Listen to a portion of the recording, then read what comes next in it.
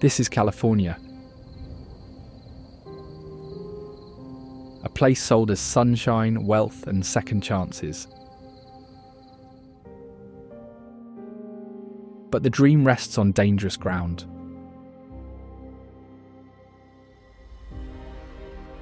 Faults can move the land in seconds. Fire can race through a town before sunrise.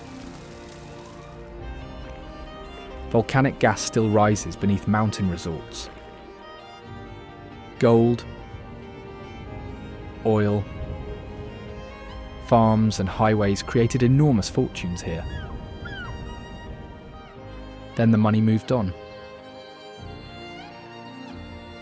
It left ghost towns, empty roads, and communities struggling to survive. In Los Angeles, sidewalks become neighborhoods.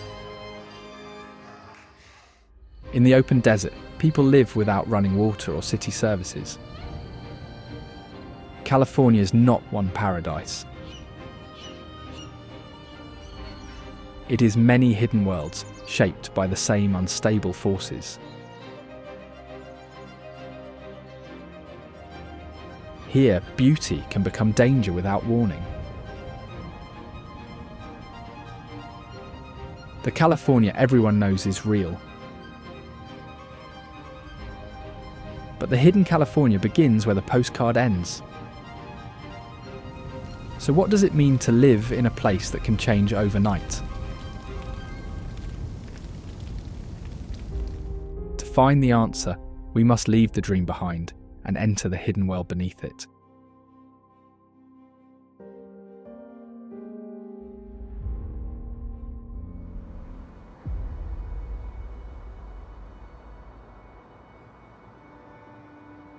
California has multiple versions, and some of them are not ghost towns, but places that reveal a harsher way of living, where homelessness and street life form entire neighborhoods. In one pocket of downtown Los Angeles, entire blocks function like an outdoor city, where sidewalks become bedrooms, kitchens, and storefronts all at once.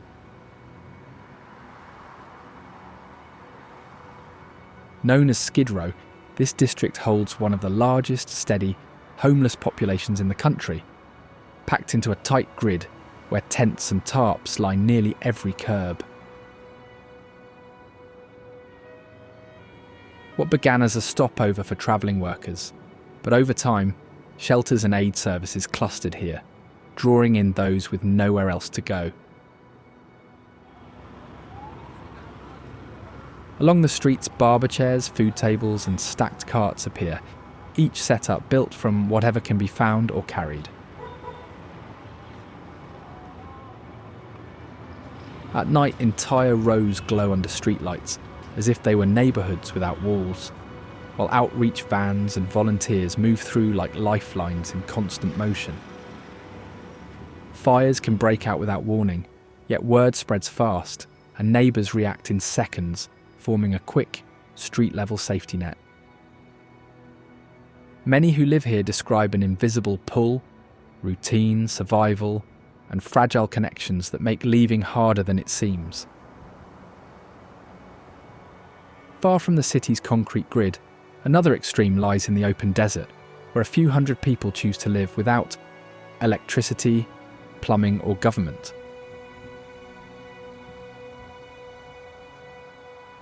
The Slab city occupies the broken concrete of an abandoned marine base, where old slabs now hold trailers, buses, and scrap-built homes. Close by, Salvation Mountain rises in bright painted layers, a handmade hill covered in messages of love, standing beside what locals call the last free place in America.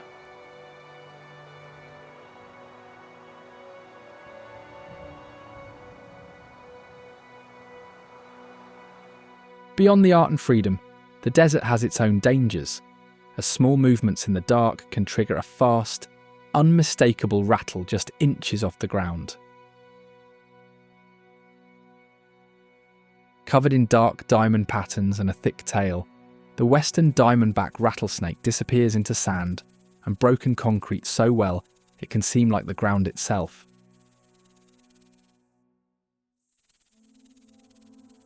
Here, heat becomes its ally. It spends hot days tucked in shade, then slides out at dusk, moving in slow S-shapes between slabs and trailers.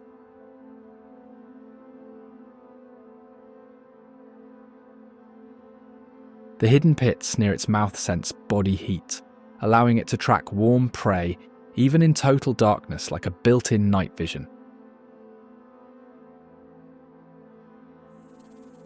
Rodents raiding trash or food scraps become easy meals, taken in a sudden strike so quick it looks like the snake hardly moved at all.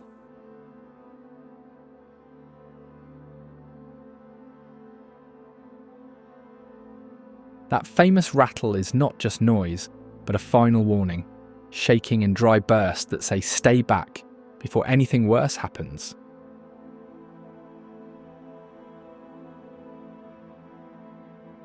Ignore it, and the bite delivers venom that can break down tissue and overwhelm the body. That threat makes it one of the most dangerous animals in this desert.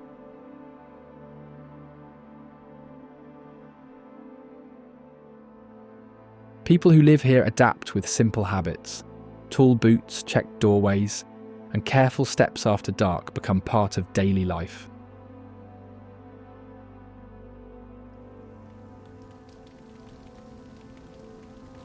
Back in the city, where that sense of freedom once felt almost endless, something wild and uncontrollable began to strip whole neighbourhoods bare.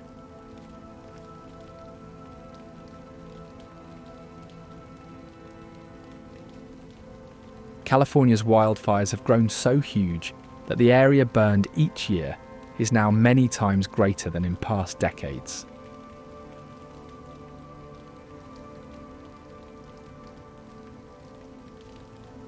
For some towns, disaster begins with a single spark on a dry slope, or damaged power line, then races into a wall of flame that can erase thousands of homes in a single day.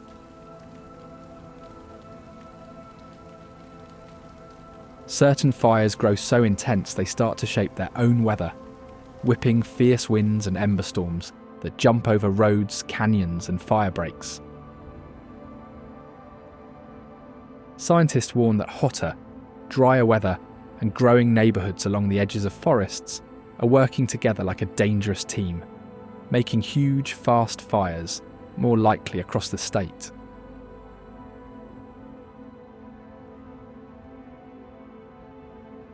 In many places, residents now speak of fire season the way others speak of winter, keeping bags by the door and staying alert for sirens or warning texts.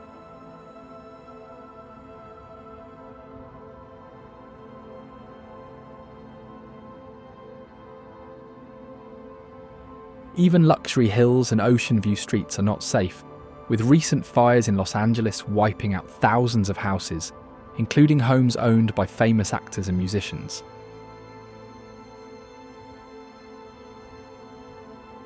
This disaster now racks up costs in the tens to hundreds of billions of dollars, as burned homes, lost jobs, health impacts, and wrecked infrastructure stack into one giant bill almost every year.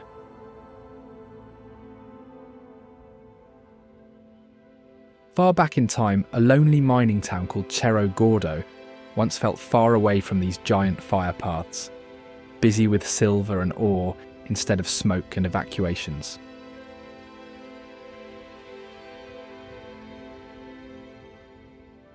High in the Inyo Mountains, it grew into one of the region's most profitable silver camps, hauling out a fortune in metal while miners turned the slopes into a rough, all-hours boomtown.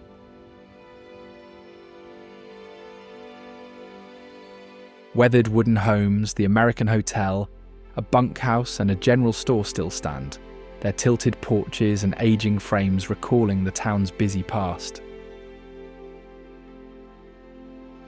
Violence became so common that old tales speak of a fatal incident almost every week, with some workers stacking sandbags by their bunks to block stray bullets at night. Modern caretakers still uncover artefacts and records, from old tools to silver bars, so this ghost town keeps revealing new pieces of its past. On clear days, views spill down toward Owens Valley and out over dry basins, where a chain of strange lake beds and rock formations stretches below.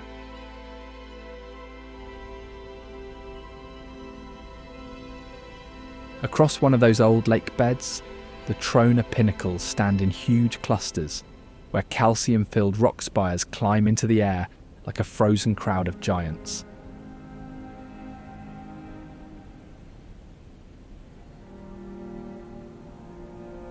Each tower began underwater, slowly forming around mineral-heavy springs until the lake dried away and left hundreds of pale stone chimneys on cracked mud.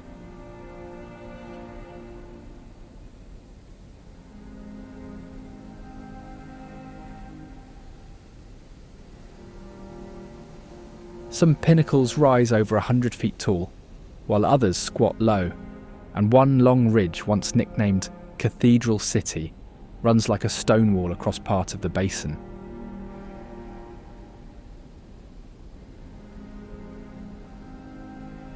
The area looks so strange that film crews use it as a ready-made alien planet, with sci-fi scenes for movies and car commercials shot between the towers year after year.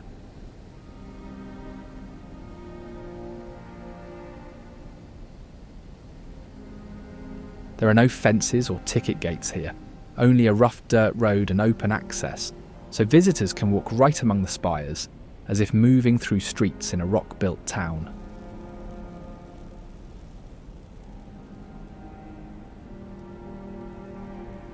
Wind, dust and rare bursts of rain slowly wear at the towers, yet the pinnacles still draw campers, stargazers and curious travellers who treat the basin like a giant natural playground.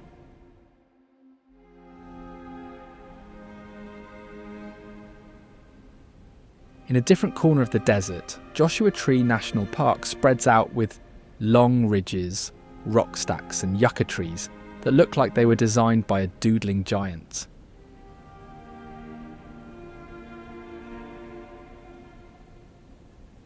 Two deserts meet here, so Joshua trees share space with low shrubs and hardy cacti, all packed around granite boulders as big as small houses.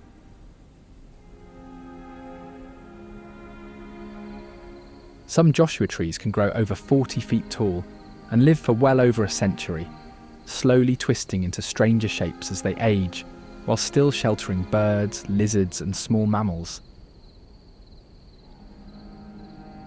Their branches often twist so wildly that locals joke the trees look like they're waving or pointing, even though those shapes simply help catch light and rare rain. Long before park signs went up, the Cahuilla, Serrano and Chemehuevi peoples moved through these valleys, knowing every water source, food plant and safe route across the rock.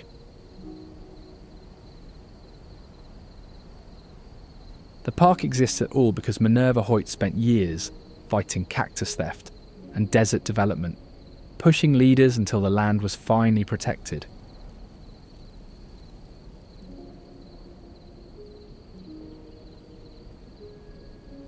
Today, rock climbers test their skills on steep faces, stargazers set up telescopes on flat slabs, and wanderers roam between trees and boulders just to feel very small in a big place.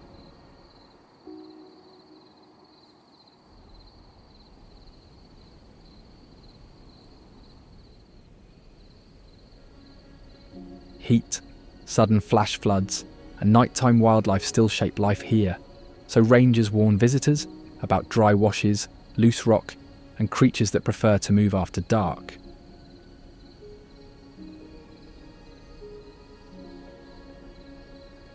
Among all these odd shapes, one granite outcrop near Jumbo Rocks has been worn by wind and water into a skull-like face with hollow eyes and a nose hole.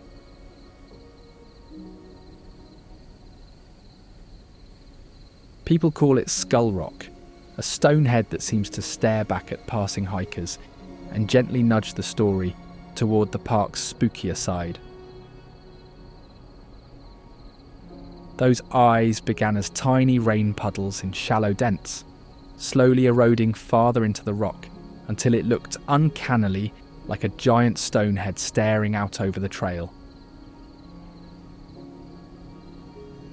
It sits right beside the main east-west road, surrounded by sandy soil, scattered desert plants, and big rounded boulders, with a short nature trail looping out into the rock piles around it.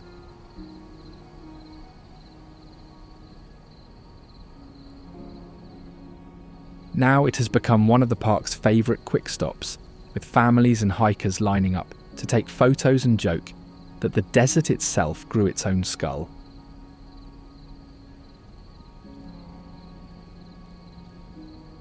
Many visitors camp nearby at Jumbo Rocks campground, where dozens of sites sit between granite formations, almost within sight of the landmark.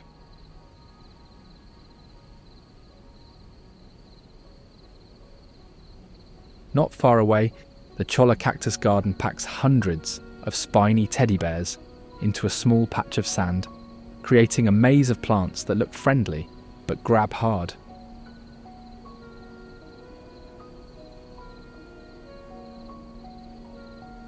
In the low desert sun, each segment lights up gold, so the whole garden could seem soft and furry, even though every pad is loaded with long, needle-sharp spines.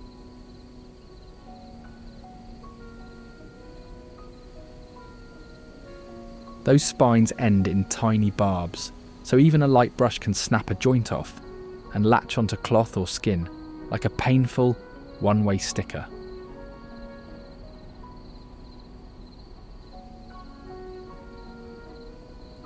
Loose segments on the ground are part of the cactus's strategy, rooting where they land and slowly building this dense patch, one fallen joint at a time.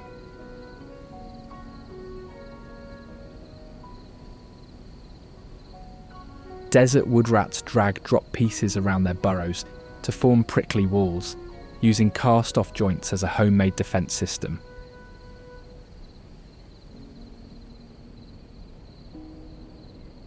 Walkers on the loop trail often leave talking about jumping cactus, because joints seem to leap onto shoes and legs whenever the path wanders a bit too close.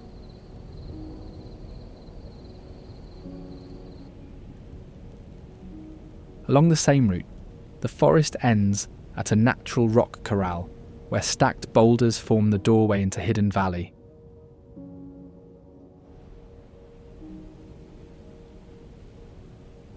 Inside, the basin feels like a secret room in the desert, with Joshua trees and rounded rocks tucked behind stone walls that block wind and outside views. Local legends say cattle rustlers once slipped stolen herds into this ring of rock, where the valley's walls hid hoofprints, noise and dust.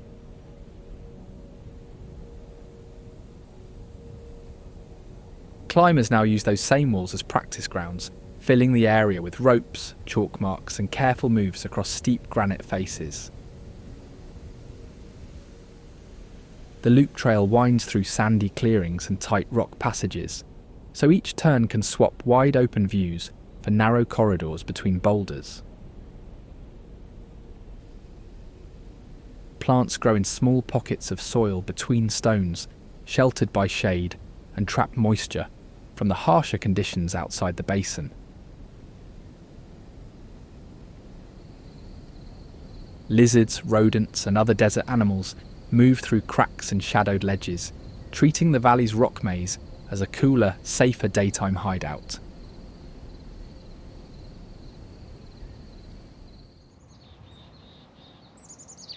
As daylight drops, the stone walls start bouncing sound around, and bird calls can feel louder and clearer than out in the open desert.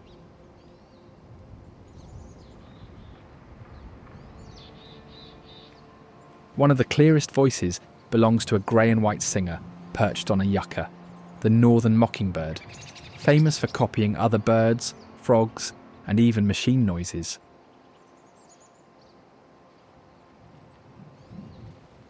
Its look is modest, soft grey back, pale underside, and white-winged flashes that appear like sudden flags when it flits between bushes and rocks. Here, it chooses high perches on Joshua trees, yuccas, and boulders, using these spots like tiny stages to send its songs across the enclosed basin. Each performance can stack dozens of borrowed sounds, stitched into one long stream, so varied it can feel like several birds singing at once. Territory matters, so mockingbirds chase larger birds and even mammals away from their chosen patch, diving and swooping with a boldness that far exceeds their size. Food is split between insects and plant matter, beetles, caterpillars, and grasshoppers in warmer months, then berries and fruits when cooler weather arrives. Long singing sessions burn energy, but that varied diet keeps the bird fueled enough to call through dusk, and in breeding season, well into the night. For many campers, that constant song feels like a living soundtrack, one small bird layering wild sounds over the desert's stillness. While this mimic plays with borrowed voices in the open air, the old mining town of Calico is known less for birds and more for ghostly whispers in old mine tunnels. Its boom began when high-grade silver ore was discovered in the nearby hills, pulling in prospectors who quickly cut tunnels and raised rows of wooden buildings along a dry canyon. At its height, the mines produced a fortune in silver, and the town stacked up saloons, shops, and boarding houses to serve crowds of miners on dusty streets. But the rush collapsed when silver prices fell and the best ore was gone, leaving shafts mostly abandoned and many buildings to sag and fade under sun and wind. Years later, Calico was rebuilt as a county park, with restored storefronts, mine tours, and staged gunfights that keep its boomtown past on display. Visitors and staff also report stranger things: cold patches in warm tunnels, unexplained footsteps, and voices carrying through empty mine shafts. Some even claim to see miners standing in doorways or walking the hillside, as if part of the town never went to sleep.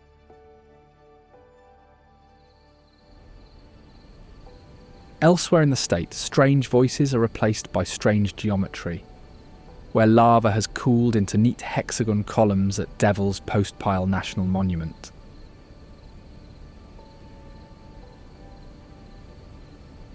The cliff looks like a giant stack of stone pipes, each column pressed tight against the next, so the wall resembles a huge rocky honeycomb.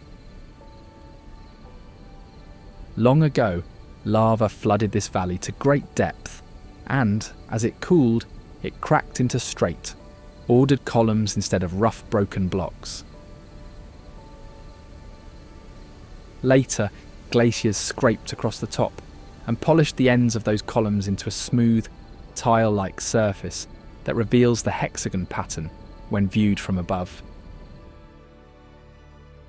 The site seemed so odd and unnatural to early visitors that they blamed it on the devil's handiwork, a name that stuck even after science explained the lava and ice behind it.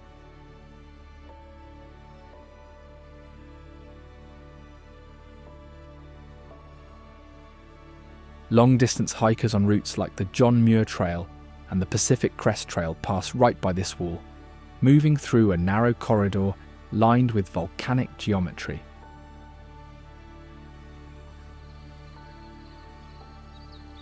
High above the columns, the Clark's nutcracker moves through the pines, hiding seeds that may become the next generation of forest.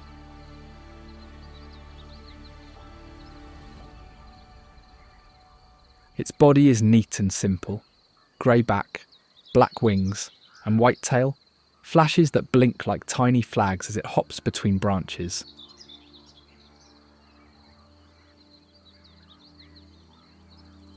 In full, pairs of nutcrackers perch together on tall trunks, then launch off to bury pine seeds in hundreds of hidden ground spots.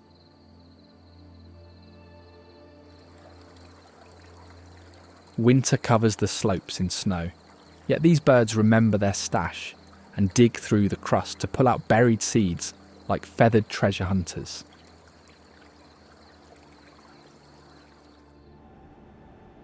Seeds that are never eaten stay in the soil and grow into new pines, so each bird accidentally works as a forest planter while stocking its own pantry.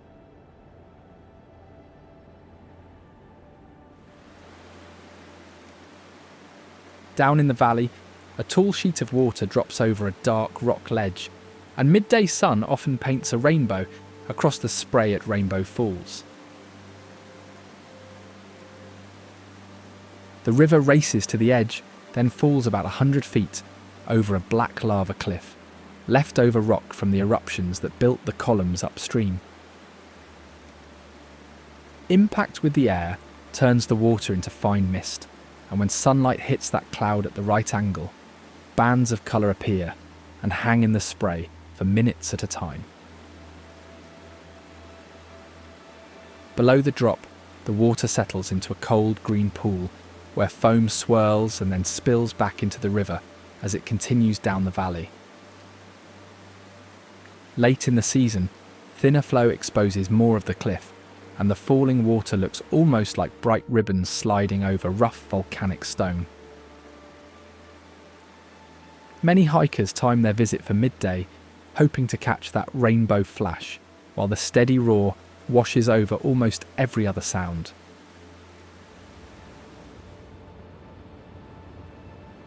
Even so, one small winter visitor sometimes cuts through the noise, a dark-eyed junco flashing white tail feathers as it hops between snowy branches nearby.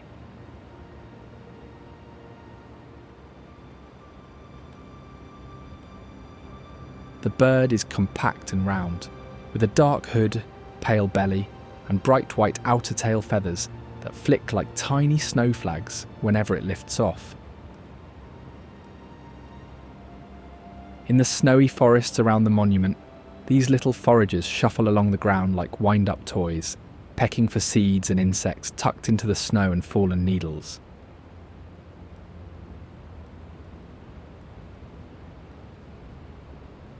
Flocks gather under tall pines, scratch for food, then burst into low branches in short flights, each jump marked by a bright flash from their outer tail feathers.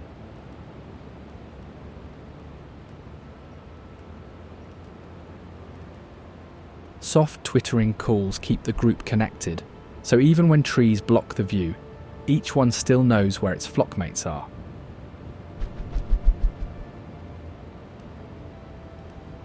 Many people call them snowbirds because they seem to appear with cold weather, becoming one of the few species still active when most others fall silent.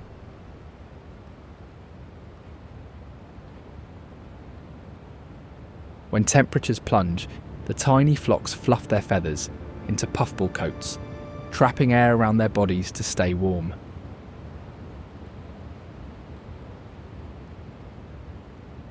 As snow melts and seasons shift, they adjust too, moving to lower slopes or new feeding grounds while the high forest wakes up again.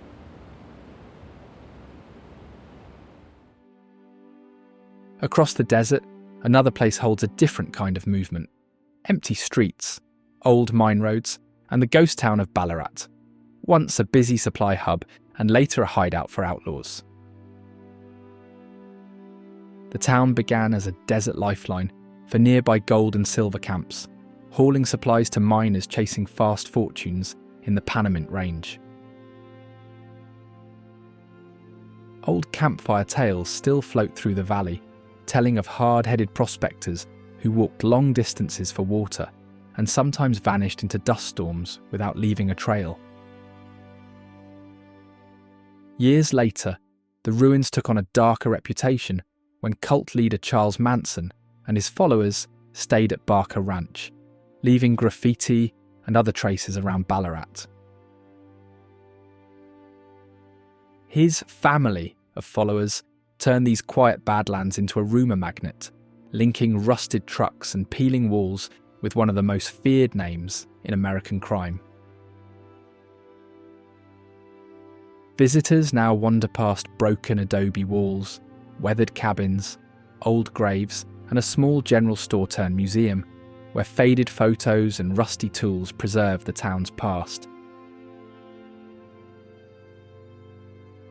Ahead lies Fresno, a busy Central Valley city surrounded by farmland that feeds faraway places more than its own neighbourhoods.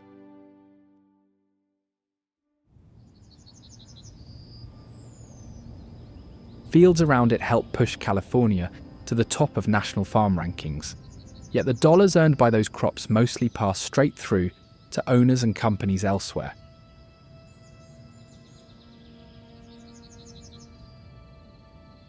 Out in the rows, Mexican farm workers spend long days picking and packing crops that stock distant supermarkets, often while their own paychecks barely cover rent and food.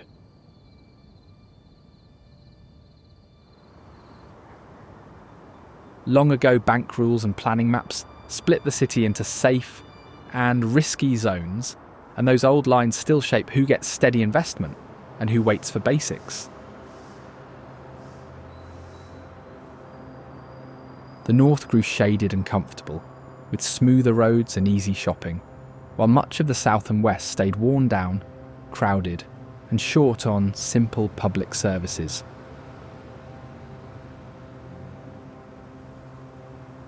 Local tales describe neighbours banding together when heat waves and smoky air settle over the valley, checking on elders and sharing food even while official help arrives late or not at all. After the war, Hmong refugees arrived with little and built close-knit neighbourhoods where corner markets, backyard gardens and festivals still reflect their mountain roots.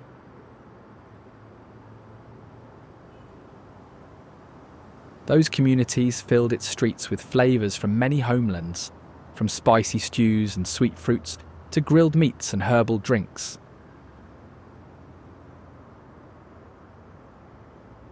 An iconic downtown arch proclaims, "The best little city in the USA," a slogan locals joke about but still wear with pride.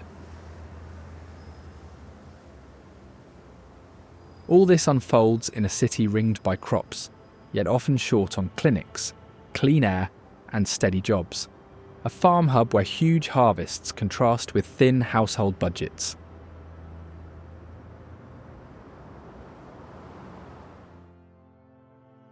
Life in its poorest blocks plays out under hazy skies, where poverty, homelessness and valley smoke press in together on already tired streets.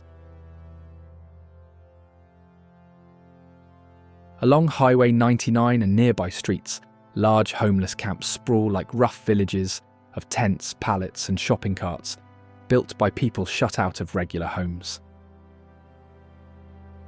On bad air days, these same areas breathe some of the dirtiest air in the country, as farm dust, engine fumes and trapped smoke all stack up, first over low-income blocks.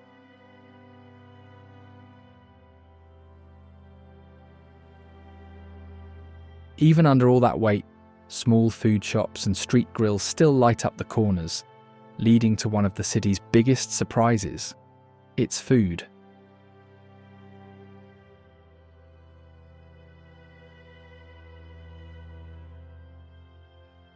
Armenian families who once arrived as refugees built delis and bakeries that folded lahmacun, dolma, manti, and string cheese into local everyday eating habits.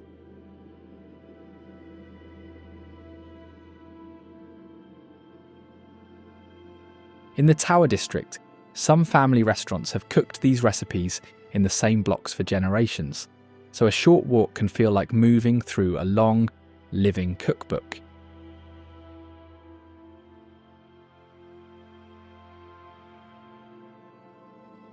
Church bazaars turn plain parking lots into pop-up food fairs, where elders roll dough and sell trays of pastries and stuffed grape leaves to long lines that snake around the stalls.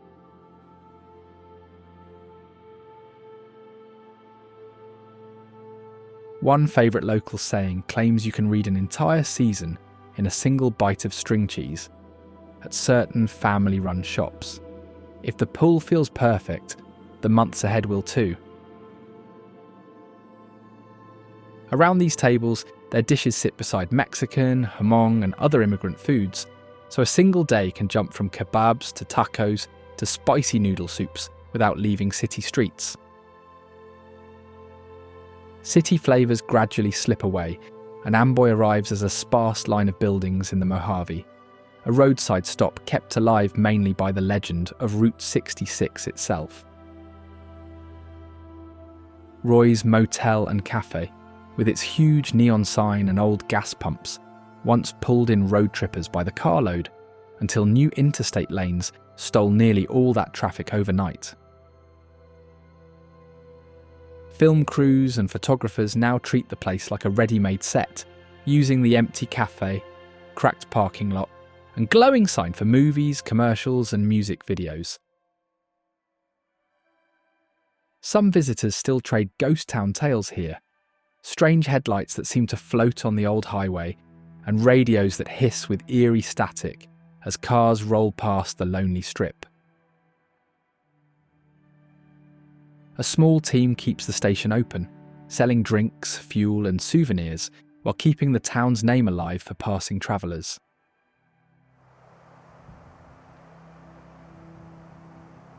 All around those worn buildings, the desert lies flat and pale until a dark mound rises nearby, its sharp rim of cooled lava forming the black bowl of Amboy Crater.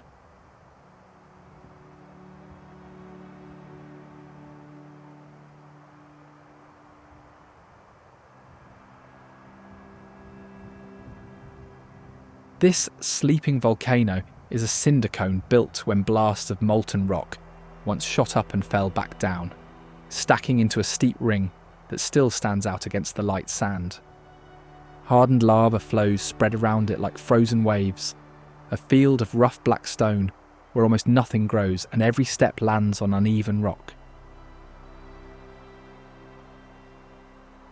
Hikers follow a marked trail across that lava and up into the crater, often saying it feels like walking straight into the centre of an old campfire that burned out long ago.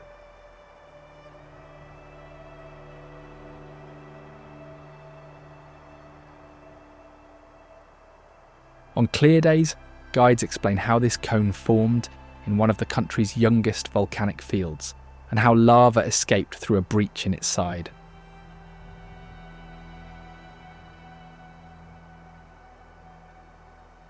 Park managers warn visitors to bring plenty of water and sun protection, because the dark rock can soak up heat and make the ground feel harsher than the nearby sand.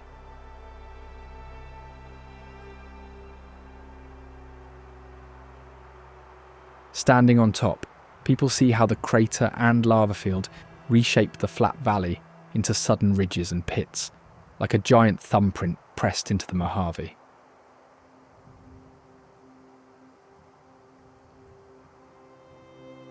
The line of strange landforms continues at the Blythe intaglios, massive ground drawings scratched into pale soil, spread out like simple desert stick figures.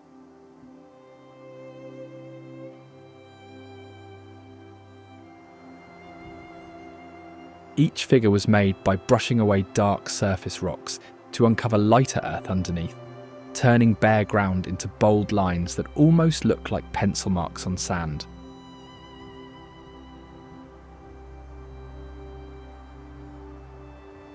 Some of them are enormous.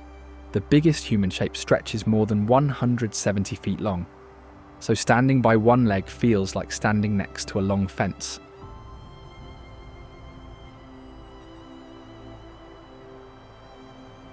For the Mojave and Quechan peoples, though, these tall humans are Mastamho, a creator who shaped the river, the land, and every living thing around them. Alongside them, nearby animal forms, linked to mountain lions, tie into stories about powerful helpers who walked with the Creator and guarded the New World.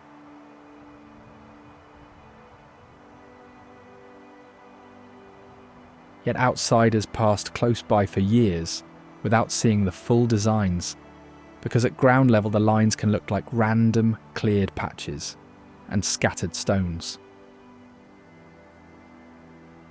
That changed when a pilot flew overhead and saw whole bodies laid out across the desert like huge stick figure people and animals.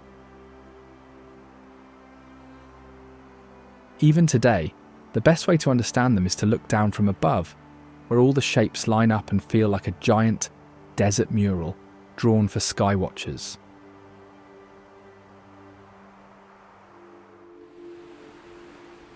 What was desert art here becomes shifting geology at Point Reyes National Seashore, a foggy point of land riding its own tectonic plate out in the Pacific.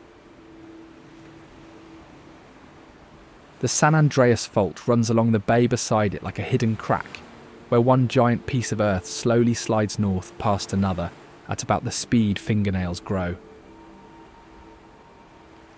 During a famous quake, land on the peninsula jumped roughly 25 feet in under a minute, so fences and roads that once lined up ended up shaking badly out of place.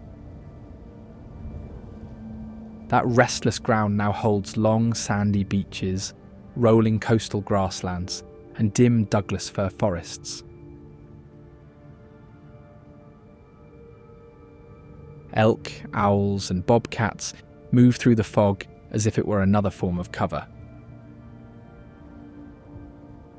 For thousands of years, coast Miwok villages stood along these shores, with people fishing in coves, gathering shellfish, and tying stories to rocks, tides, and changing light. Later, sailing ships met thick fog and sharp headlands here. Many never cleared the point, and broken hulls still rested under cold, green water off the outer coast.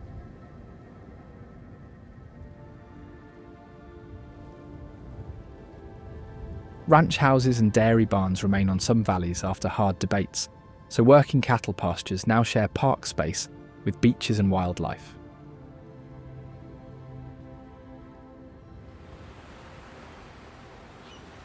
On clear days, visitors stand where early explorers once claimed the land for distant crowns, watching waves slam into the same cliffs that have pulled ships off course for centuries.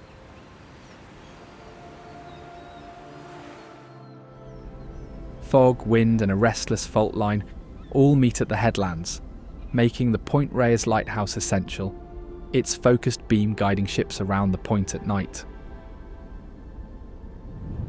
To reach it means walking down more than 300 steps, and then back up them into some of the thickest fog and hardest wind on the whole Pacific coast.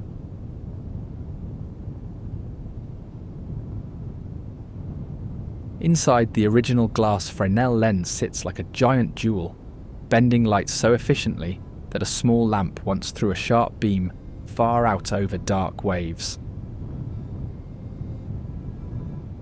Lighthouse keepers spent long, lonely stretches here, hand-cranking the light mechanism and listening for ship horns while storms hammered the rocks below.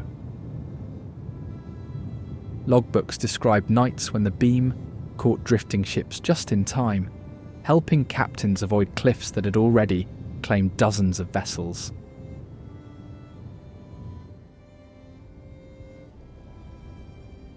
After all that fog, stares, and salt spray, the mood softens at the cypress tree tunnel, where Monterey cypress trees arch over a narrow road like a green hallway.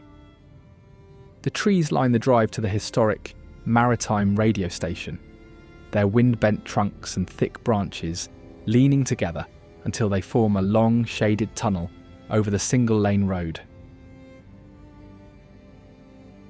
At the far end, the white Art Deco station looks almost like a ship parked on land, once used to catch faint radio signals and send messages between shore and passing vessels.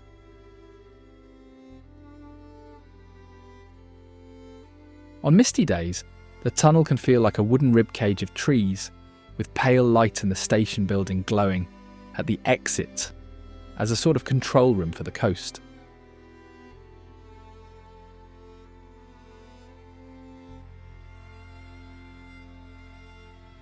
Those winds that twist the cypress tops also sweep over open ridges, where Tuluwa elk herds graze and big bulls pace the slopes with wide antlers held high.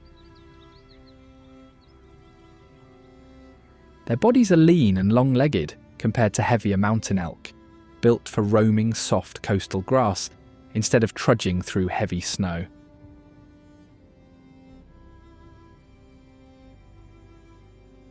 After nearly disappearing across California, a small herd was brought back to Point Reyes, and now calves, cows and bulls spread across the hills in loose family groups.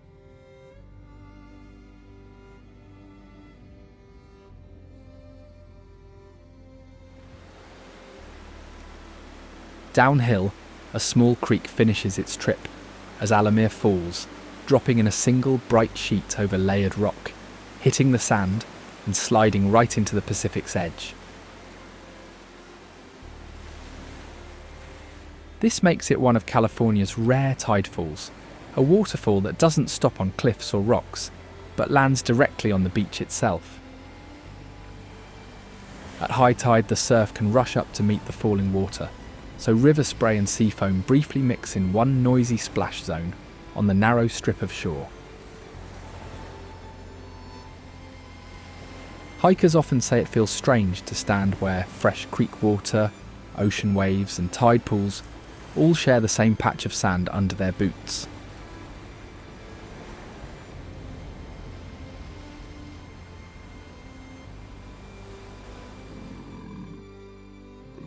Along this same coastline, winter brings northern elephant seals onto nearby beaches, their huge bodies piled on the sand, while waves crash just a short distance away.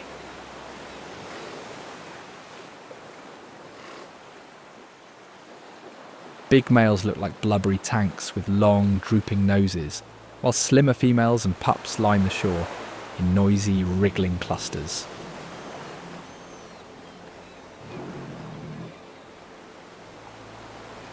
Bulls spend much of the season charging and smashing chests together, roaring so loudly the sound reaches the cliffs above as they fight over small stretches of sand and harems of mates.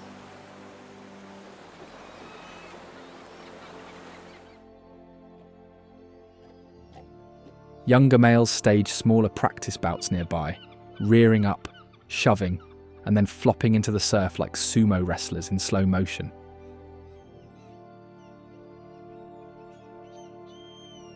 Pups watch the chaos, then invent their own games, scooting after each other, splashing in shallow waves, and gently mouthing flippers in seal-style tags.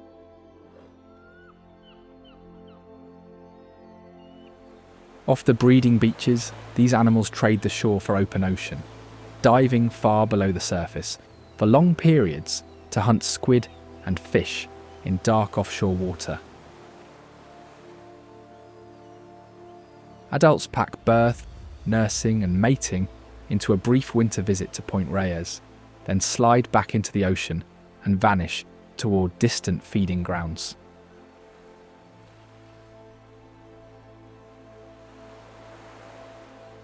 Once the season ends, only scraped sand and a few shed patches of fur remain, while the coves wait for the next round of roaring battles and sleepy piles. Seal-packed coves feel almost cosy compared with Death Valley National Park, a 3 million acre stretch of desert where heat, dryness and bare rock dominate the view. This valley is famous as one of the hottest places on Earth, where summer air can feel closer to the inside of an oven than to normal outside weather.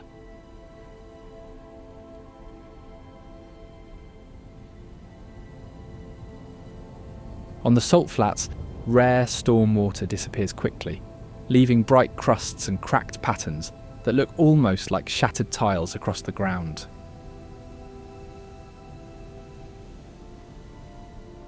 Nearby peaks rise sharply above the White Valley floor, placing some of the country's lowest land and towering mountains within just a few miles of each other.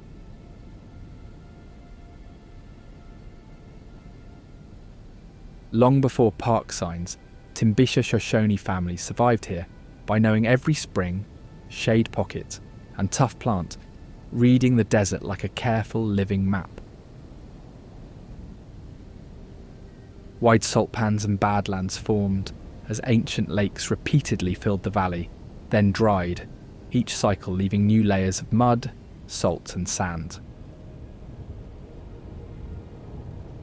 On still days, the place can feel almost unreal, with only hot wind and the crunch of crystals underfoot, proving the valley is not a painting, but a harsh, real world.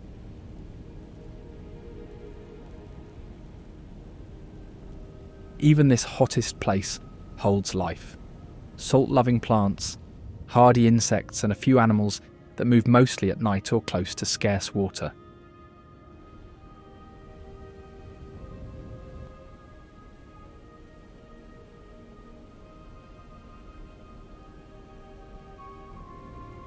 That heat-shaped terrain reaches one of its finest views at Zabriskie Point, where layered colours and a towering rock create one of the park's most dramatic overlooks.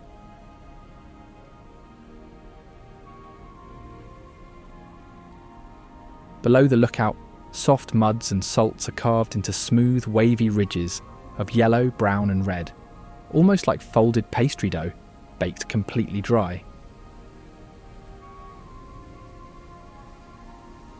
Manly Beacon, the tall rock spire at the centre, is harder than the hills around it, so wind and occasional rain wore away the softer rock, leaving this sharp stone sail above the Badlands. Sunrise and sunset bathe the scene in angled light, picking out every ripple and crease so clearly that the hills look like frozen waves rolling toward the valley. Visitors often say the view feels like staring at the bottom of an old lake, flipped inside out, muddy layers now lifted into ridges, gullies and bright bands. From this perch, gravity and sudden bursts of rain keep dragging loose sediment downhill, slowly reshaping the Badlands despite months of bone-dry weather.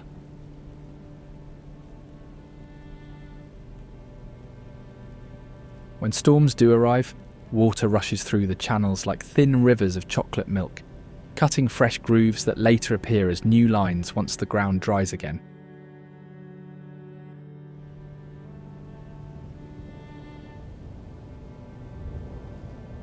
That sense of isolation continues at Racetrack Playa, a distant dry lake where solid boulders slowly move over the mud, carving skinny paths.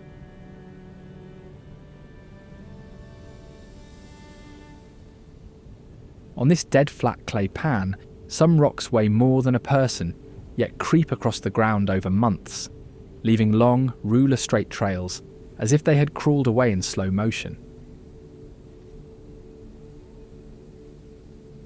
For years, visitors saw the marks but never saw a single rock move, so the playa felt like a quiet prank played by the desert.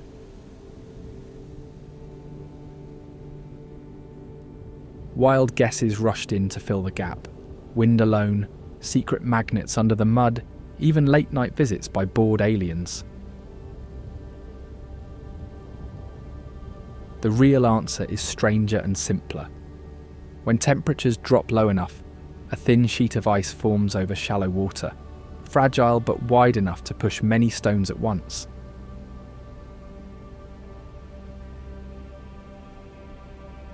As the sun loosens that ice, light breezes slide big ice panels across the slick surface, nudging the rocks along like slow-motion bumper cars on a glassy rink.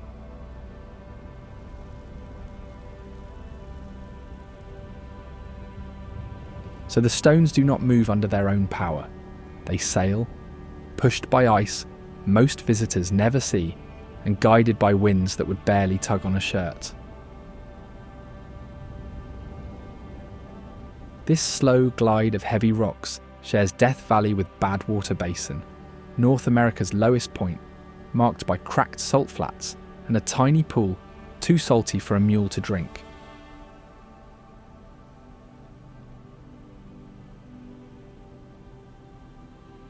The basin sits so far below sea level that if its ring of mountains ever broke, ocean water could flood in and fill the hollow like a giant desert tub.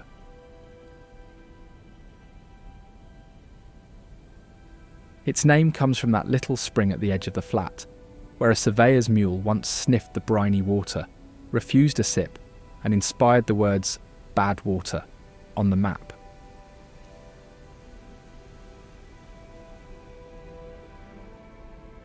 Step onto the basin floor and the ground crunches under each boot, a patchwork of hard salt tiles that run on and on across the white pan. The salt crust pushes up into sharp ridges that outline hexagon shapes, built by repeat floods and dry spells that slowly lift crystals at their edges. High on the cliff above, a small sea level sign hangs so far overhead it looks like a joke, as if someone pinned an invisible ocean in the sky. In this harsh bowl, heat and salt keep most life away, yet tiny salt-loving microbes still cling to the briny pools, tough enough to handle water that would sting most tongues. Borax from this salty basin once travelled to Harmony, Borax Works, where giant 20 mule teams hauled white gold across sun-baked trails. At the plant, workers boiled and dried borax scraped off desert flats, then packed the pale powder into heavy crates waiting in the heat for their mule trains. Each team pulled massive wagons stacked with many tons of borax and supplies, grinding through roughly 165 miles of harsh country on wooden wheels that somehow kept rolling. The route was so punishing that drivers tried to dodge the fiercest heat, and camptails claimed the mules knew the path well enough to walk it in the dark.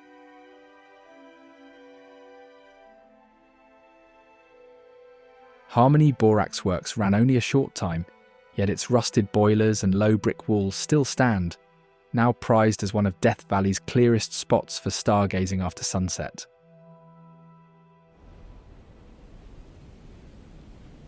Under those bright night skies, old ore wagons and crumbling walls feel almost like fossils of hard work beside the soft curves of mesquite flat sand dunes.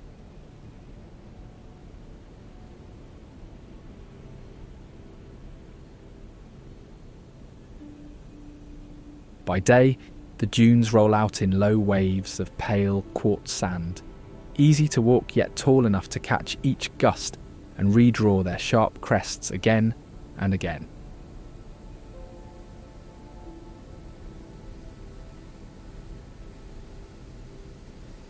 Honey mesquite trees grip the ground with long roots, holding patches of sand in place and sheltering lizards, rodents and insects that treat each bush like a tiny oasis.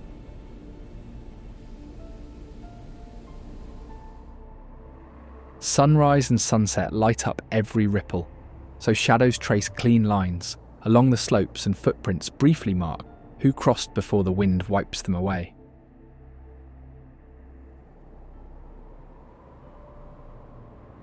On hot, still days, surface sand heats fast. So many dune animals hide under the top layer or move mainly at night, using cooler hours as their safe time to feed.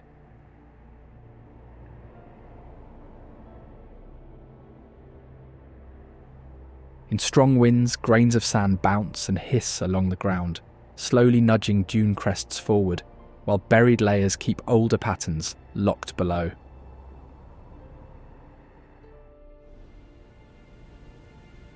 Nearby sits Panamint City, a remote boomtown once packed with miners, and a mile-long main street before floodwater crashed through and swept most of it away.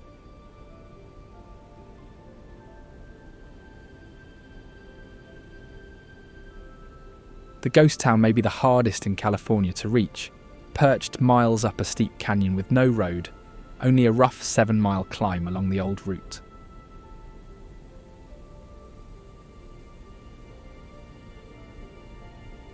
Local tales say its founders were stagecoach robbers hiding in the hills, whose lucky silver strike turned a band of fugitives into the unlikely bosses of a roaring camp.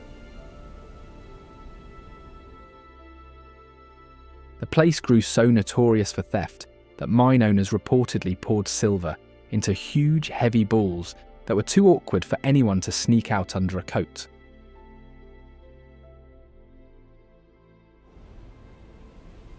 One fierce night, a wall of water ripped through the town, sweeping away its main street and leaving only a tall smelter chimney, scattered cabins and nearby pictographs watched over by wild burros.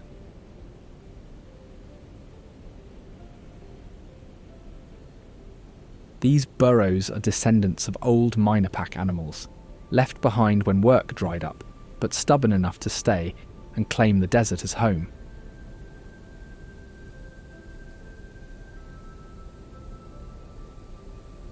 They eat tough desert grasses, dry weeds and shrub leaves, chewing plants most other animals would skip like a prickly salad bar.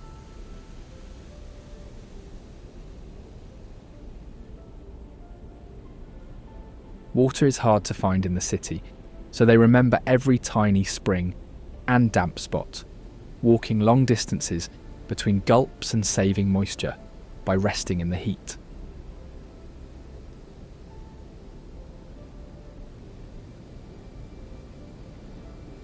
Their big ears act like built-in fans, helping lose extra warmth, while thick coats shield them from hot sun by day and chilly air at night.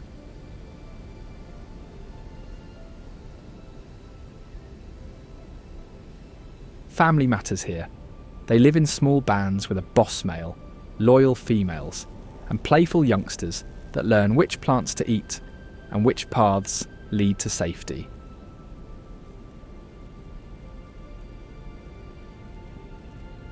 When danger comes, like a cougar or coyote, their best defence is simple and sharp. Group together, face the threat, and swing hard hooves that can break bones.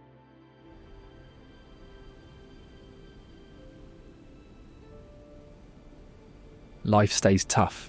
Drought, poor forage, and steep ground test each animal, yet stubborn hooves and careful habits let them last for many years in this harsh park. Wild burros are not the only ones holding on. Down the road, Darwin is a semi-ghost town where a small off-grid community has replaced mule trains and mine bosses.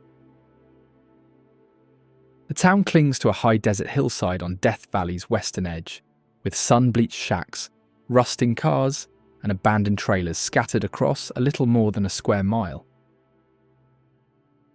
It takes its name from Dr. Darwin French, a doctor prospector whose search for silver helped spark the rush that built the camp into a busy mining hub. In its rowdy boom years, it swelled into a noisy grid of mines, smelters and saloons, so rough that gunfights and feuds were almost as common as paydays. Unlike many desert camps that emptied forever, this town kept coming back in bursts, as new ore and wartime demand for lead pulled work and people in again and again. Today only a few dozen residents remain, mostly artists, writers and loners who rely on solar panels, hauled water and their own rules instead of shops and city services.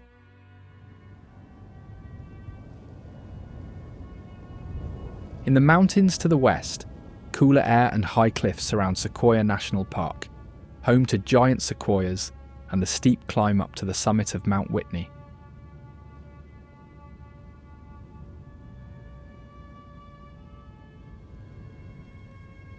The park stacks an extreme ladder of habitats, rising from hot oak foothills to high granite peaks, where Mount Whitney stands as the tallest summit in the lower United States.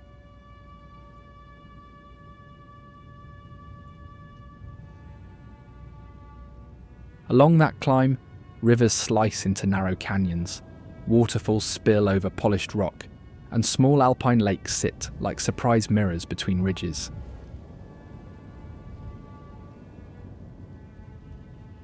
The main road winds uphill in tight curves, passing cliffs, forests, and wide overlooks so visitors can cross what feels like 3 different climate zones in a single drive.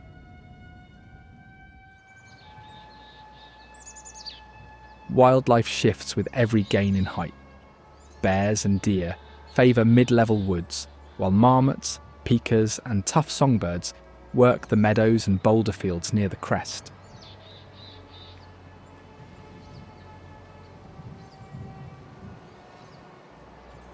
For the Yokuts, Western Mono, and neighbouring tribes, these valleys and ridges are homelands, lined with old travel routes, gathering spots and places of ceremony inside the modern park.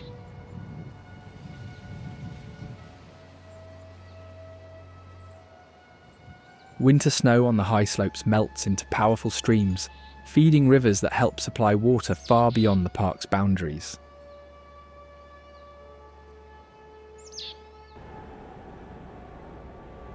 Steep terrain makes weather feel close and fast here.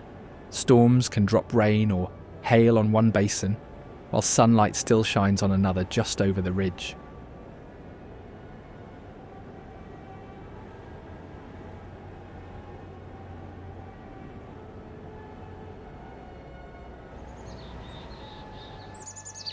Trails link foothill forests to high passes, letting hikers see how sharply the ground leaps between low and high within one protected piece of the Sierra Nevada.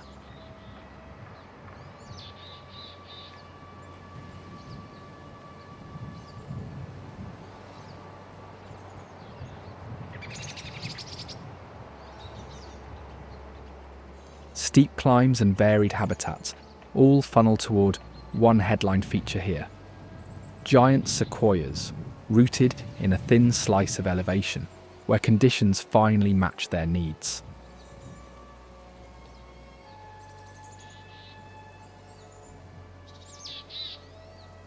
These trees grow naturally only in a narrow belt on the western side of the Sierra Nevada, so every wild giant sequoia on Earth stands in a limited chain of groves in California.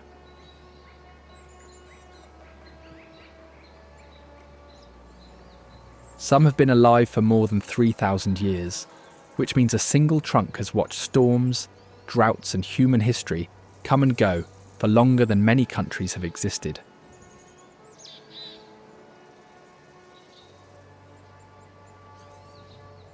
Their bark is thick and spongy, so fire often burns and scars the outer layers without killing the tree, leaving black patches that mark old blazes like smoky name tags.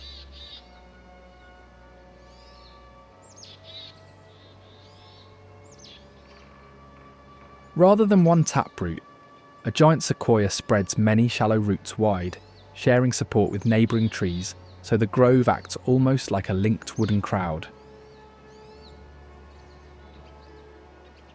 That strength now faces new pressure, as hotter droughts and more intense fires can kill even mature giants and make it harder for young trees to take hold.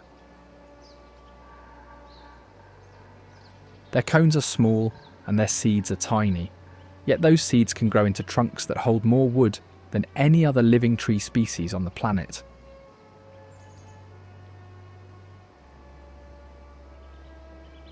The most famous example is the General Sherman tree, a giant sequoia in Sequoia National Park whose single trunk contains more wood than any other known tree.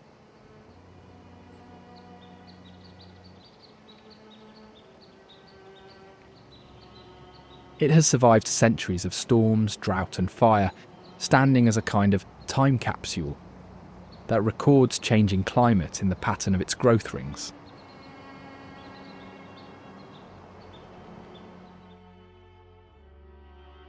Among the tall trunks and dark conifers, pine grosbeaks add soft splashes of red and grey, moving slowly as they forage so gently that many visitors barely notice them.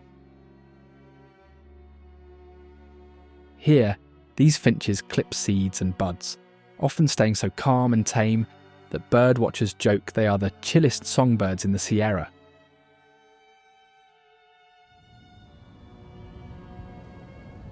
That calm forest air carries over to Morro Rock, a granite dome with a steep stair that ends in huge views of the Great Western Divide and the Central Valley.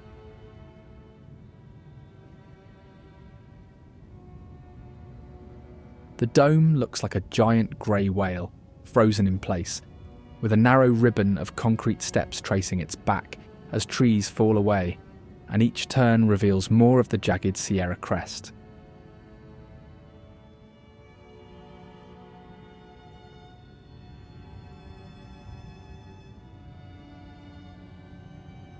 At the top, a small platform opens to the Great Western Divide on one side and the distant Central Valley far below on the other.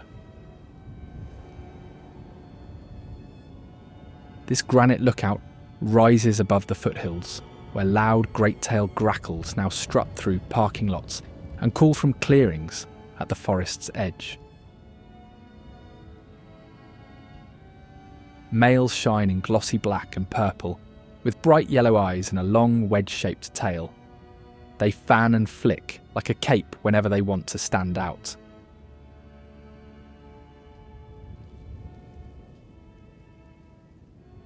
Females are slimmer and brown with pale faces, yet both of them crowd onto trees, poles and rooflines, lining up like noisy, feathered critics above cars and sidewalks.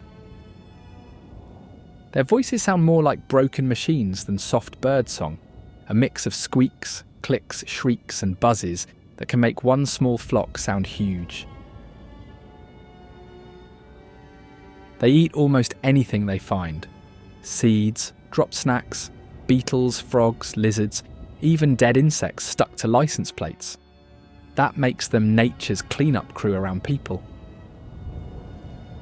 In California, they have pushed uphill and north in recent decades, following farms and strip malls and turning new parking lots into stages for their strutting and squabbling.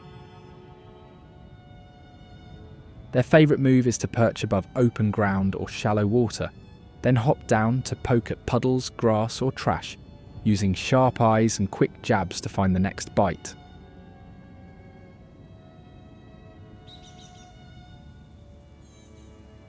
Along fast, shallow rivers, American dippers bob on stones like little wind-up toys, then slip into the current and use their wings to walk underwater while they search for food.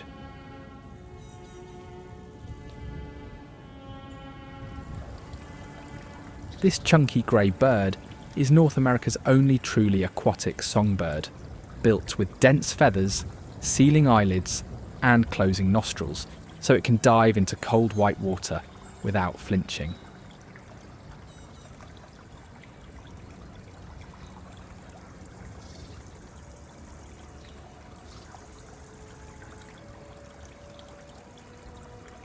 Its main menu is underwater insect larvae, but it also takes small fish and eggs, often pecking the catch on a rock before swallowing like a tiny riverside chef.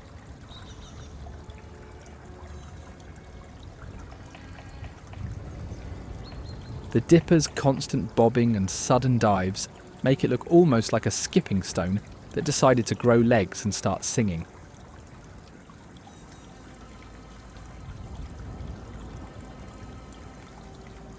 Even in winter, it stays by fast streams, moving to larger unfrozen channels instead of flying south.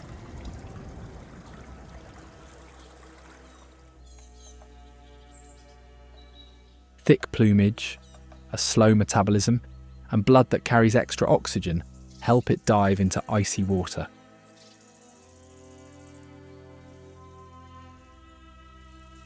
Its loud, bubbling song cuts through the noise of rapids, so it holds territory along noisy banks where other birds struggle to be heard. Fast rivers feed into the Owens Valley, but near Manzanar the empty ground, wind-blown stones and rebuilt fences speak of forced confinement rather than free movement. The first major wartime camp opened here. At its peak, thousands of Japanese Americans were confined to tar paper barracks behind barbed wire, most without ever being charged. A rebuilt guard tower now overlooks the desert where soldiers once watched families forced from their homes, businesses and neighbourhoods. At one edge of the former camp lies Manzanar Cemetery, a small walled plot where a white monument and a few graves mark some of those who died here. Each year, survivors, families and visitors leave paper cranes and flowers at the monument, honouring those imprisoned here and the promise that it must never happen again. Today, an interpretive centre, rebuilt barracks, a restored mess hall, and a driving tour help visitors understand the camp and its role in the fight for civil rights.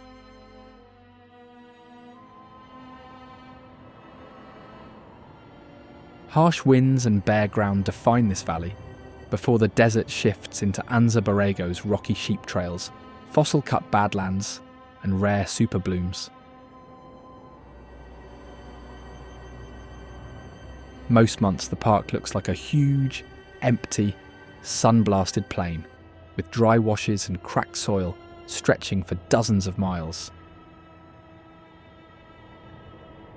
After a good winter of rain, seeds that have waited buried in that dust for years wake up together, and wide flats that look dead suddenly wear thick coats of colour.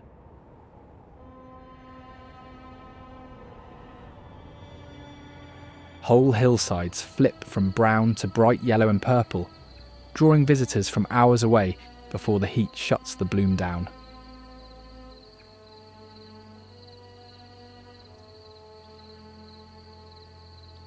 On peak super bloom days, parked cars line the shoulders and dirt pullouts as visitors step out into knee-high flowers and argue over which patch of colour looks the wildest. Beyond the flowers, narrow slot canyons cut through soft rock, some just a few feet wide, where hands and backpacks brush the walls around every bend.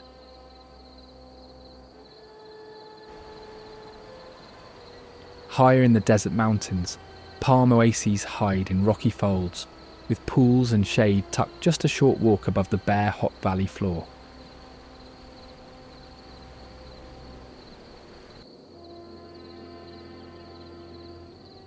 In scattered spots, petroglyphs and old sites hint at long use by native peoples, who knew how to move through this rough country long before maps mentioned Anza-Borrego.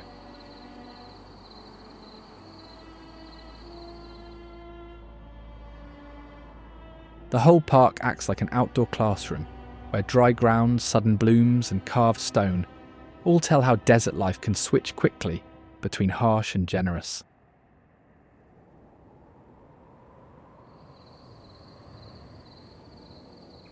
Around Borrego Springs, Galeta Meadows adds its own surprise, lining the desert with free, unfenced metal beasts, over 130 sculptures that rise straight out of the sand.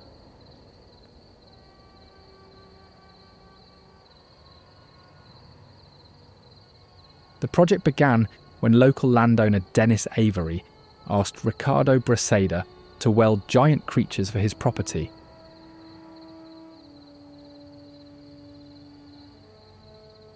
Soon mammoths, saber-tooths, horses and dinosaurs spread across miles of open desert.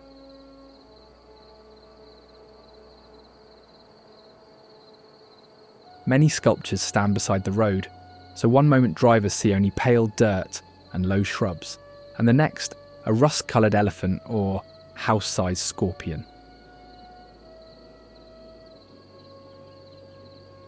The star of the collection is a 350-foot serpent that disappears beneath the road, with its head and tail so far apart that many visitors mistake them for separate sculptures. Families treat the art like a desert playground, parking at wide pullouts, walking up to the statues, and posing under teeth, claws, and giant metal wings for photos.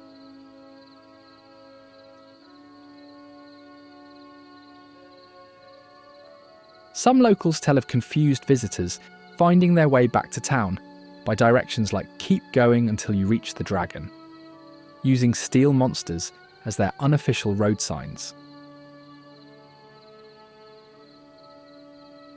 Braceda's work follows three themes: fossil finds, local history, and fantasy. so a short drive can take people past prehistoric beasts, mounted riders, and that huge serpent in one loop.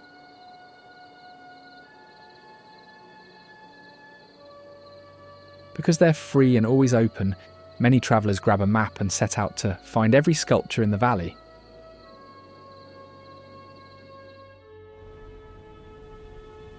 Past these desert sculptures, the ground splits into dry gullies and sharp clay folds where seas and lakes once covered the basin, leaving thick layers of mud and bones.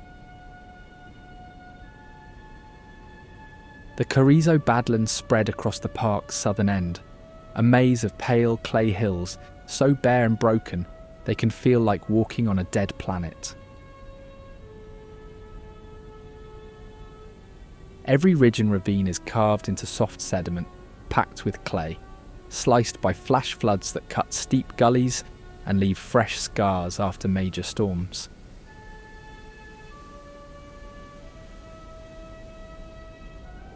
In certain pockets, fossil shell reefs pack the ground so densely that shells and fragments outweigh the sand and clay, holding them together. Alongside those shells are coral pieces and other sea life, clear evidence that this dry basin once held broad, shallow waters instead of dust. Here, erosion happens quickly, about an inch a year, so knobs, cliffs and gullies can change noticeably within a single lifetime as new layers and fossils appear. Together these forces carved a maze of ridges, ravines and mud caves with few plants and almost no straight paths across the old lake bed.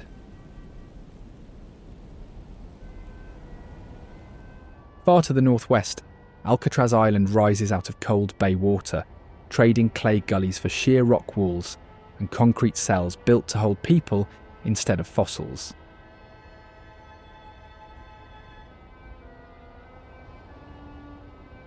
Its Spanish name, La Isla de los Alcatraces, tied the rock to seabirds long before guards and gates arrived, and over time it morphed into the simpler word Alcatraz.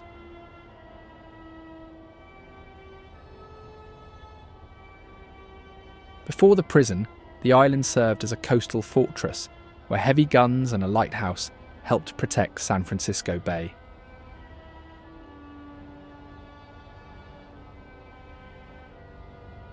As the need for cannons faded, those same defences made the rock ideal for locking people away, so the fort's space slowly shifted into a military prison tucked inside a former citadel.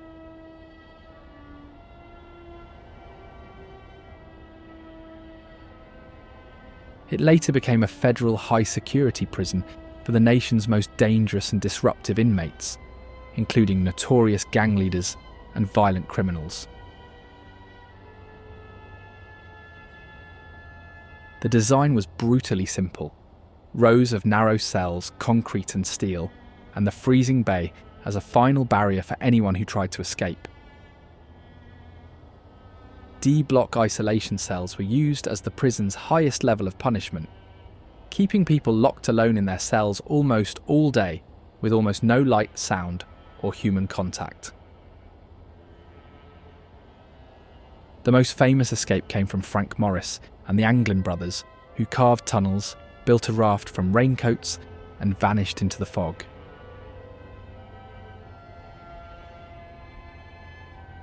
Over time, the cost of supplying a crumbling prison in the middle of the bay became too high, and Alcatraz closed as newer prisons took its place.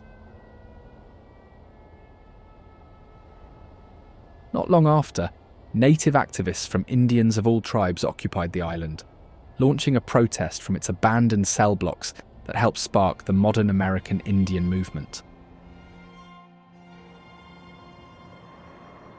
Across the state, harsh bay winds fade into the Sierra National Forest's high country, with jagged rock walls, rushing rivers, and open meadows beneath tall pines.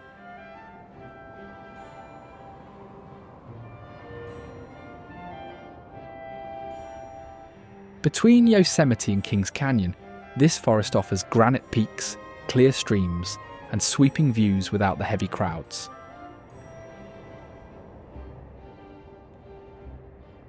Before park boundaries, Sierra Miwok, Yokuts, Mono, and other native peoples managed these ridges and valleys with fire, hunting and trading along routes many roads still follow. Gold rush prospectors later pushed into the lower slopes, and traces of mines, flumes and wagon paths still hide under oak leaves and chaparral if someone knows where to look.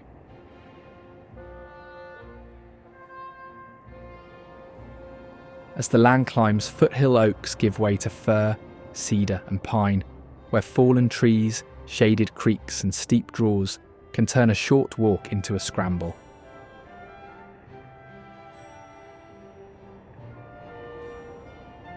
Above the trees, bare granite, snowfields and tiny lakes stretch toward the high Sierra, where the minarets and other peaks line the horizon like sharp stone teeth.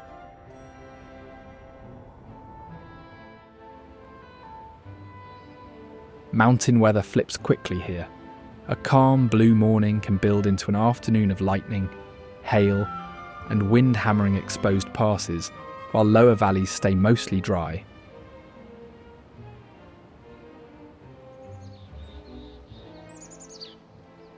Winter storms dump heavy snow across high basins and passes, closing roads and campgrounds and turning summer trails into routes used mostly by skiers and snowshoers.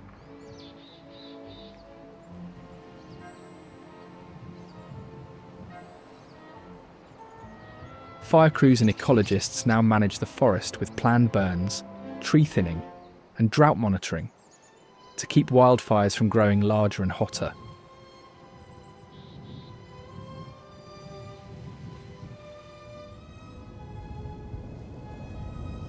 Forested foothills cradle Bass Lake like a basin, its clear water catching mountain light, while boats, kayaks and swimmers dot the shoreline through the warmer months.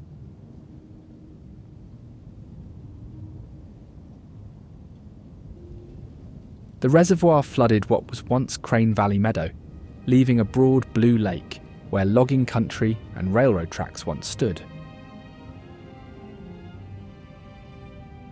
Summer surface temperatures climb high enough that many visitors say it feels closer to a giant outdoor swimming pool than a chilly mountain reservoir. Most of the shoreline is managed as recreation land, so beaches, picnic areas, and boat ramps link together in an almost continuous ring of easy access under the pines.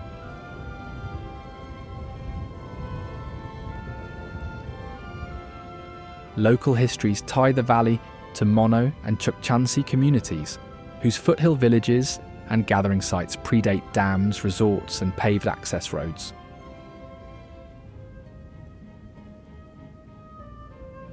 Crane Valley Dam still drives hydroelectric turbines and feeds downstream users, so the same water that powers homes and farms also hosts swimmers, skiers, and paddlers.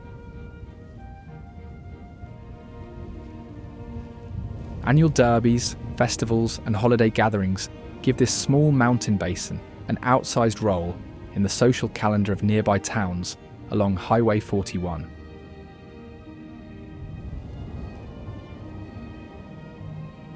Many families treat it as a mini Tahoe, trading long mountain drives for a shorter trip to warm water, pine shade, and sweeping views.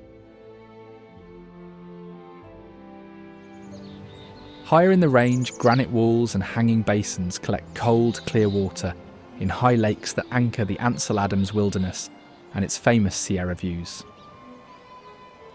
Many overlooks here, Thousand Island Lake, the minarets, Mount Ritter, mirror the exact compositions in Ansel Adams' black and white photographs. Elevation changes quickly here, so a single route can climb from forested valleys to bare granite passes and cross 3 or 4 distinct climate zones in a day. Long-distance routes like the John Muir and Pacific Crest Trails cross the mountains, with ridges and basins on display for backpackers and photographers. Shaded north slopes still hold patches of old ice and lingering snowfields that feed creeks and small tarns through the warmer months, even when nearby rock feels hot underfoot. Below high cliffs and forest, Socha Lake offers calm water for paddling, fishing, or picnics, with big peaks beyond the tree line. In these basins and marshy lake margins, the pied-billed grebe works the still water with dives so clean it seems to vanish straight down.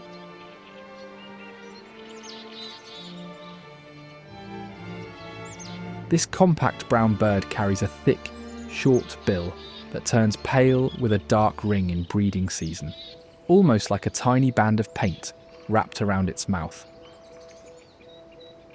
When alarmed, it often sinks instead of flying away, sliding below the surface and popping up yards away, which is why some people call it a helldiver.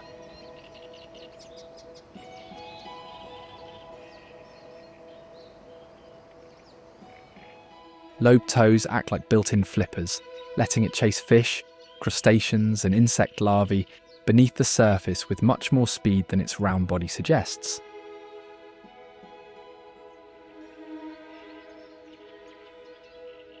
Life stays close to the reeds and cattails, where it can anchor floating nests to stems and keep both eggs and chicks hidden among the plants.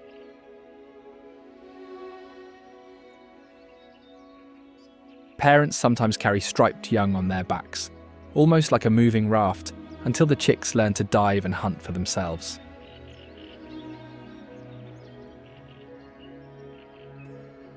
On many lakes it keeps to itself or small family groups, far less social than other grebes, so its presence is often caught by listening for odd, far-carrying calls over the water.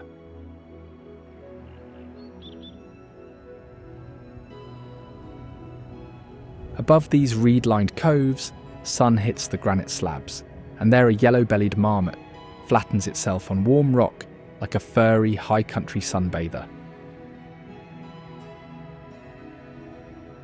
This animal is a giant ground squirrel, built like a living pillow with a yellow belly and chunky tail, perfectly shaped for lying on boulders in the Ansel Adams wilderness.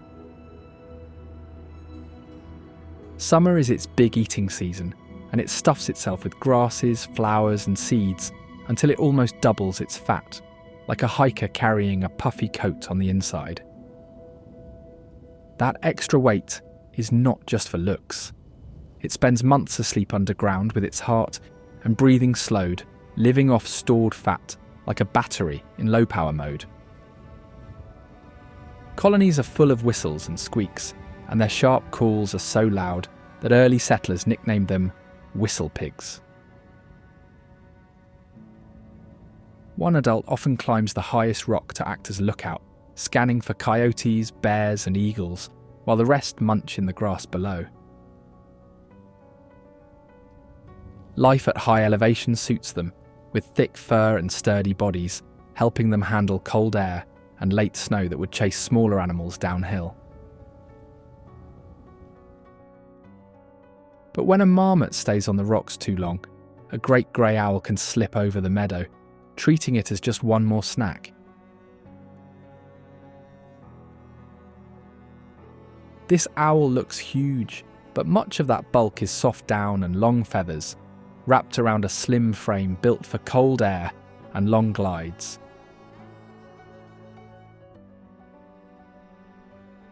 Its round moon face acts like a sound catcher, pulling in tiny noises so well it can hear a vole under packed snow and still hit the exact spot.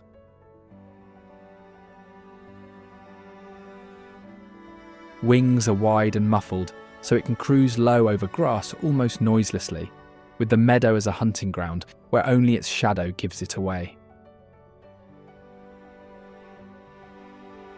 What's crazy is that it can smash through hard snow with its feet to grab a hidden mammal, like a feathered hammer breaking a frozen lid on dinner.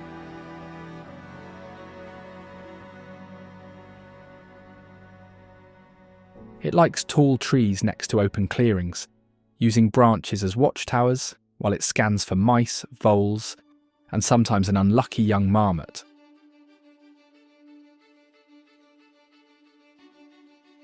In this region, it is rare and protected, with only a small number of birds spread across mountain meadows, which makes every sighting feel like a secret prize.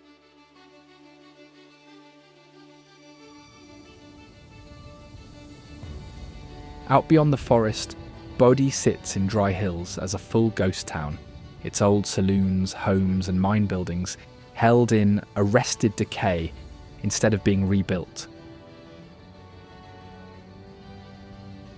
Interiors still hold chairs, dishes, school books and dusty cans on shelves, so each doorway feels like peeking into a life that paused midday and never resumed. During its boom years, the place swelled with miners, gamblers and families, with reports of dozens of saloons and constant drinking, card games and fights.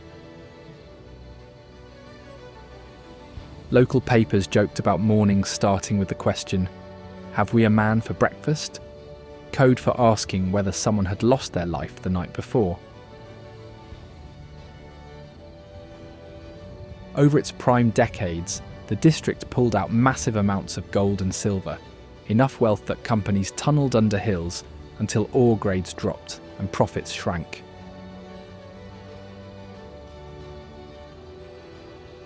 Harsh weather, mine decline, and fires stripped away most of the population, leaving a core of buildings that the state later chose to protect exactly in their worn, leaning condition.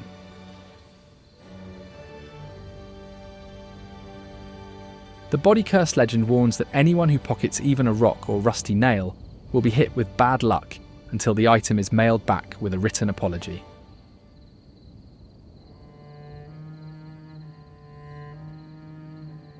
Park staff now receive curse letters, packed with return bits of china, nails and stones, each note blaming car crashes, money trouble, or family mishaps on that one souvenir. Down in Bridgeport, the law that once tried to handle all this chaos still gathers inside the Mono County Courthouse, a plain white building that has heard local cases for generations. Completed in the 1800s, it has run almost non-stop ever since, making it California's second oldest county courthouse, still doing its daily job.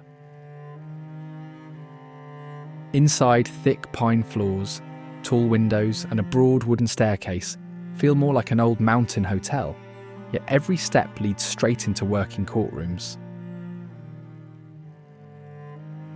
The county seat shifted here after boundary surveys showed the former capital was actually in a different state, so this building became the new centre of power in one vote. Judges now use the hallways to handle everything from historic mining disputes to present-day traffic and housing issues, covering a huge rural area with only 2 small court branches. Renovation crews add modern touches like elevators and updated wiring so the courthouse can stay alive and useful, not frozen like a ghost town prop.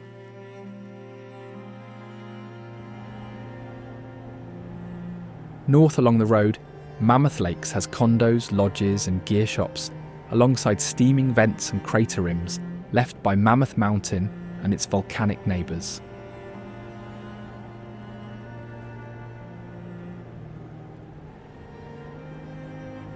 Perched high on the edge of Long Valley Caldera, the town overlooks a huge volcanic bowl, blasted open by an eruption so fierce its ash spread across much of the continent.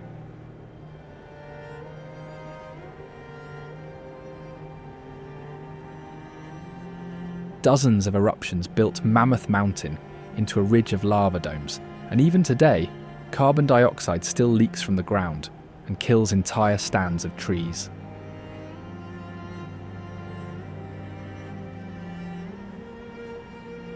Today, fenced tree kill zones and gas warning signs near Horseshoe Lake show that the local ski hill sits on an active volcano beneath the snow.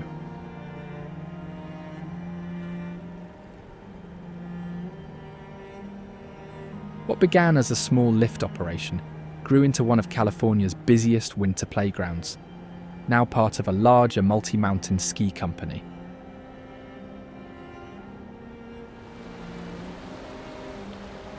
Heavy winter storms can pile snow high across streets and passes, letting lifts run late into spring, while other mountains have already gone green.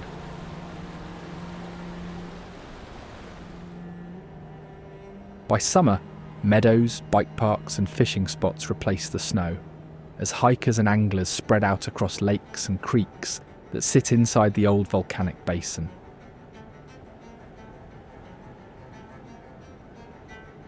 Beyond the resort, hot springs, pumice flats, and the nearby Mono Inyo craters add even more drama, all tracing back to the same restless magma system.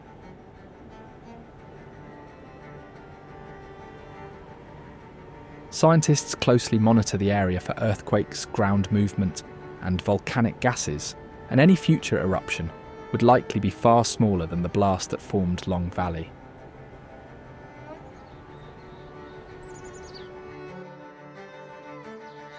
In the pine belts around town, one of the liveliest small neighbours is the red-breasted nuthatch, which scurries headfirst down trunks with a call like a toy horn.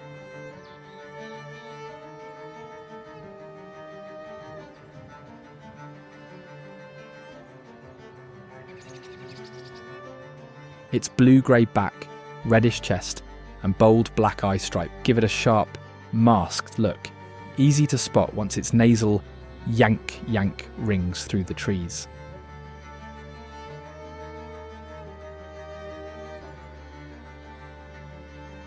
Its short tail, strong legs and long claws act like climbing gear, so it scurries up, down and sideways across bark to hunt beetles, spiders and insect eggs.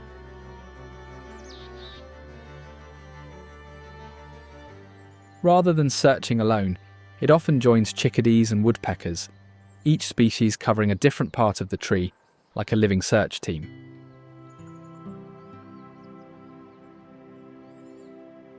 When food is plentiful, it hides extra seeds in bark and crevices, building small food stashes that help it stay active through the long, snowy Eastern Sierra winter. If northern seed crops fail, numbers can surge farther south, bringing more nuthatches to places like Mammoth Lakes during big eruption winters.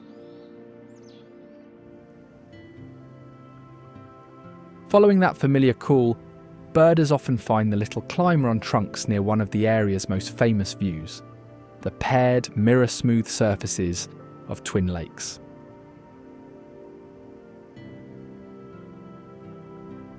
The two basins sit one above the other at the basin's entrance, linked by a short stream, so they look like a double strip of blue laid under the grey walls of Mammoth Crest.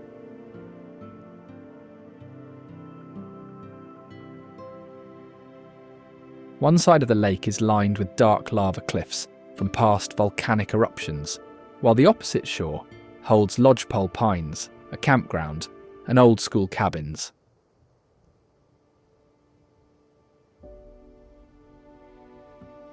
In warm months, rental boats, canoes and fishing skiffs slide across the surface as people drift under rock faces and cast for trout in water that reflects every cloud.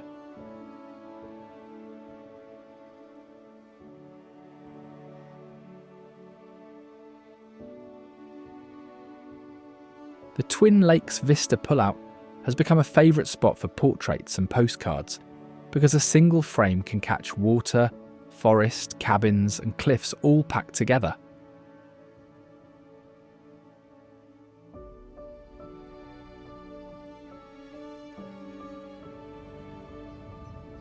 Away from the cool lake water, warmth takes over in pockets of hot springs, small basins where clear mineral-filled pools steam in the open air.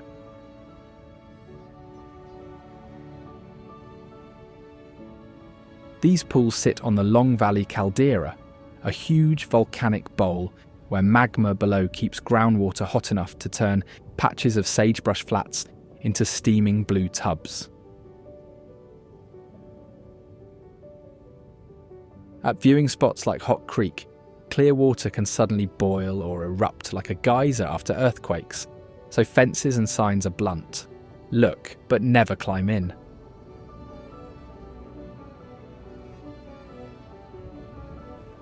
In soakable springs, pipes carry geothermal water into stone or cement tubs, and simple valves let bathers mix hot and cool flow, like turning a natural tap.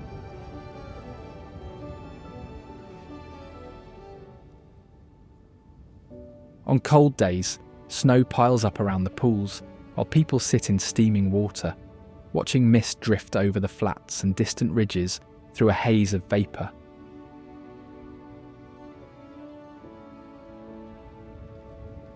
Rangers and locals urge visitors to stick to roads and existing tubs because fragile crusts, sudden heat spikes and shifting vents show this pleasant soak is built on restless ground.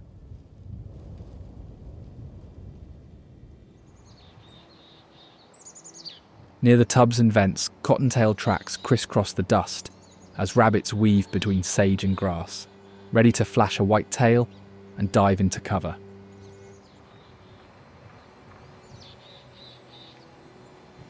This small, round-eared rabbit is built for mammoths' hot spring flats and meadows, feeding where grasses meet shrubs, so it is never more than a hop from shelter. Even winter brings little change. It simply swaps green blades for buds, bark and twigs, then darts between snowbanks like a puff-tailed pinball whenever danger draws near.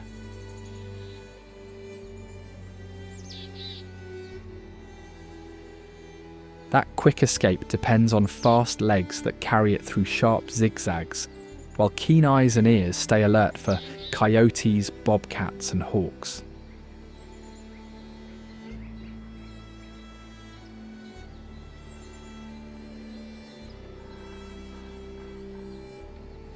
Food is used just as efficiently. To stretch every meal, it even recycles food by eating some droppings to pull out extra nutrients.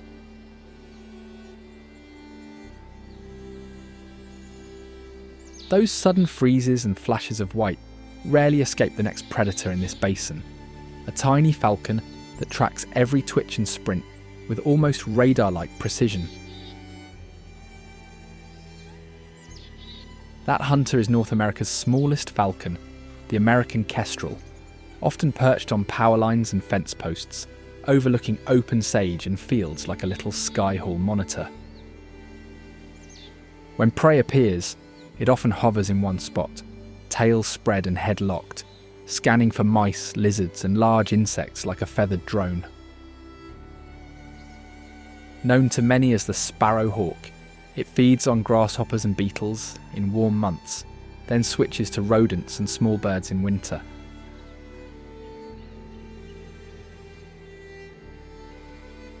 Cold weather changes little. It still hunts from poles and signposts, then makes short glides and sudden dives to catch prey crossing the snow. That sharp hunting skill comes with eyes that can even pick up ultraviolet traces, helping it see rodent paths on the soil that look like plain dirt to almost everything else.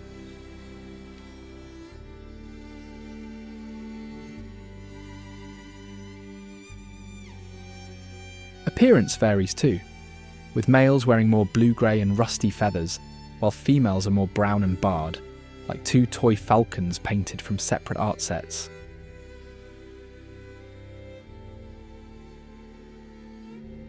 Despite those advantages, its numbers are slowly falling as old snags disappear, prey declines, and pesticides reduce its chances of survival. Far down in the Central Valley, one such city, Stockton, tells a different kind of open country story, shaped not by wings and prey, but by fields, shipping canals, and long human struggles. Along its edge, the Stockton Deepwater Channel lets ocean-going ships travel inland along the San Joaquin River, bringing cargo to a port more than 40 miles away from the sea.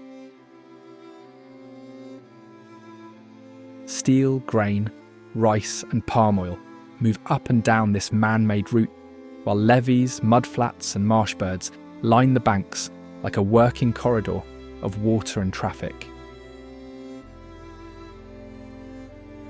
Around that shipping spine, irrigated fields and packing plants turn out fruit, vegetables and wine, even as many families in the city struggle with low wages and high living costs.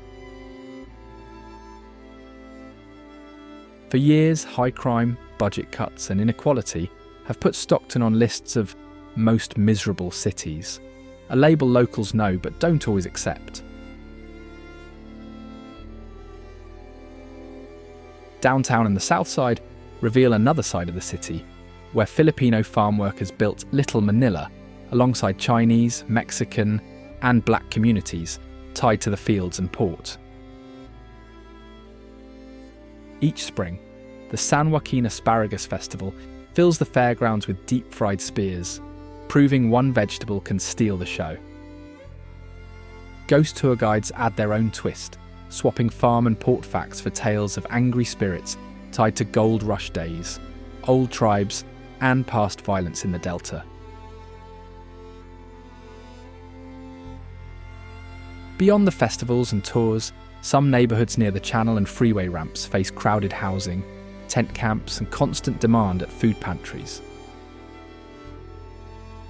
In certain parts of the city, poverty rates can reach half the population, and the streets carrying port traffic also pass people seeking shelter under bridges and overpasses.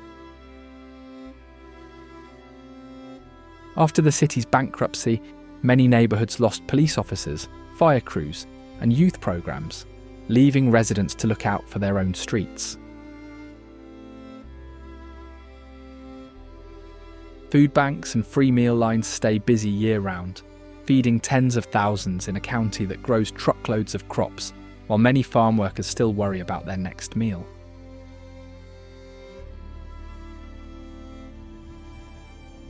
Many residents see these struggles as part of a wider Central Valley pattern that stretches south to cities like Bakersfield, where heavy industry meets hard lives.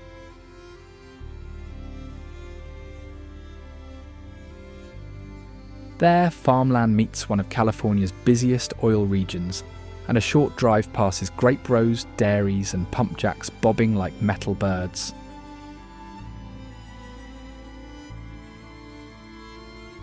Kern oil fields around the city have long pumped fuel for cars and refineries, while air and dust from rigs and trucks settle over nearby blocks where families live right next to the work.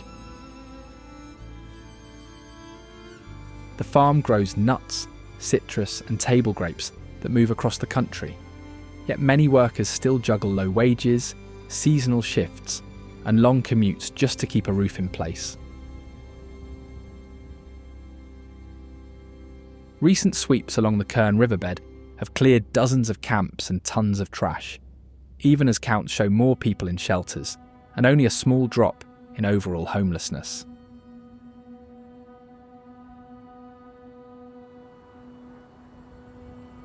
In some neighbourhoods, child poverty rates rank among the highest in the state, stacking money worries on top of health and school gaps.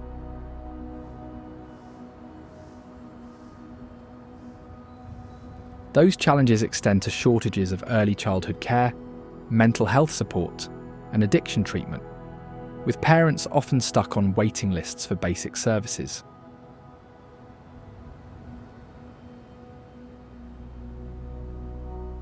Even so, local surveys often describe Bakersfield as living in two realities: steady jobs in oil, warehouses and agriculture, but rising rent and food costs that strain many households.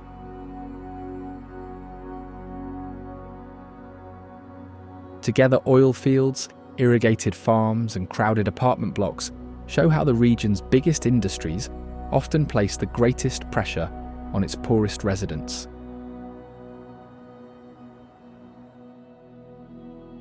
Those pressured blocks are the parts of Bakersfield people warn about, where poverty, encampments and limited services form the shadow side of this oil and farm city. In some neighbourhoods, clusters of tents, tarps and cardboard lean-tos stretch across vacant lots and roadsides, often returning soon after each police sweep.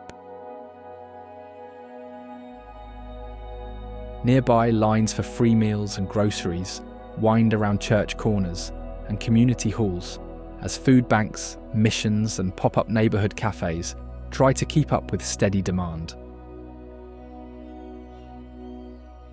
Against that backdrop, many people dream of cooler, greener places along the coast like Big Sur, where cliffs and ocean feel worlds away from the valley's heat and freeway noise.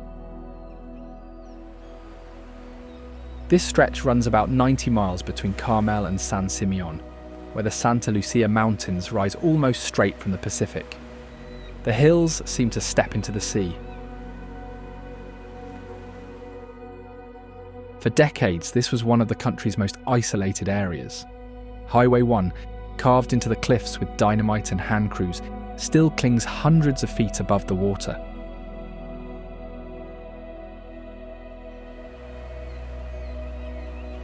The name El Sur Grande, the Big South, stuck because early settlers saw this stretch as a wild zone south of Monterey, large and rough enough that maps and roads arrived late. Today, the main stretch still has no billboards or chain stores, and strict rules keep the permanent population small, even as visitors arrive for the views, trails, and inns.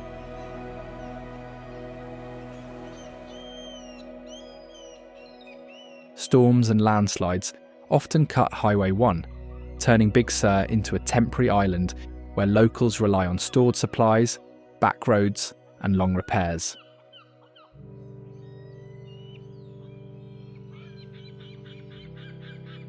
Between the mountains and the sea, redwoods, oak slopes, and rocky coves shelter otters, seals, mountain lions, and even reintroduced California condors riding the updrafts.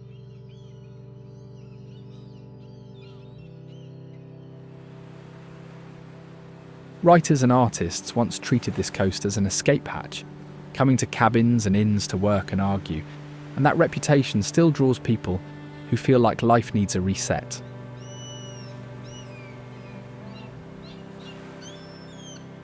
The cliff ledges and sea stacks become loud islands of life, packed with nesting seabirds that turn bare rock into crowded, flapping towers of feathers and calls. Among the cliffside wildlife, Brandt's cormorants stand out as large black divers with bright blue throats plunging into the sea for fish. Packed onto narrow ledges, they form loud, crowded colonies where long necks, thick bills, and green-black shine make the whole group look like a row of sea dragons lined up on the rock.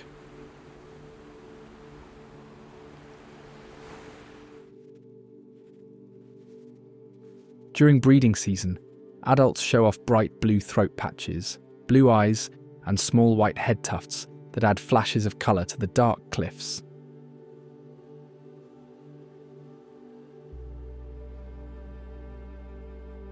Hunting trips begin with a simple tip beneath the surface, before some birds dive more than 200 feet to chase fish with powerful webbed feet.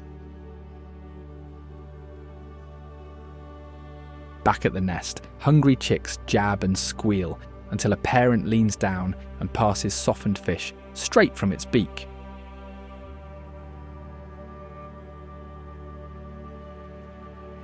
After a series of dives, adults stand in lines with wings spread wide, letting wind and sun dry soaked feathers that help them sink, but would be too heavy if left wet all day.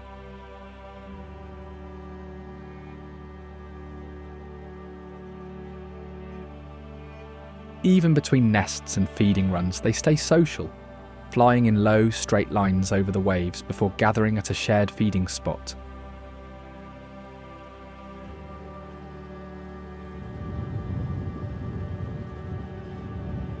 High above one of their favourite nesting cliffs, Bixby Creek Bridge spans a coastal canyon on a pale concrete arch above the sea.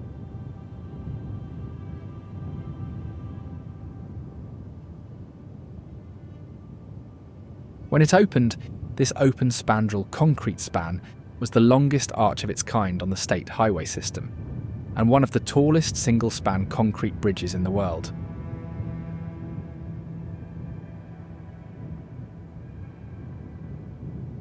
Crews poured thousands of yards of concrete into wooden forms, hauling materials across the canyon on cables and stopping work when rough seas threatened the supports below.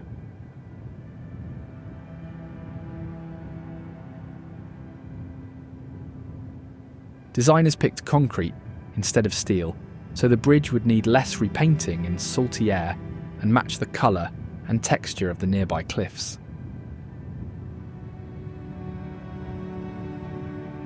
The looped arch and thin deck proved so strong that later bridges dropped the heavy end buttresses and adopted the cleaner design with fewer supports.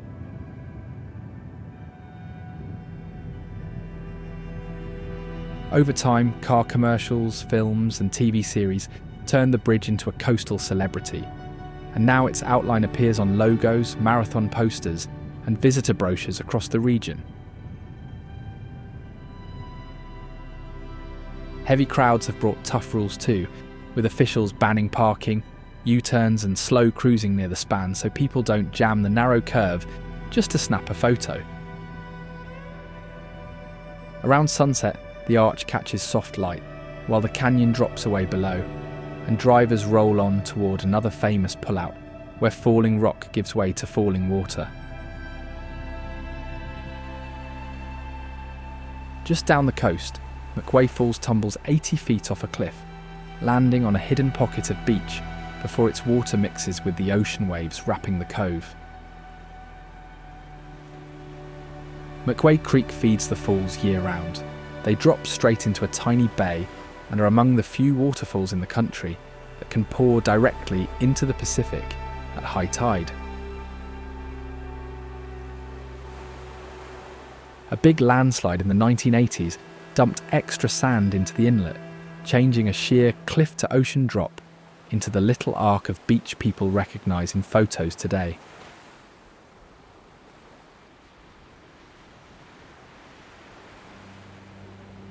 Park rules keep the cove off limits, so the pale sand and turquoise water stay free of footprints and can only be seen from railings and roadside turnouts high above.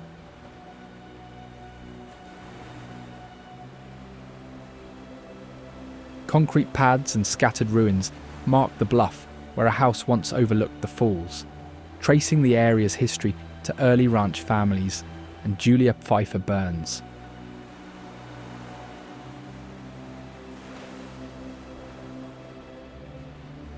Recent damage and repair work have closed the classic overlook trail at times, forcing visitors to use short roadside walks instead of the usual cliff edge path. Calm days turn the cascade into a smooth white ribbon over the rock, while storm surf can pound the cove, blasting spray back up toward the cliff and briefly hiding the base in foam.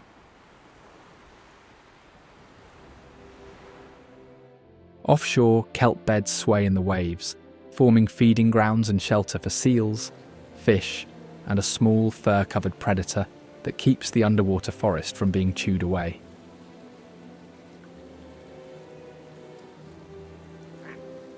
The southern sea otter is a shell-cracking guardian of these underwater forests, helping keep this coastal ecosystem in balance.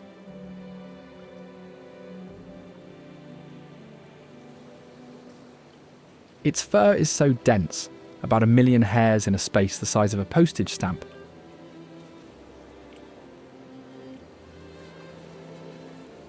that trapped air works like a built-in coat, keeping the animal warm without any blubber.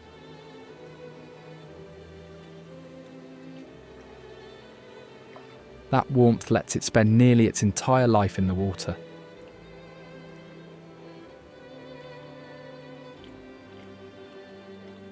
Many otters tuck a favourite rock into a loose skin pocket under the arm, then lie on their backs and use that stone on their chest, like a tiny kitchen counter to smash open hard shells.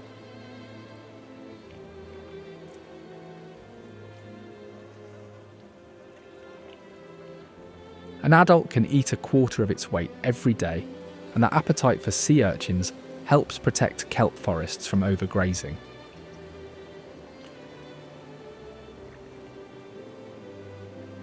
Family life is just as unique. Mothers rest with pups on their bellies, grooming them and wrapping both in kelp so they do not drift apart while they sleep.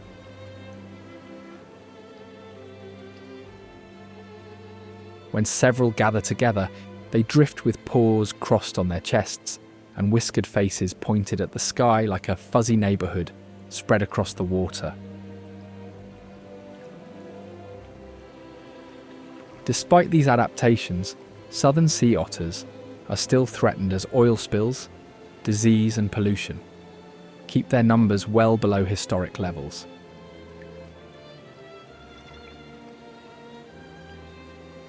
Researchers believe that if otters return to more bays and estuaries, their population could grow while bringing wider benefits for wildlife and the climate.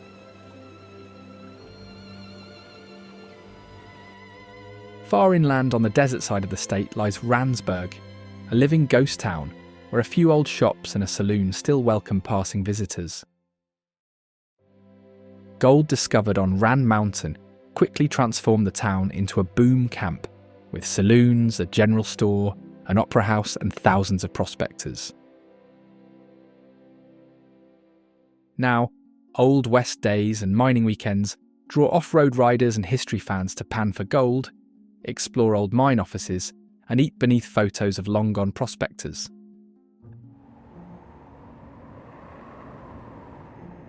Across the desert, conservation fences protect key areas for desert tortoises, which spend most of their lives in dugout dens and store water to survive long dry spells.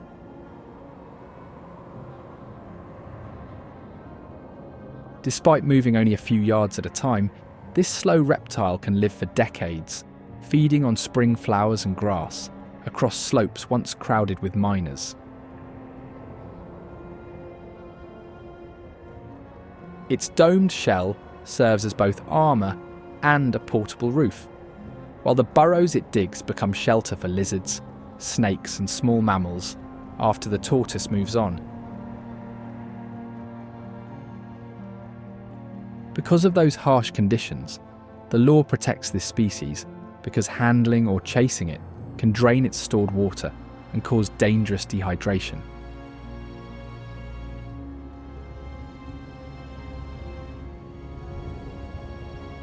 Meanwhile, another side of the desert appears in Palm Springs, where harsh sunlight falls on poolside villas and sharp-edged homes beneath rows of tall palms.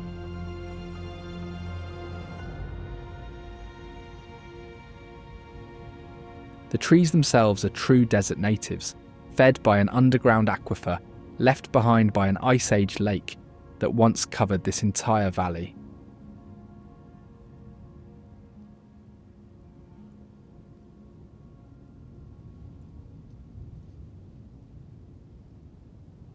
Surrounding them are hundreds of futuristic homes, their flat roofs, glass walls, and geometric lines reflecting the bold optimism of the atomic age.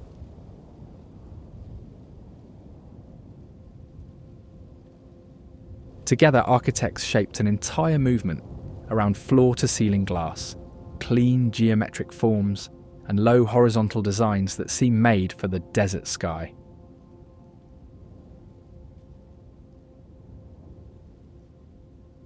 Throughout the day, wide desert light bounces off white stucco and glass, so one house can look like a mirror at noon and a glowing lantern by night.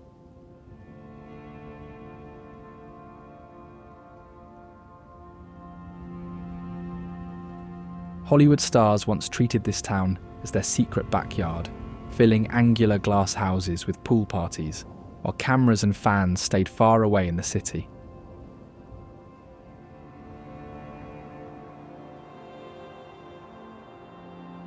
Some of these celebrity estates still stand as private homes today, holding stories of legendary parties, secret romances, and A-list gatherings behind hedges and low garden walls.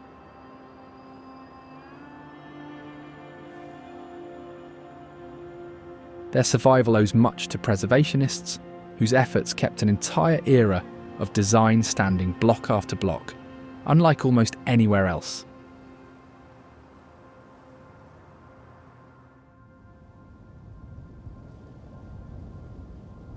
This glassy city sits inside the broad Coachella Valley, a desert basin of farmland and resort towns beneath dramatic mountain peaks.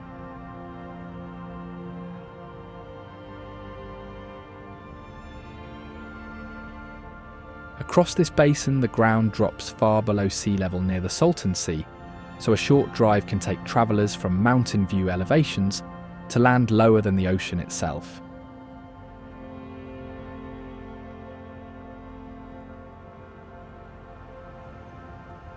Even in these dry conditions, canal water feeds orchards, vineyards and farmland across an area that receives barely any rain most years.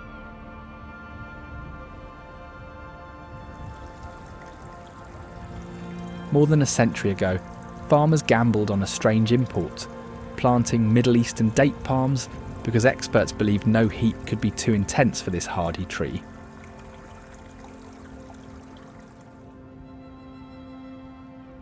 The gamble paid off. Today, the region grows the large majority of commercial dates in the United States.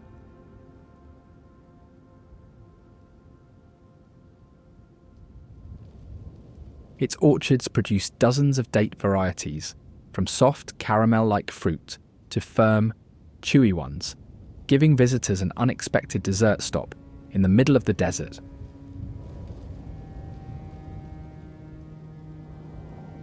Every spring, one of the world's biggest music festivals takes over this open space, once used mainly for polo matches and farm equipment storage. Beneath it all, a major fault line pushes underground water toward the surface, feeding natural oases where palm groves rise straight out of dry desert washes.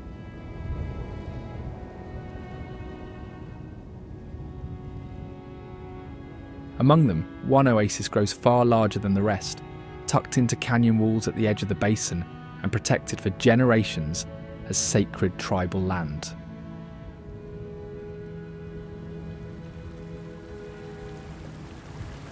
At the edge of the San Jacinto Mountains, Palm Canyon protects one of the world's largest native palm oases, fed by a rushing stream that keeps these towering trees alive year-round.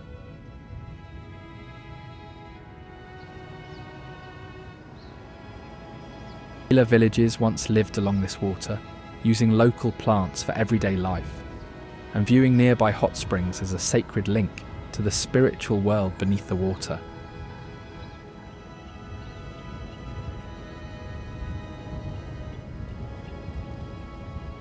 Fan palms here grow shaggy skirts of dead fronds that wrap the trunk like natural armour, shielding each tree from fire and pests while sheltering bats, owls and insects inside.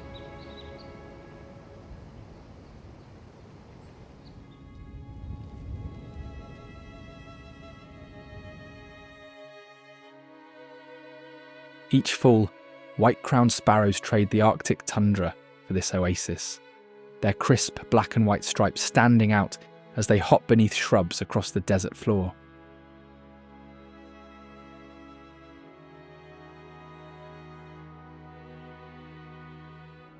Up close, a sharp, distinct crown, a small pink bill, and a clean grey breast make this bird one of the easiest sparrows to spot among a crowd of plainer lookalikes.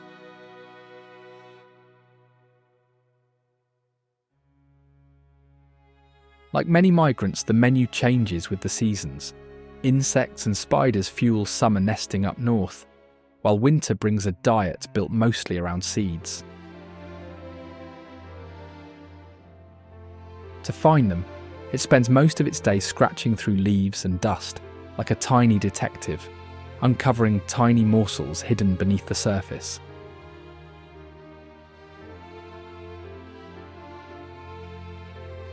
At the first sign of danger, it slips into low shrubs or palm fronds, tail flicking, before dropping back to the ground once the danger has passed.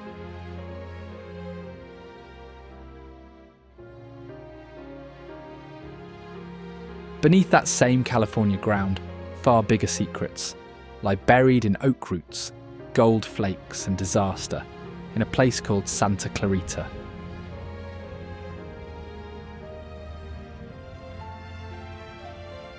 Gold turned up here on wild onion roots beneath an oak tree 6 years before Sutter's Mill sparked the gold rush, and that gnarled old oak still stands as a marked historical landmark.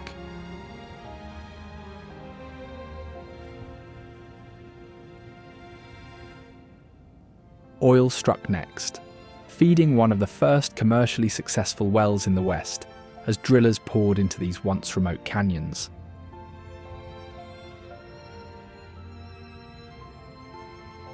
Wide open hills and jagged rock outcrops here caught the eye of early filmmakers and defined the look of the classic movie Western.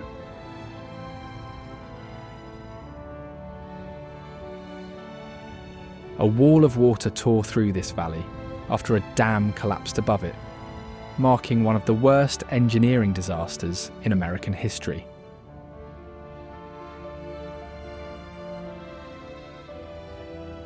Rebuilding after that flood reshaped roads, ranches, and small towns, though the hills still bear its scars.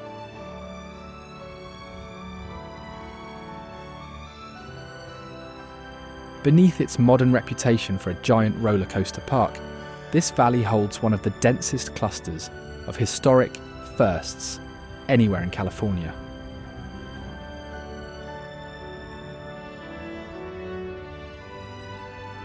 Preserved ranch land, an old oil boom town, and a silent film star's estate all sit within a short drive of each other, so visitors can explore several eras of history in a single afternoon.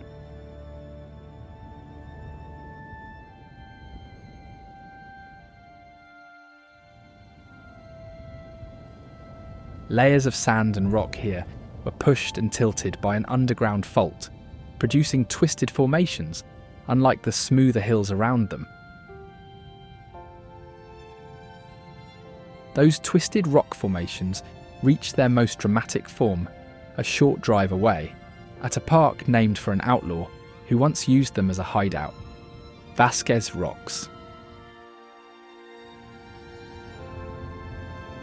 Tiburcio Vasquez spent 2 decades robbing stagecoaches and rustling horses across California, and legend claims these jagged formations sheltered him between raids.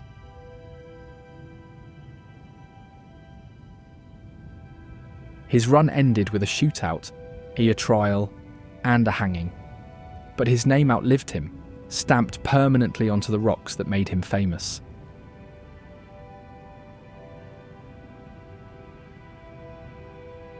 Long before any outlaw arrived, shifting fault lines pushed buried sand layers upward, tilting them into the sharp fins standing here today.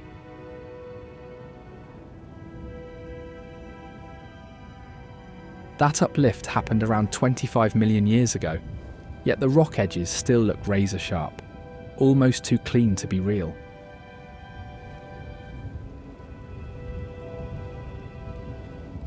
Hollywood noticed that otherworldly look early, dressing the rocks up as Tibet for a monster movie, decades before Captain Kirk ever set foot here.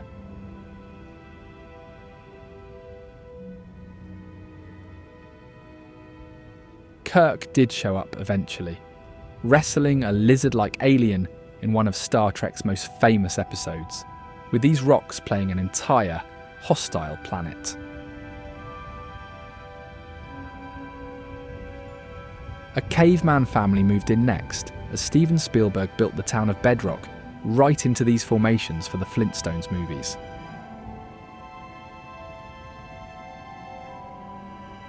Robotic hosts wandered a fictional Wild West here too, with Westworld blurring the line between old frontier and futuristic theme park.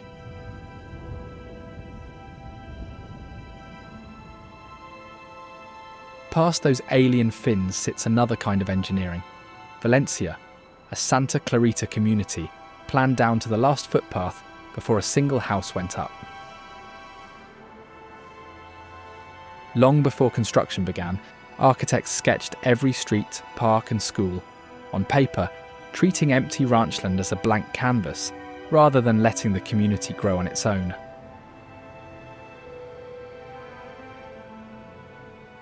Leading the vision was the designer who invented the modern indoor mall, then set out to build an entire town from scratch. Instead of one sprawling neighbourhood, his plan called for a cluster of small villages, each with its own shops and schools, stitched into one seamless community. Even the paths followed that idea. A second hidden layer of walkways runs beneath the streets, letting walkers and cyclists cross the entire town without ever mixing with traffic. Locals call these paths paseos, and they weave through parks, tunnels and bridges to connect homes directly with schools, pools and shops.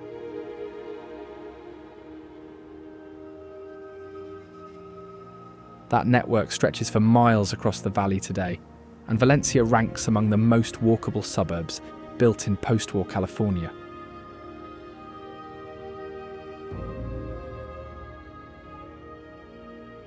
Rather than growing by chance, it became one of America's earliest experiments in what planners now call smart growth.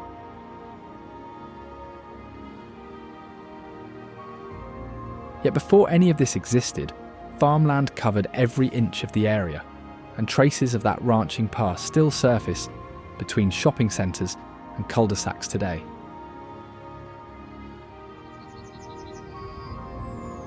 Nature runs a wilder kind of design farther out, painting entire hillsides orange each spring at the Antelope Valley, California Poppy Reserve. Those bright blooms actually track the sun, closing up tight on cloudy days or after dark before opening again when light and warmth return. Before these fields became a destination, artist Jane Pinheiro spent decades protecting them from development through her art and advocacy. Even now, rangers do something unusual. They refuse to water or irrigate a single acre, allowing the flowers to rise or fail purely on rainfall and luck. Because of that, no two springs ever look alike. Some years bring thin, scattered colour, while others erupt into a full-blown superbloom. The display isn't limited to poppies. Purple lupine, golden fiddleneck, and pale cream cups bloom alongside them during the brief spring season.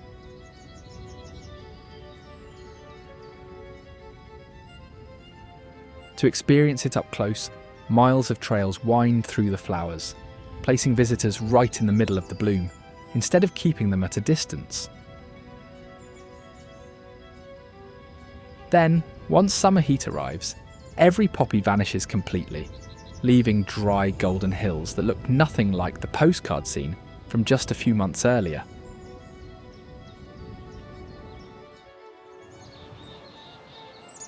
Over those dry hills, a small masked traveller arrives on a very different schedule: the cedar waxwing.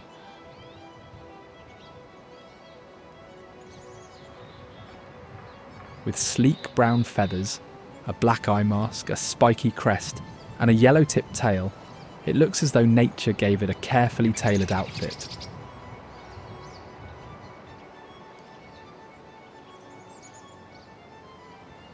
Along the edges of its wings sit tiny red spots that resemble beads of melted wax, the feature that gave this bird its name. Its travels are just as unusual. Unlike most birds, this species doesn't follow a set migration route, instead wandering wherever ripe fruit happens to be. That search brings flocks to Southern California, mostly in winter, chasing berries across huge stretches of the continent, rather than staying in one home range.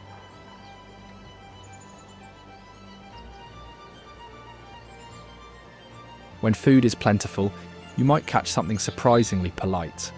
Waxwings passing a single berry down a row before one bird finally eats it.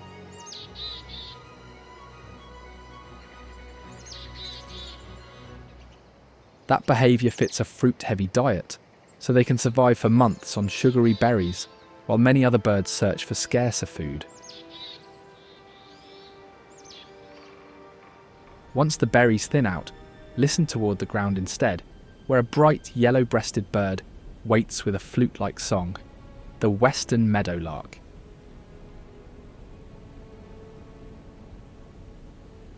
With a bill that works like a built-in crowbar, it jabs into the dirt and pries it open to snatch beetles and crickets hiding just underground.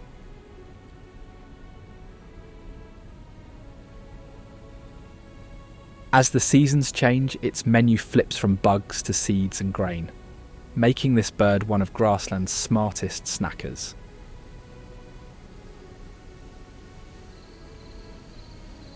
These open plains once belonged to a much faster creature, one that gave the whole valley its name before disappearing entirely, the pronghorn.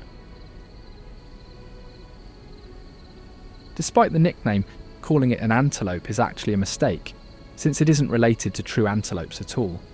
Instead, it belongs to a completely unique group found only in North America.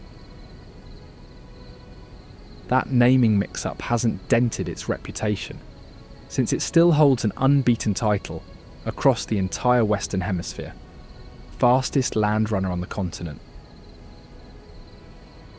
Long legs, an oversized heart, and lungs built for endurance give it the speed to outrun almost anything across open country.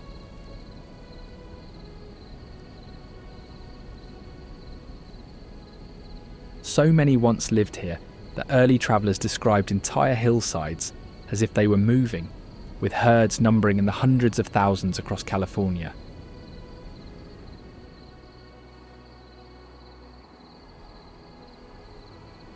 Eyesight as sharp as a good pair of binoculars lets the animal spot danger from remarkable distances across flat, open ground. Yet one unexpected obstacle proved deadly.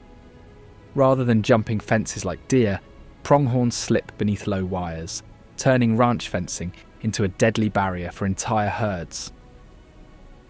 Combined with heavy hunting, that problem crashed its population from hundreds of thousands to barely 1,000 animals within just a few decades.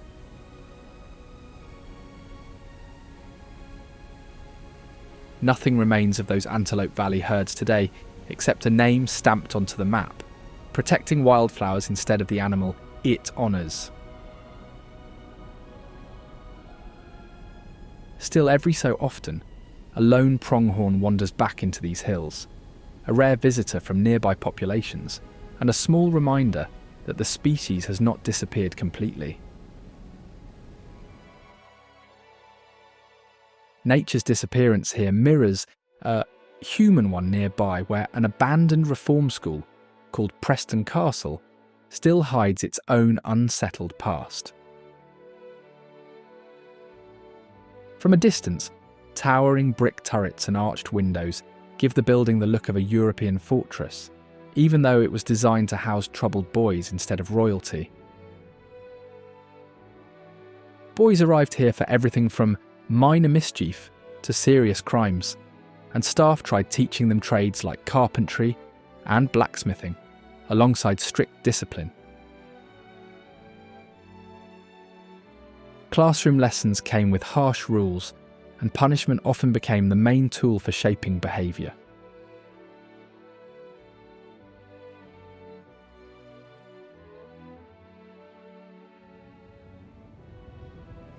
Meanwhile, wealth reaches a whole new scale at Hearst Castle, where European treasures and Hollywood stars once filled every marble hall.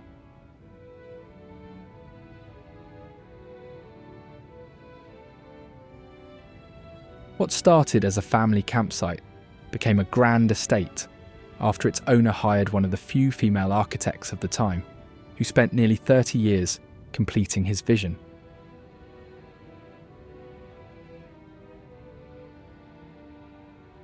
As the project grew, entire ceilings, tapestries and stone archways crossed an ocean and were rebuilt piece by piece inside this mansion, so it feels more like a museum than a house.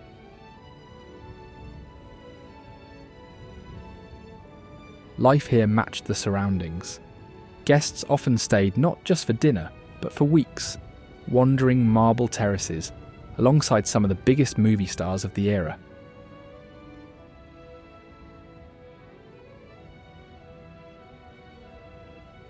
Despite unlimited money and decades of work, this mansion was never actually finished, with new rooms still being planned right up until its owner's final years.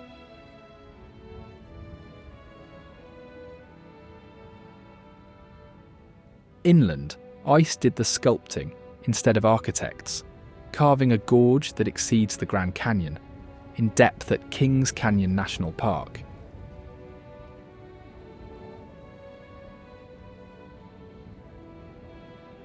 Granite walls here rise over 8,000 feet above the Kings River, high enough that clouds can drift below the rims, while hikers still look up at stone. Long before trees filled the valley, slow rivers of ice scraped through this rock, grinding out sheer cliffs, hanging valleys, and a canyon so steep it challenged even the Yosemite. Its protected history began with one massive sequoia, a single tree placed inside its own national park, so loggers could not cut it down. Later, when Kings Canyon National Park was established, that small protected grove became part of a much larger mountain preserve managed alongside Sequoia.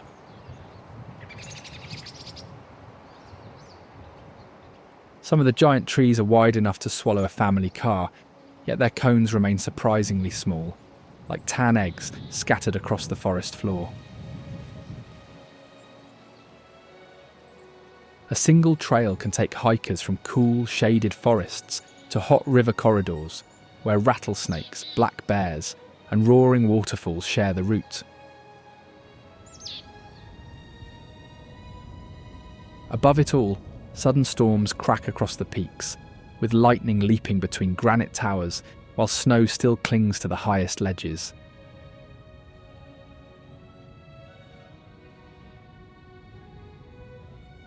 Yet despite all this drama, Kings Canyon remains the least visited of the major Sierra parks, leaving its valleys and backcountry far quieter than Yosemite or Sequoia.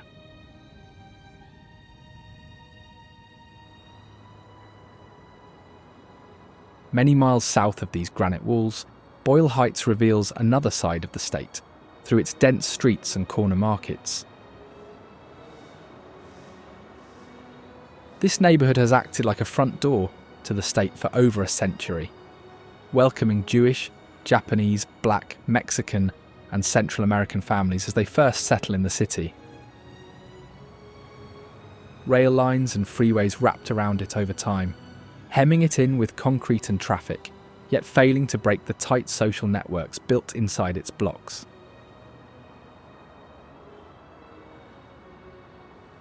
At its centre, Mariachi Plaza fills with bands in charro suits, waiting with guitars, trumpets and violins for weddings, quinceañeras and late-night serenades.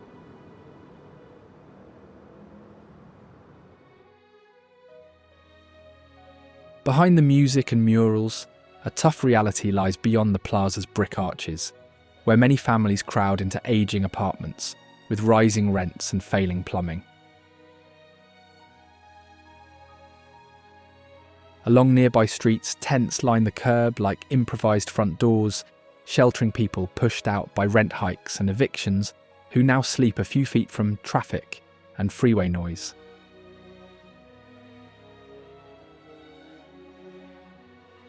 In many buildings, low-wage workers hand over most of their income to landlords. Kids share rooms with cousins and grandparents, and every spare corner becomes a bed or a shelf.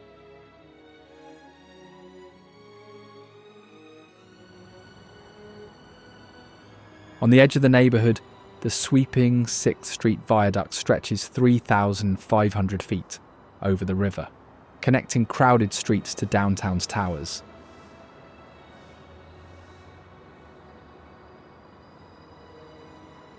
Nicknamed the Ribbon of Light, its arches glow with programmable LEDs at night, so the whole bridge can shift colours like a giant line of electricity in the sky.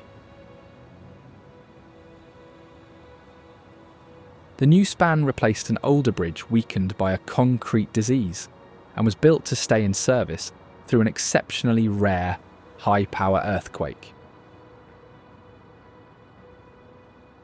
Wide sidewalks invite skaters, dancers, and late-night hangouts, while photographers line up to catch trains, cars, and the river stacked neatly under the glowing arches.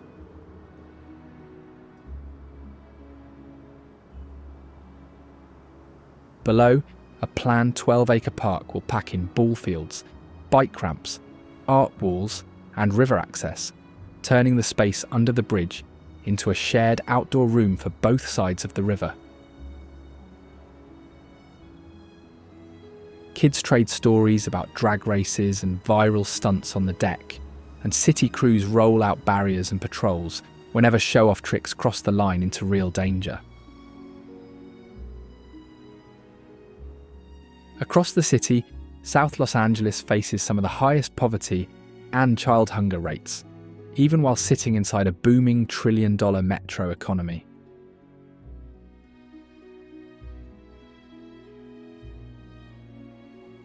Along long commercial streets, tents line the sidewalks beside liquor stores and fast food chains, where people sleep outside the same counters that serve dinner to housed neighbours.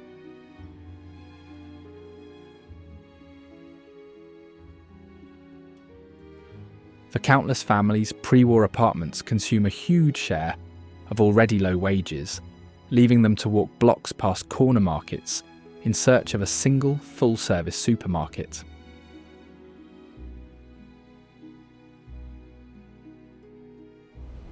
For some, the dream of escape points toward the wide, empty desert of Mojave National Preserve, a long drive away from the city's crowded streets.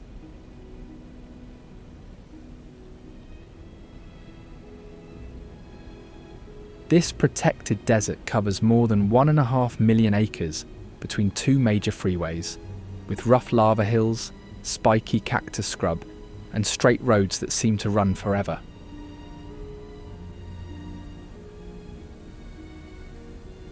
Throughout that expanse, old ranch fences, mine ruins, and rail depots share the view with bighorn sheep, coyotes, jackrabbits, and roadrunners.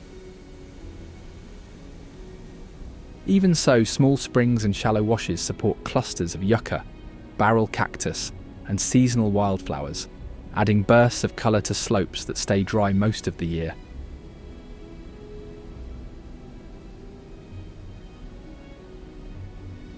Elsewhere, wind carves bowls and ridges into sand and pumice, while off-road drivers tackle towering dunes and hikers disappear into remote canyons and open flats.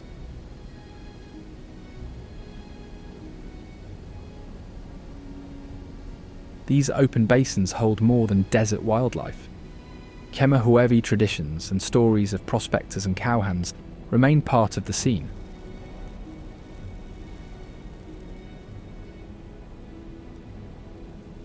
That history continues today. Special rules still allow ranching and hunting, so cattle, horse trailers and pickup trucks still appear beside National Park Service signs.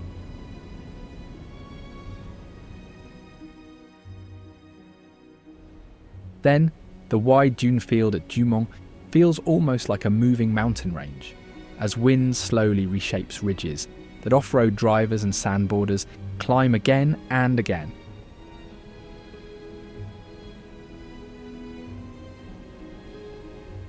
Some hills rise more than 400 feet above the desert floor, so engines roar up slopes as tall as city towers, while loose sand slumps away under spinning tyres.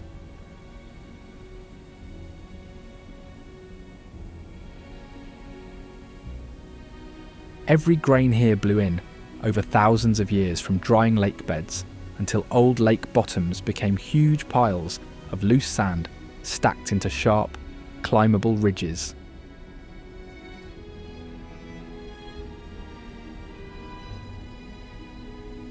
Strong gusts race across the faces of the dunes, smoothing out ripples and erasing tyre marks in a single hot afternoon.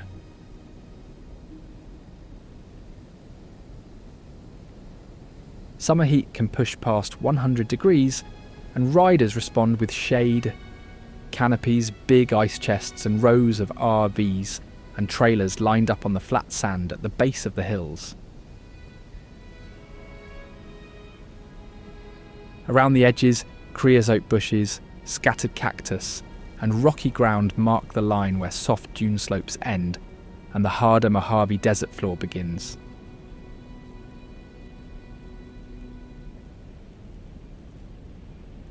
Rusted mine equipment and old campsites in nearby hills hint at earlier visitors who came chasing ore long before dune buggies and quads became the main draw.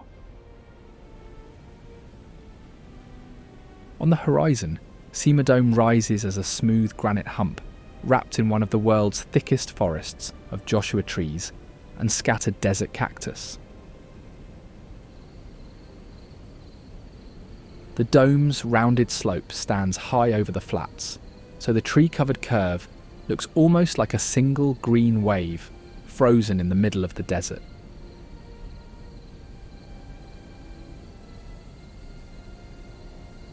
A major wildfire recently turned huge swathes of that forest into pale skeletons, yet fresh Joshua tree sprouts now push up between charred trunks and blackened soil.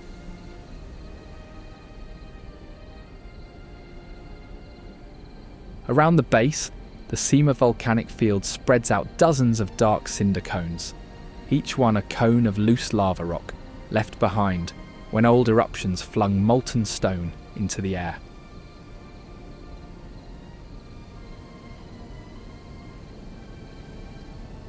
Ropey and blocky lava flows run between the cones, forming rough stone ridges and channels that cut across the desert like frozen rivers.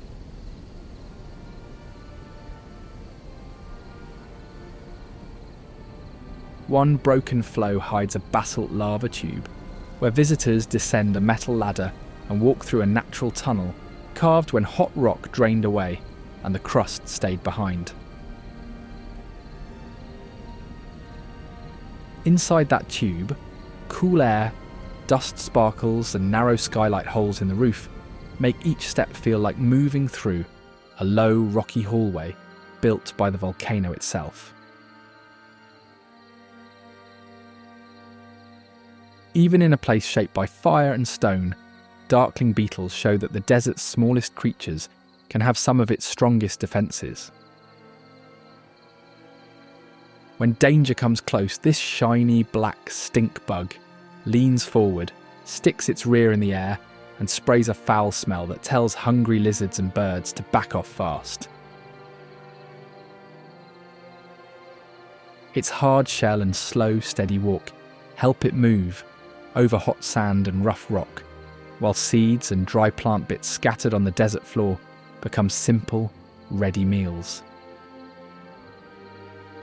These little tanks patrol rocks and shrubs throughout the Mojave, only a short scuttle from sandhills that can sing when they slide.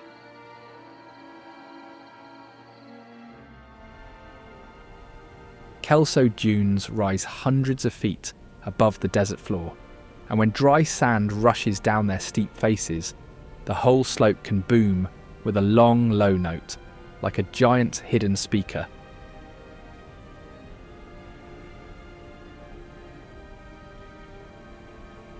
The singing begins when tightly packed grains vibrate together during a sand avalanche, so some hikers purposely slide down the dunes to feel the hum beneath their feet.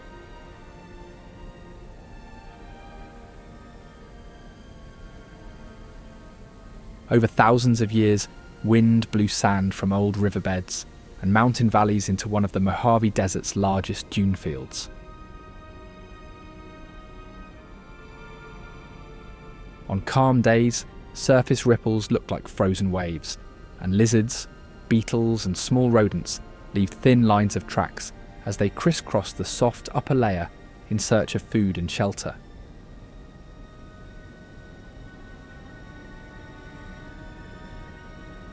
At certain moments, a single slide can send sound rolling across the dune face, so people feel a faint shiver in the air as the sand moves and the note carries outward.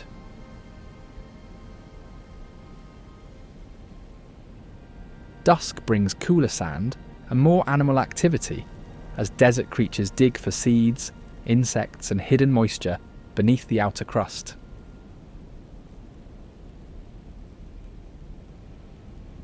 On cool mornings, chukars hop between boulders and scrub, sprinting uphill with quick legs that leave tight zigzag trails across loose rock. Introduced as a game bird, this sandy brown partridge now calls Kelso Dunes home, feeding on seeds and fresh shoots as its sharp chukar call carries across the slopes.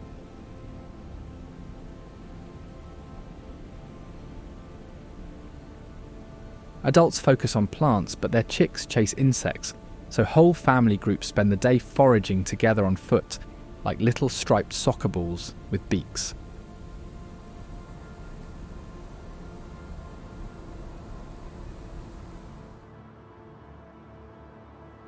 Long before this bird arrived, people were already renaming places across California, including a rail town that became Modesto, after a banker modestly refused to put his own name on it.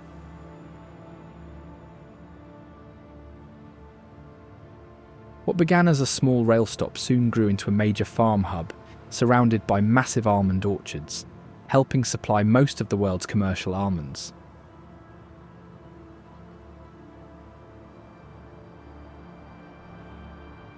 By late winter, those orchards burst into white blossoms, and locals joke that brown country roads suddenly seem to cut through fields of snow made from petals.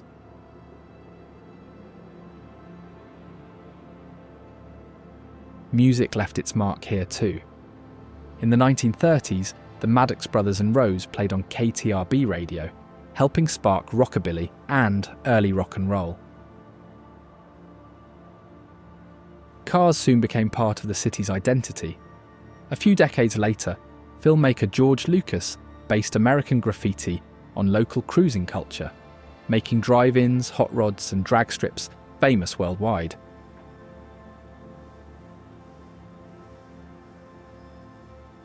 That tradition still rumbles through town today, as car shows fill the streets with pre-1980 classics, rockabilly bands and revving engines.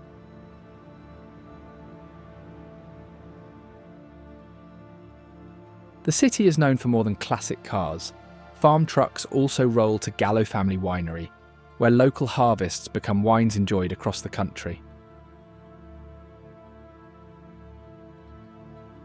On the outskirts, an industrial maze of steel tanks and long warehouses handles Central Valley grapes for one of the world's biggest wine portfolios.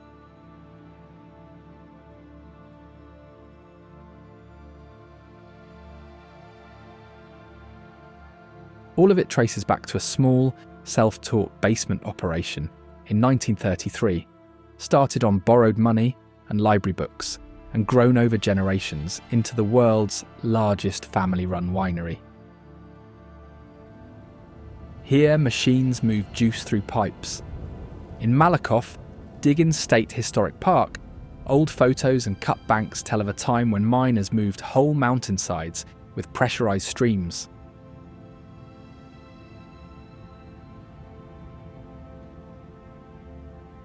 Water cannons called monitors blasted soil into liquid mud, stripping out gold while sending a thick wave of rock and silt into rivers and farm fields far downhill.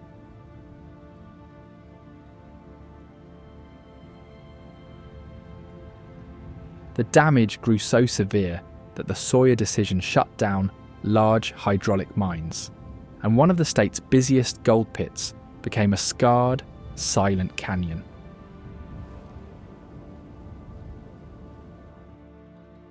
Today, visitors walk along orange, white and yellow cliffs where the mine is now a 7,000-foot long cut in the earth, its strange fins and gullies still slowly eroding in every rainstorm.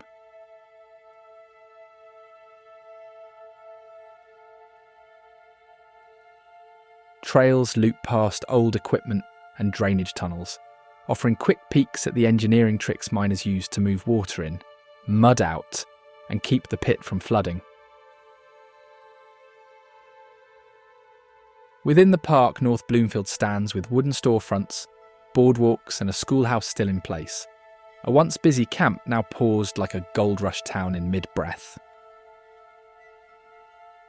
It began as Humbug, a joking name after early diggings disappointed, then grew into a busy mining town as hydraulic mining brought money to its saloons, shops and homes.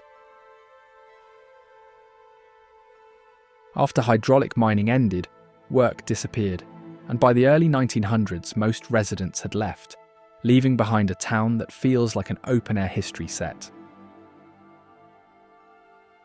Today, guided tours of the old store, bar and homes recall the canals, drainage tunnels and flood disputes that shaped the town. Only a few buildings still see daily use. Most sounds now come from wind in the pines and oaks, and wildlife moving through yards miners once swept clean. Those forested slopes, now covered with second-growth trees and berry patches, have become ideal ground for black bears that roam old mining roads at dawn and dusk.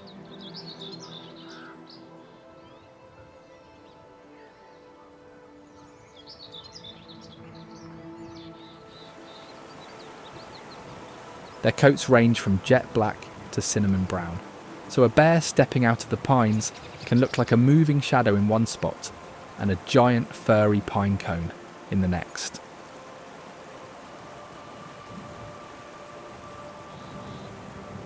Guided by a sense of smell far sharper than any humans, they wander through creeks and damp hollows, sniffing out berries, beetles and fallen acorns.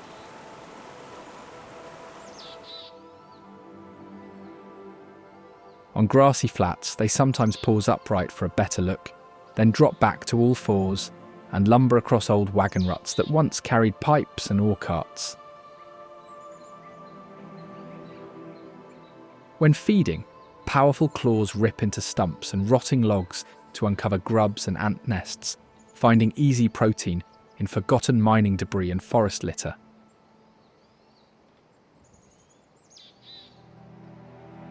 They also spend hours in berry thickets late in the season, stripping branches and packing on fat for the colder months. Almost like diners at an all-you-can-eat buffet.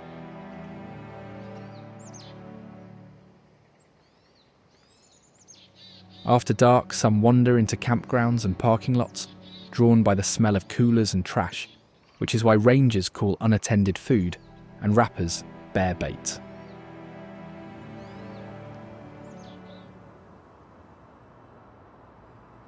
Paw prints in the dust and tyre tracks on a nearby California highway both trace movement across the state, one left by hungry wildlife, the other by travellers chasing new views.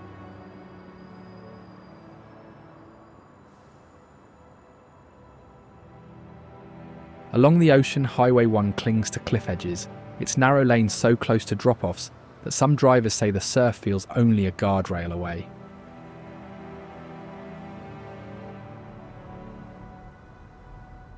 Inland, Interstate 5 acts like a hard spine. Up California, carrying farm trucks, commuters, and freight through the Central Valley and over passes that link together nearly every major city.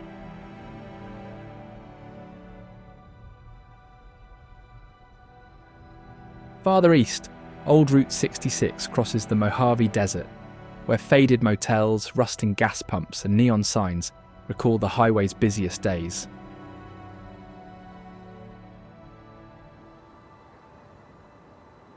These highways now appear in countless photos, songs and road trip tales, turning simple mile markers into cultural icons that many visitors know even before they see the real pavement. Just off one desert highway, Pioneer Town packs an 1880s-style Main Street, where real saloons, a jail and a motel were built to double as both movie set and home. Hollywood legends Roy Rogers and Gene Autry created the town as a living western, where actors filmed by day and relaxed after the cameras stopped rolling. Before long, dozens of films and television shows turned these dusty storefronts into a familiar backdrop for horseback chases, saloon brawls, and classic cowboy showdowns. When the film crews moved on, Main Street stayed alive, welcoming visitors past stables, shops, and mock jails that still look ready for the next stunt or staged bar fight. One old cantina became Pappy and Harriet's Pioneer Town Palace, where barbecue, live music, and stars like Robert Plant and Paul McCartney filled the low-ceiling room. Massive granite piles near town lead into boulder gardens, where house-sized boulders sit beside desert homes and art spaces like outdoor sculptures. This off-grid compound spans hundreds of acres, with domes, cabins and shelters built so close to the rocks that some walls are bare granite. Footpaths weave through boulders and small caves, past cement teepees and Flintstone-style huts where visitors camp, play music, or join yoga sessions. In certain clearings, granite arches frame wide views of the Sawtooth Mountains and open high desert, so stepping through the rock almost feels like walking through a doorway into the sky.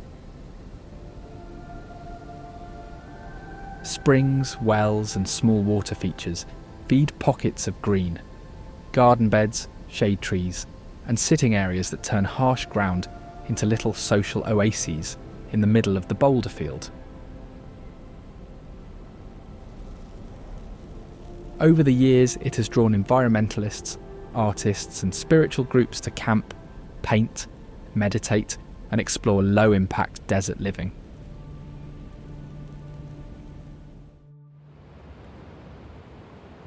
Granite rules everything here at Boulder Gardens, just as it does in Yosemite National Park, where sheer cliffs and smooth domes rise on an even bigger, colder scale. Glaciers once packed this canyon to the brim like a frozen river, grinding through the rock until the floor was wide and flat, and the walls were so steep they looked almost sliced with a knife.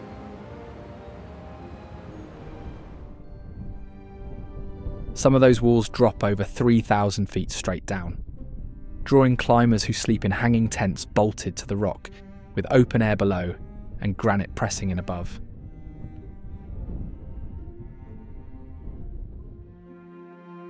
In the park's colder, higher reaches, giant sequoias grow so wide that people have walked through tunnels cut into trunks older than most buildings on Earth.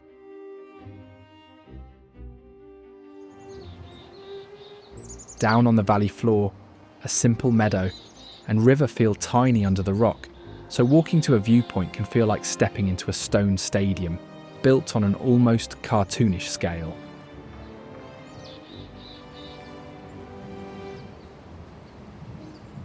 Human drama runs just as strong. This was one of the first wild places protected by law, and debates over dams, roads and crowds still test how much pressure the canyon can take.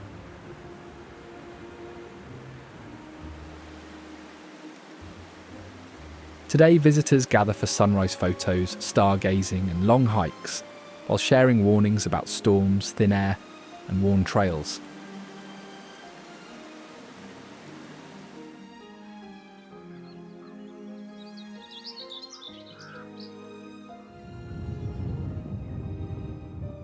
Among Yosemite's granite giants, one stands apart.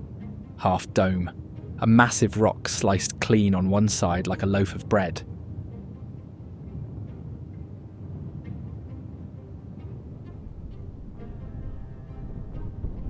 The dome is the exposed top of a frozen magma pocket, hard rock once buried beneath the crust, until weather stripped away the layers above.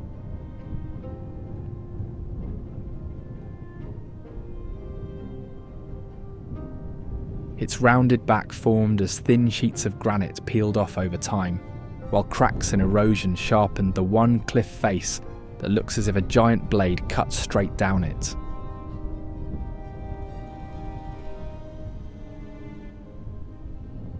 What once seemed impossible has become one of Yosemite's biggest challenges.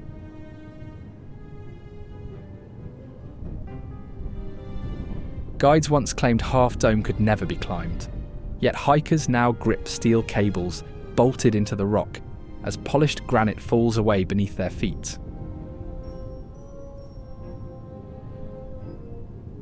That final climb leaves little room for mistakes.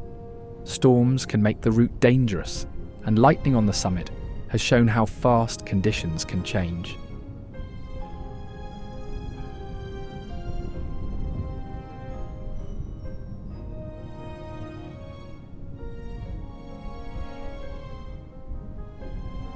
The risks remain real. A skilled young hiker recently slipped from the wet cables during a sudden rainstorm, showing how quickly granite can become dangerously slick.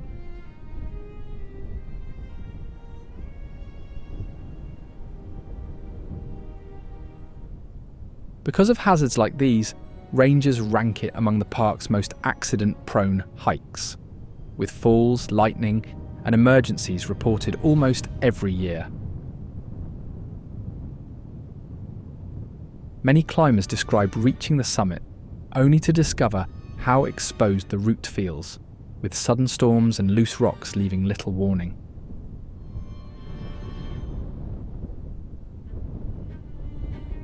Yet the iconic photograph, Monolith, the face of Half Dome, made this cliff Yosemite's defining image, recognised on trail maps, park signs, patches, and tattoos.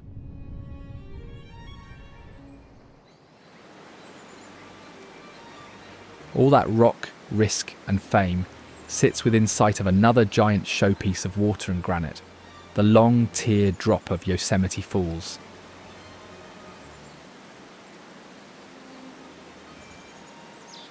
In heavy snowmelt, the falls roar over the cliff, in 3 leaps so powerful that spray blows sideways, breaks into mist, and drifts onto trees and trails far away from the main plunge.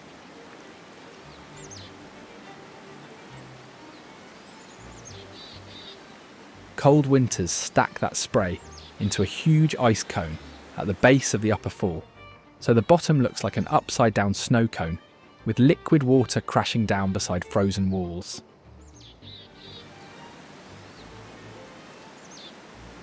Some mornings the creek fills with fragile ice, a slushy mix that looks like moving snow as it slides downstream before melting away.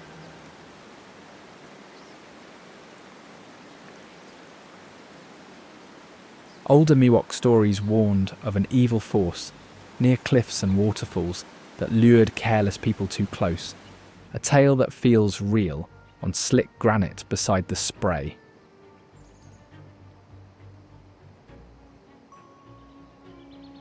Modern accident reports often involve visitors leaving the trail, scrambling onto polished boulders and slipping within seconds, even on calm, clear days.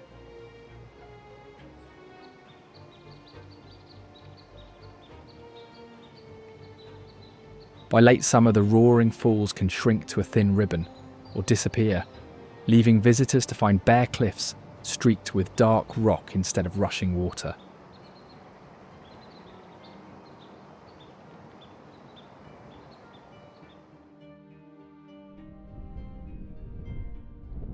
Roaring water, winter ice, and slippery boulders sit under other stone giants here, and the boldest of them is El Capitan Rock, a near vertical face long feared by early climbers.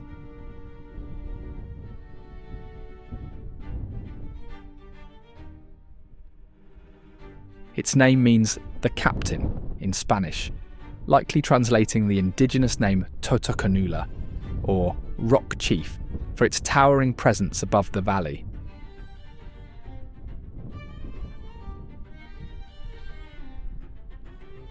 Rising over 3,000 feet above the valley floor, this is the largest exposed granite block on Earth, with a face taller than several skyscrapers stacked end to end.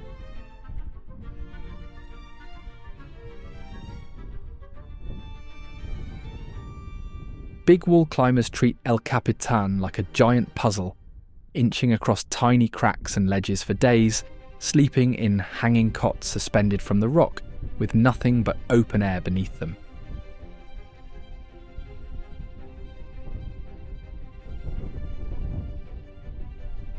Today, some elite teams race up major routes in just a few hours, transforming what was once a multi-day siege into a vertical speed run.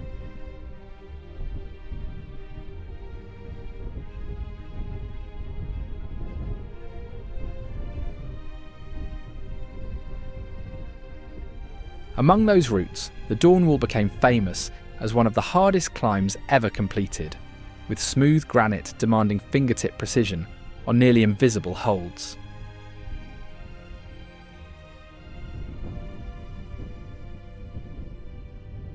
Meanwhile, visitors on the valley floor watch through binoculars, tracking tiny figures on the wall and cheering when headlamps appear high above after sunset.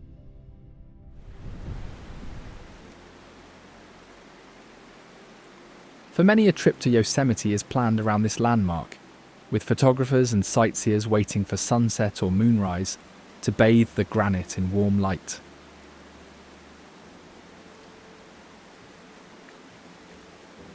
Towering cliffs soon meet rushing water as Vernal Falls sends a powerful cascade across the mist trail, drenching hikers on its steep stone steps.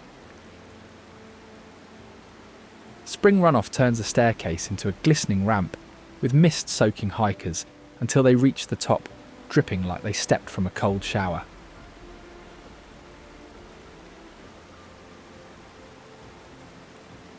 Sunlight cutting through the spray often paints single or double rainbows right beside the drop, so arcs of colour can hang at arm's length instead of far off in the distance.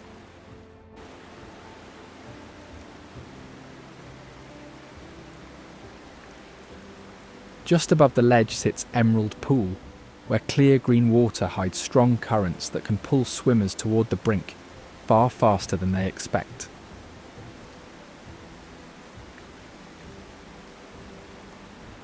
After fatal slips and strong currents claimed lives, rangers banned swimming and wading near Vernal Falls, and just one dip is now a clearly posted warning.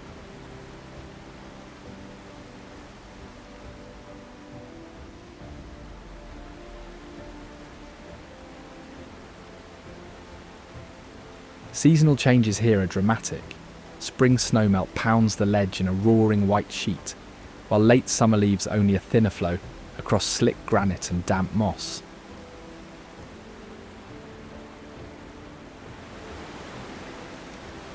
Many visitors find Vernal more intense than taller waterfalls because the mist trail runs through the spray with the river only a few feet away.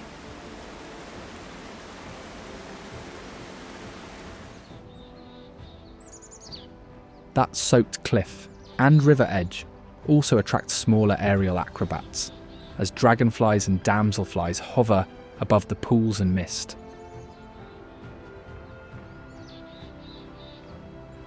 Dragonflies fly like tiny stunt planes, darting forward, backward, up and down as they hunt any small bug that wanders into the damp air.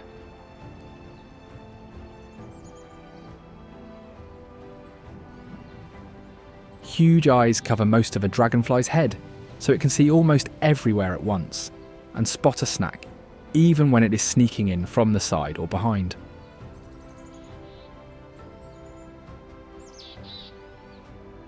Sometimes huge swarms gather over wet rocks and puddles, zipping through the air as they wipe out clouds of gnats.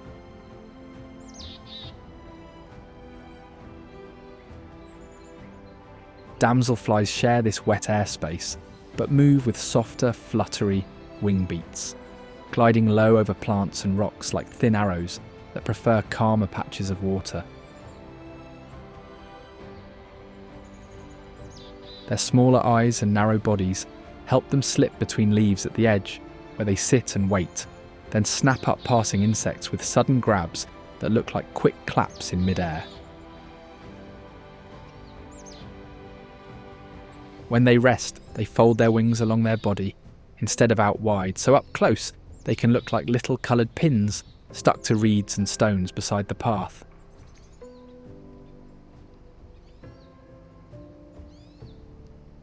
Every wing beat above the wet rocks rides air stirred by the cascade, and that moving air hugs the stream as it continues its path as the Merced River.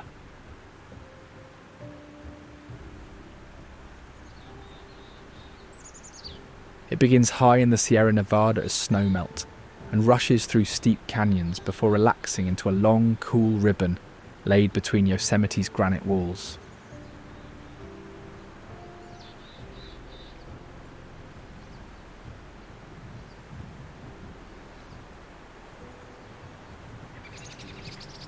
Calm bends act like giant mirrors, reflecting cliffs and clouds so clearly that on still days the valley can look almost doubled, one version on land and one floating upside down on the water.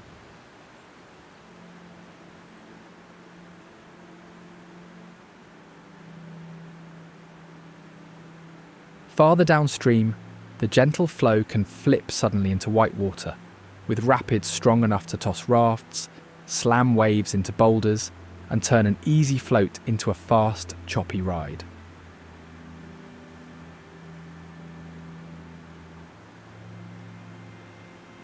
Wild and scenic protection keeps this river free-flowing, so snowmelt still runs past meadows, campgrounds, and canyon walls without dams blocking its path.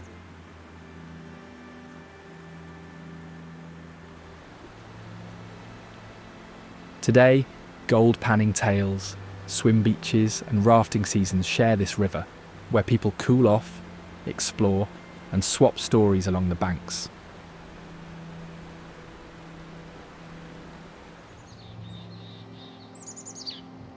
Oak groves lean over the calmer bends of the Merced, and in those branches acorn woodpeckers turn dead trunks into huge food cupboards drilled full of snug acorn holes.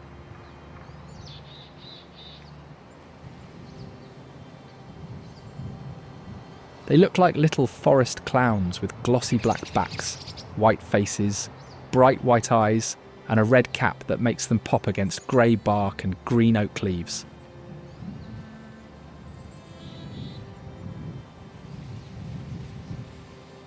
Loud, laughing calls ring through the trees as they hop up trunks, brace with stiff tails, and peck for beetles and other insects hiding in cracks.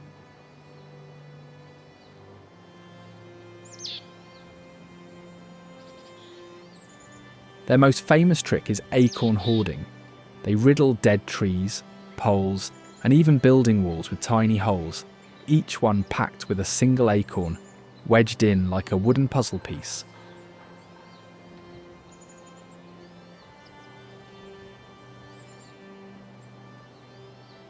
All season they revisit these granaries, hammering acorns tighter as they dry and racing through the group to chase off thieves that try to steal this carefully stored winter food.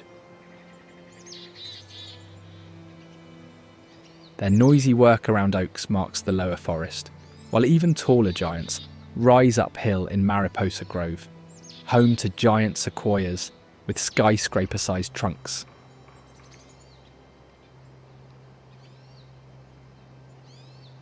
Some trees grow so wide that early visitors compared their bases to city blocks, while thick, spongy bark protects them from fires that kill thinner trees.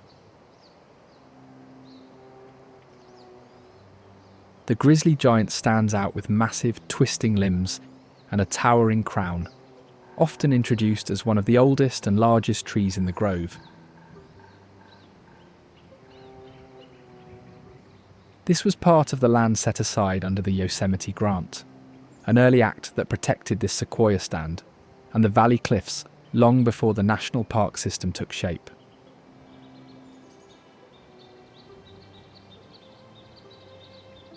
Today, raised boardwalks and careful trail routes keep feet off fragile roots, reversing old impacts from wagons and close-foot traffic that once packed the soil hard around these giants.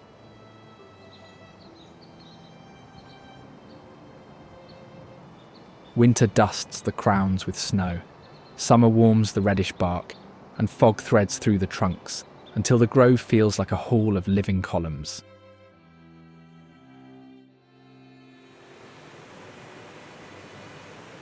Mariposa Grove stacks wood into massive pillars, while carved granite walls in the valley carry a much thinner load, the graceful fall of water known as Bridal Veil Falls.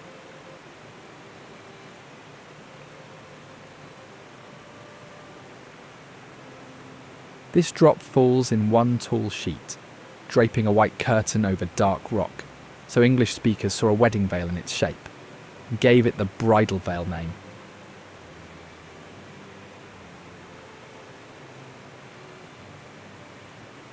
The Ahuanichi called it Pohono, or spirit of the puffing wind, because gusts here can grab the mist and fling it sideways, sometimes even blowing spray back toward the cliff.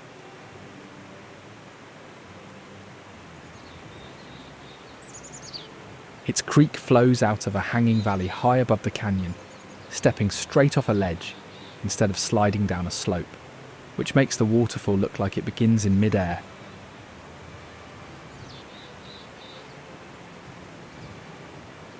A short trail leads toward the base, where even light flow can soak shoes and jackets with drifting spray, and heavy spring snowmelt can fill the air with a roar and a cool, wet blast. The falling water also shapes nearby trees, pushing mist and downdraft against trunks so branches can grow in a slightly lopsided way, all bent away from the strongest splash and wind.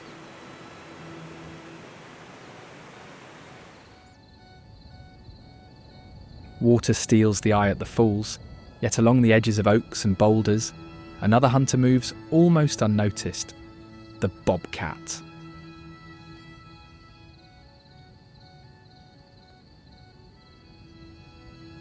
At first glance it looks almost like a hefty house cat, but its short bobtail, pointed ear tufts, broad face and spotted coat quickly reveal its wild nature.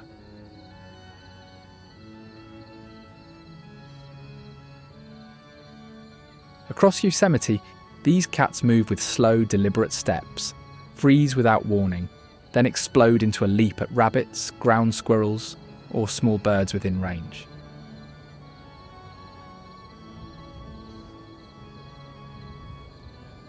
They usually travel alone and avoid people, slipping into brush or behind rocks the moment they sense movement, which keeps sightings rare, even though they roam much of the park. Powerful hind legs launch them surprisingly high and far, turning low boulders and fallen logs into perfect platforms for fast, short ambushes. That spotted coat matches the orange, brown, grey and black of grass, leaf litter and shadowed stone, letting the animal disappear almost instantly.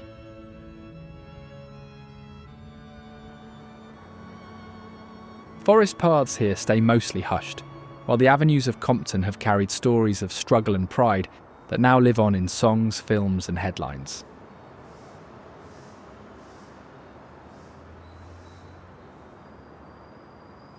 What began as a farming colony became a predominantly black community as racist housing policies and blockbusting pushed excluded families into the area.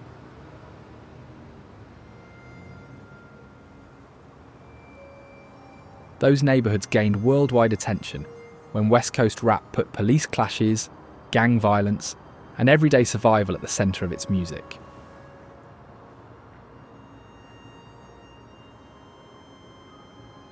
Today, the hub city sits at the crossroads of freeways and rail lines, yet many residents face high poverty, limited job opportunities, and fewer services than nearby wealthier communities. At the same time, housing costs keep climbing faster than paychecks, putting many working-class families at risk of being priced out. The strain is most visible in some neighbourhoods, where poverty, boarded-up storefronts and crowded rentals cluster more tightly than in other parts of the city. On some blocks, tents and makeshift shelters line sidewalks and park edges as rising housing costs outpace paychecks. Families who once bought modest homes now crowd into small apartments or sleep in vehicles as rising costs push long-time residents out.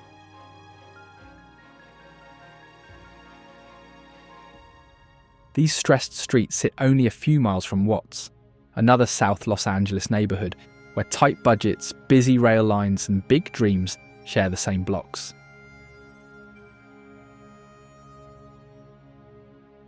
Around them, rail lines, public housing, and decades of underinvestment shape neighbourhoods where families live beside freeways and freight tracks.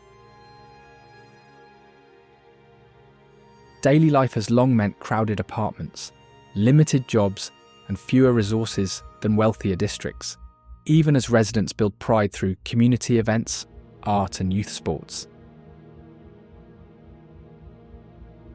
Just blocks away, people still remember the 6-day Watts riots, which left dozens dead, blocks burned, and exposed police violence and widespread poverty in the area.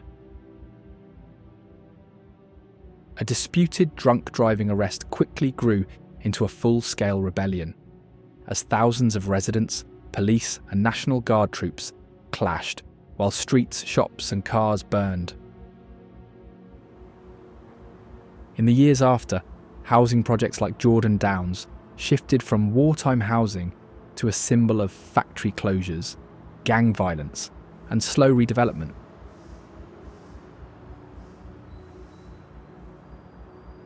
Amid that history of unrest and hardship, one unexpected cluster of steel and mosaics rises above the small houses: the Watts Towers.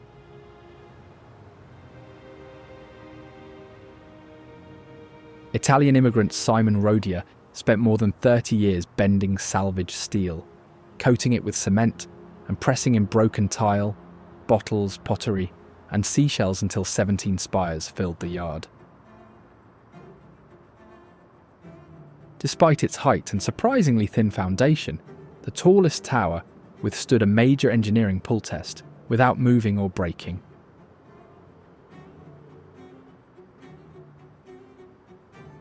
Rodia called it Nuestro Pueblo, our town, and the once mocked project grew into a protected folk art landmark, with classes, concerts, and neighbourhood festivals.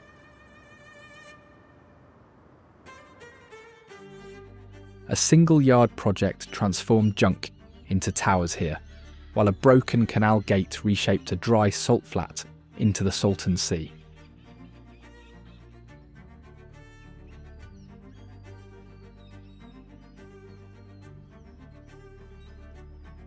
Colorado River water flooded this desert basin for months, accidentally creating California's largest lake. With no outlet, salt and pollution stayed trapped inside.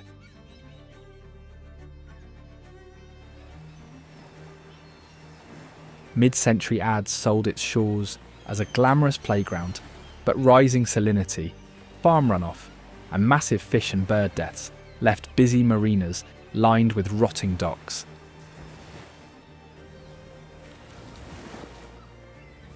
As the lake shrinks, exposed lakebed crumbles into salty dust that blows into nearby towns, worsening air quality in communities already facing extreme heat and low incomes.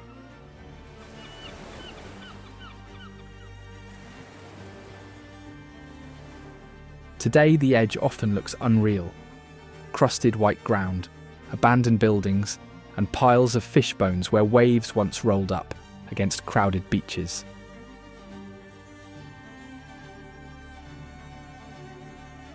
Despite its decline, it still supports wildlife. The sunny Bono Salton Sea National Wildlife Refuge protects wetlands for migrating ducks, geese, shorebirds, and raptors.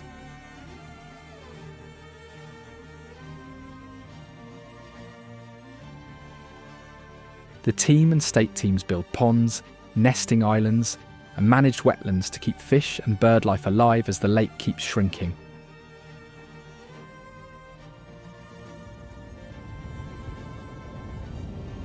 Salty air and exposed lakebed surround Bombay Beach, where residents and artists turn the fading waterfront into a canvas for murals, installations, and festivals.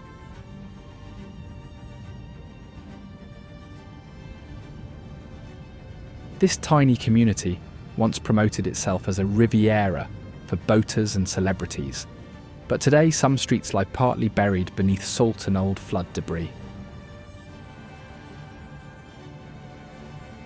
Many former homes are rusted trailers and half-collapsed frames, leaning into each other along lanes where white crust covers the ground and fish bones crunch underfoot.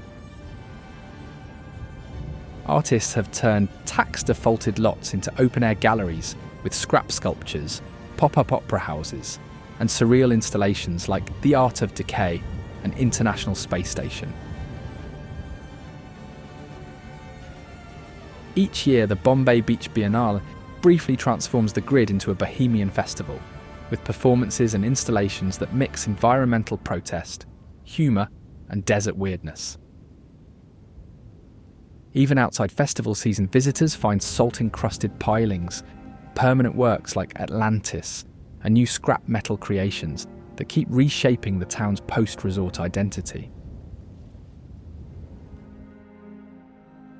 One of the most famous pieces is the Bombay Beach Drive-In, with rows of rusting vintage cars facing a trailer-mounted screen as a full-scale art installation instead of a real theatre.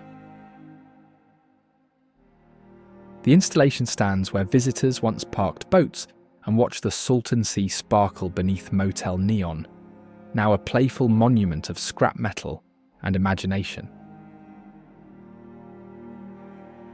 Artists and locals embrace the drive-in as Bombay Beach's mascot, using the fake theatre to celebrate scrapyard art over polished tourism.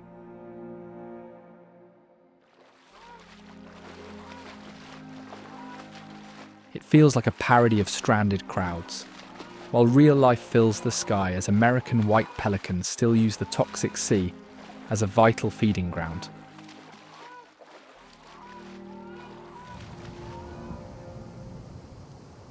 These huge white birds glide in on wings as wide as a small car, then drop into shallow pools near the beach to scoop up dying fish that other animals cannot use.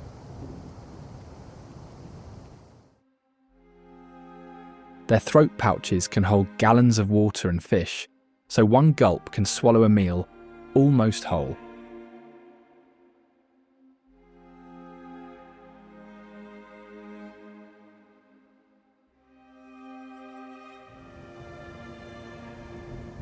The harsh, salty water that chases people away actually helps these birds, because dead fish often float near shore, giving them easy meals with little effort.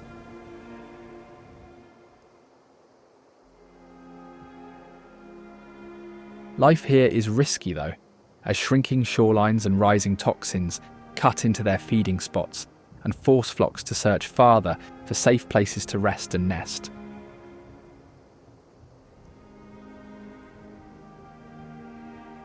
Long journeys carry pelicans between this troubled lake and distant coasts and plains, with the Salton Sea as one crucial stop along a major western flyway.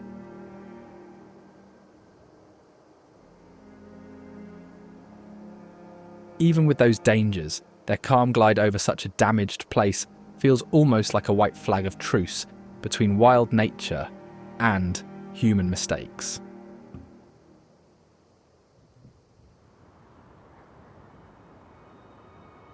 Those wings eventually leave the salty shoreline behind, as the same migration carries life north to cooler coasts like San Francisco.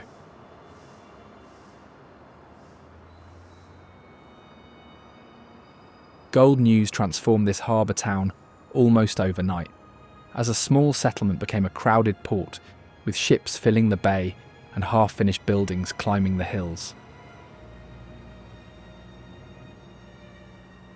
Earthquakes and fires later tore down huge parts of the city, yet streets, streetcars and homes rose back up so fast that ruins and rebuilding almost overlapped.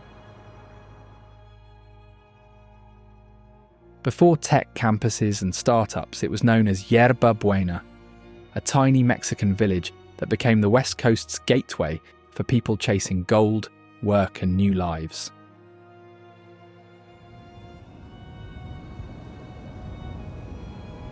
Fog rolls over its steep blocks like a moving curtain, hiding and revealing rows of Victorian houses where poets, hippies and engineers have all tried to change how culture works.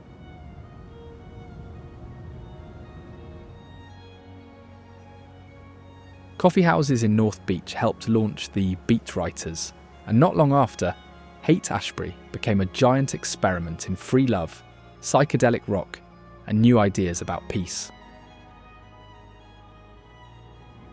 By the 1980s, those hills faced the AIDS crisis, as local clinics, activists, and patients pushed hard for treatments and rights that reshaped global medicine.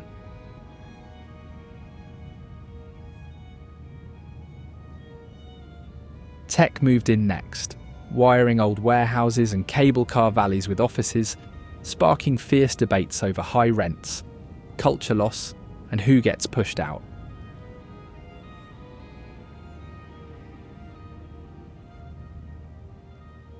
Stories of gold, earthquakes, protest, and code stack across just a few dozen square miles, earning the city a reputation for constant reinvention.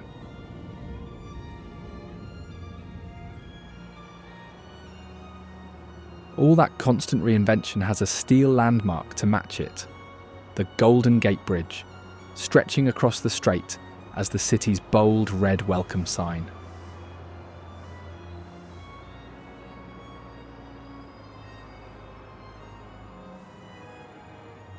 The bridge solved a major problem. Before it opened, ferries battled strong tides and thick fog to carry people across the Golden Gate between San Francisco and Marin. Engineers designed a suspension bridge with 2 tall towers and thick main cables to flex in the wind, carry heavy traffic, and appear to float above the roaring water below.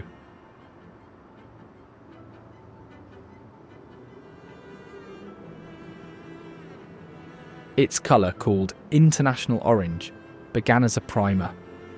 Planners liked how it stood out against fog and sea, so it became one of architecture's most recognisable colours.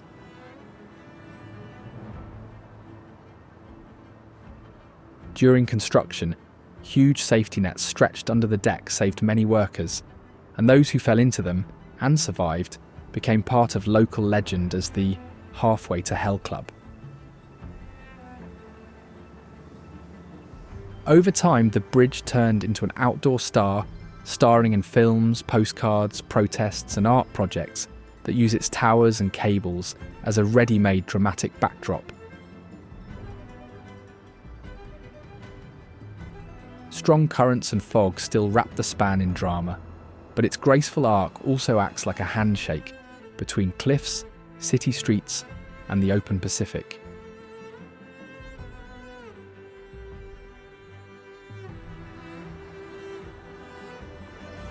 From steel to timber and trim, the painted ladies line Steiner Street, with bright facades and carved details framed by downtown towers.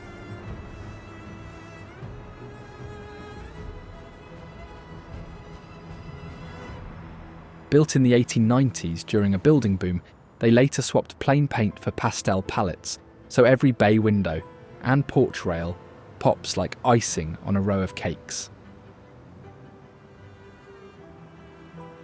The term painted ladies came later, used by writers and artists for Victorian and Edwardian houses dressed in 3 or more colours to highlight all their intricate woodwork.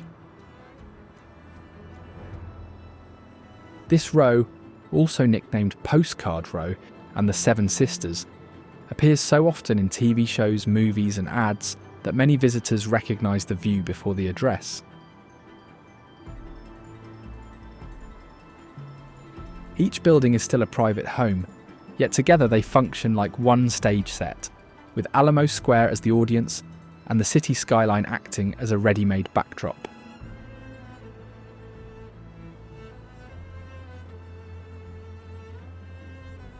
Their delicate trim hides a tougher side, since these wooden houses have already survived major quakes and fires that flattened less ornate blocks nearby. Repainting trends and preservation work since the 1960s turned once muted fronts into a rainbow row and helped spark wider love for old Victorians across San Francisco. A short walk downhill replaces painted porches with lanterns, markets and crowded alleys as the square gives way to the packed streets of Chinatown.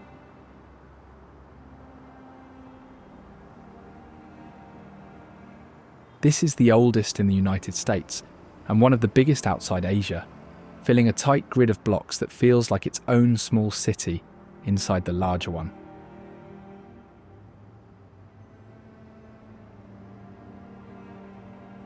The Dragon Gate at Grant and Bush guards a main entrance with stone lions, tiled roofs and carved dragons leading into streets hung with red lanterns and neon signs. Lantern strings glow above produce stands and dim some shops at night, so even a simple grocery run can look like a festival scene.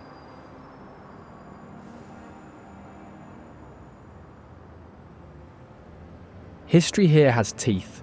These blocks witnessed tong wars, slave markets, and opium dens, yet families built businesses and temples that shaped the neighbourhood.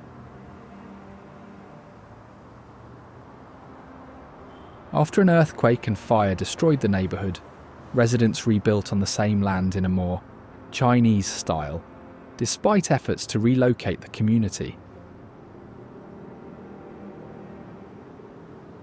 During the Chinese Exclusion Act, strict immigration laws made Chinatown a rare refuge, where generations layered new shops over old ones along narrow alleys.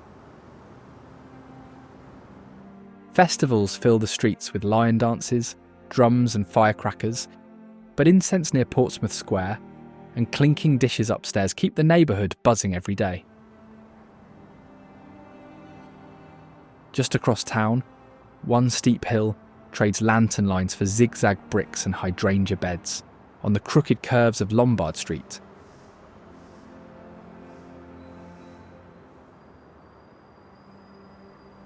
The famous block drops down Russian Hill in 8 sharp hairpin turns. Built so early, cars could manage a slope that felt closer to a wall than a road.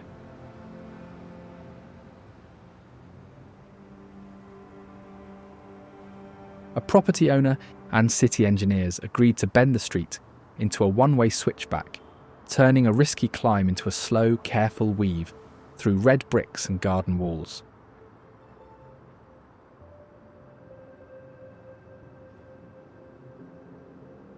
Hydrangeas and neatly pruned shrubs now frame each curve, so every car looks like it is threading a drive-through garden with bay views waiting at the top and bottom. Crowds gather to watch and photograph the descent, and on some holidays, the crookedest street in the world becomes a playful obstacle course for toy big wheel races.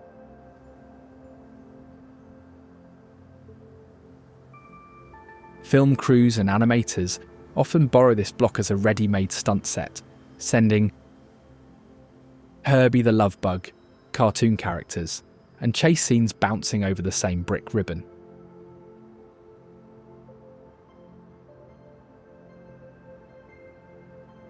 Under the spectacle, the design still does its job, slowing traffic and helping drivers keep control on a hill that would otherwise be dangerously fast.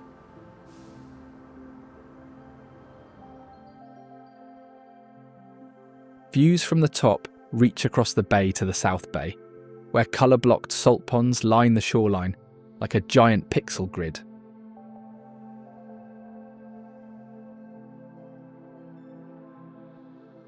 These San Francisco Bay salt ponds began as tidal marsh and mudflats, then were walled off so companies like Leasley Salt could harvest sea salt in huge shallow basins.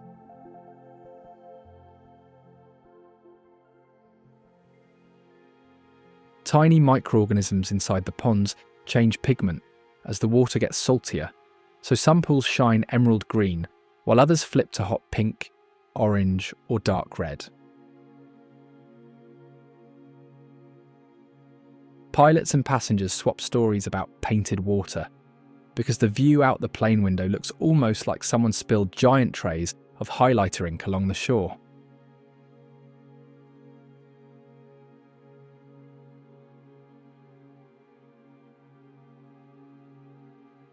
Those neon grids are now slowly softening as the South Bay Salt Pond Restoration Project cuts levees, brews new channels, and lets tides refill old flats with fresh marsh plants and mud.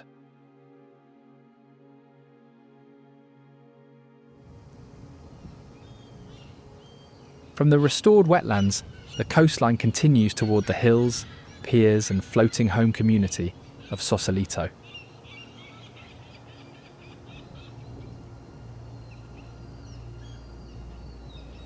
This small waterfront city clings to the Marin slopes across the Golden Gate Strait, with galleries, seafood spots and harbour paths that feel like balconies above the bay.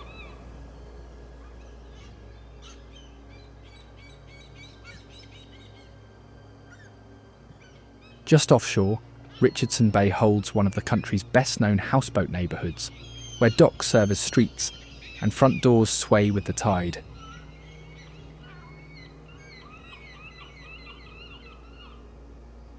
Many began as retired ferries, barges or workboats rebuilt by artists. Some resemble storybook cottages, others sleek modern cubes, and a few look like floating sculptures. During the counterculture years, painters, musicians and free spirits settled here, clashing with officials in houseboat wars over mooring rights, views and who could stay on the water.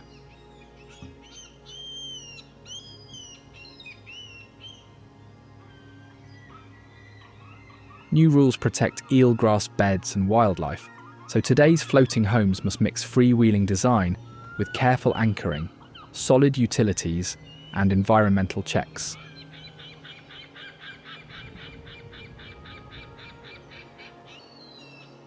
On calm days, kayakers glide past potted plants, rooftop decks and backyard dinghies, while ferries and visitors shuttle back toward the city side of the bay.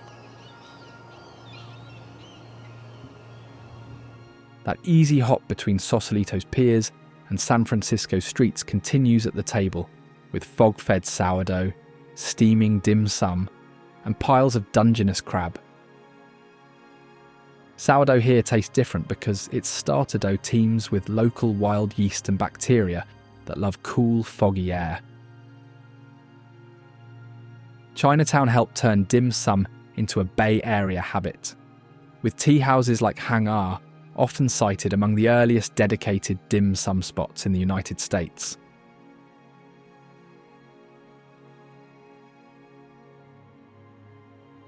Ordering dim sum means picking dishes off roaming carts or trays, so lunch feels like a moving parade of dumplings, buns, and sticky rice passing within arm's reach.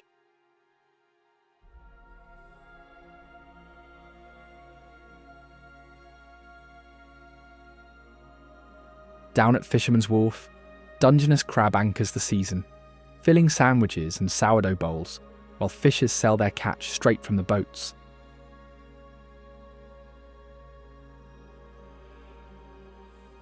Crab pots, sourdough loaves and chowder stalls together give the wharf a salty, buttery smell that signals to visitors they've stepped into the working edge of the Pacific food chain.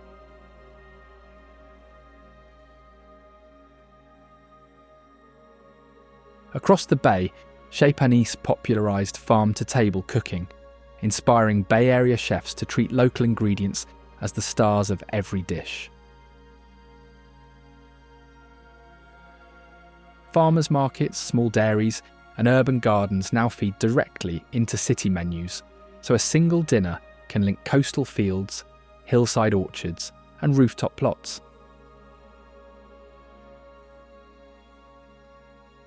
Those flavours spill into the streets each year, supporting traditions from pride flags on Castro corners to dragon dances beneath firecrackers in Chinatown's Chinese New Year parade.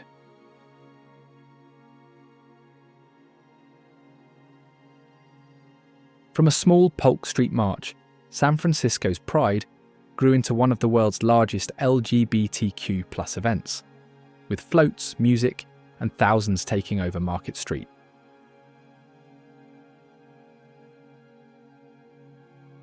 The Castro district remains closely tied to that history, with rainbow crosswalks, historic bars, and murals honouring the people who pushed for greater acceptance and equality.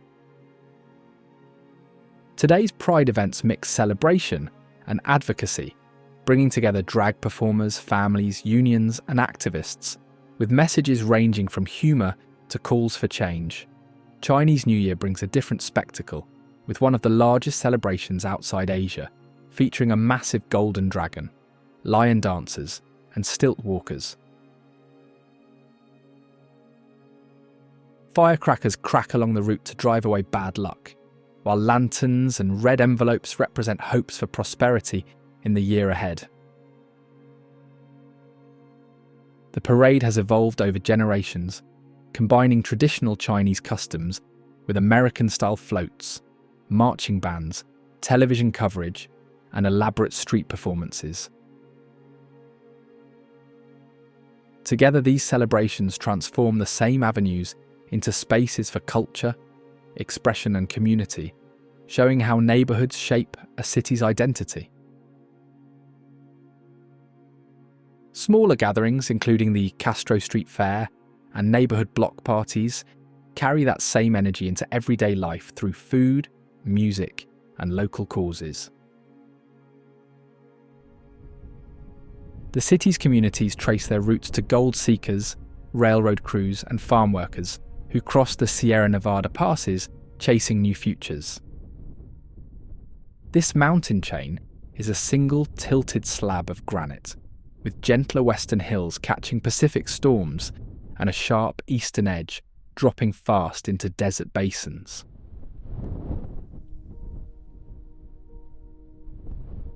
Far below the surface, molten rock cooled into a massive granite batholith, which later rose and was carved by glaciers into the cliffs, domes, and valleys seen today.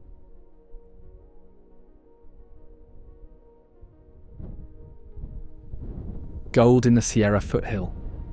Streams and veins sparked the California gold rush, drawing thousands of prospectors and scattering mining camps and boomtowns across the slopes.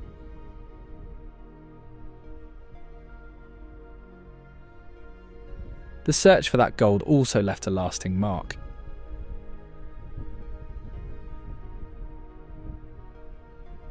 Hydraulic mining blasted hillsides apart to reach fine deposits, sending sediment and toxic materials downstream and fueling early court battles over damaged rivers and flooded farmland. Beyond minerals, the Sierra serves as one of the state's most important water towers. Snow collected on these peaks melts into rivers and reservoirs that provide more than half of the state's developed water supply and drinking water for most residents. That frozen reserve is changing. High cirques still hold pockets of glacier ice, but many are shrinking as warmer winters threaten late-season flows and habitats built for cold conditions.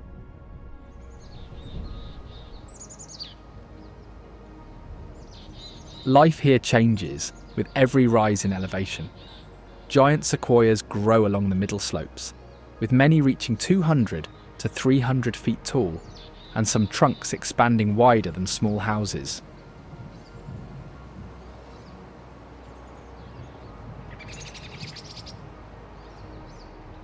The surrounding forests, meadows, and rivers support black bears, coyotes, deer, bats, and countless birds, each using different elevation bands like stacked neighbourhoods up the slopes.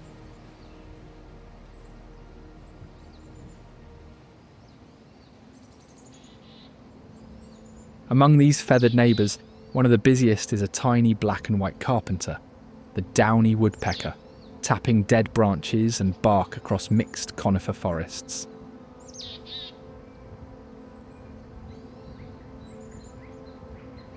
It's the smallest woodpecker in North America, only a bit shorter than a sparrow, yet it still has the classic look: blocky head, straight back, and a neat little chisel bill. Males wear a small red patch on the back of the head, while both sexes show a clean white belly, black wings with white spots, and face stripes that make them pop against brown trunks.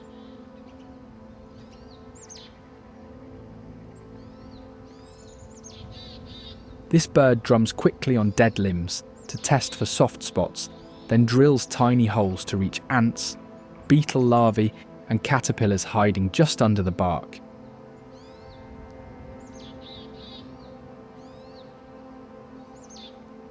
Instead of carving giant craters, It leaves lots of small, tidy feeding pits, so one old snag can look like a carefully punched pattern of insect snack spots.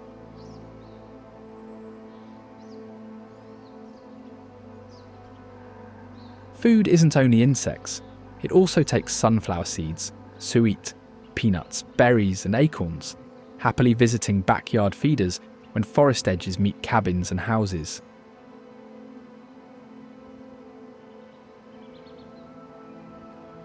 Males and females avoid arguing over lunch by using different tactics, with females prying near the surface, and males drilling farther into the wood for hidden bugs.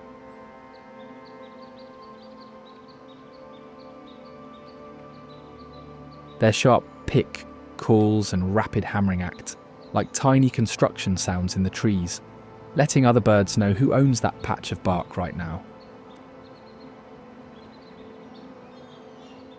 Forests where downies work trunks often rise above cold rivers and blue basins, including nearby Lake Tahoe, a high mountain lake famed for its depth and glassy clarity. This is the largest alpine lake in North America by volume, holding enough water that, spread across California, it would still leave a shallow sheet over the whole state.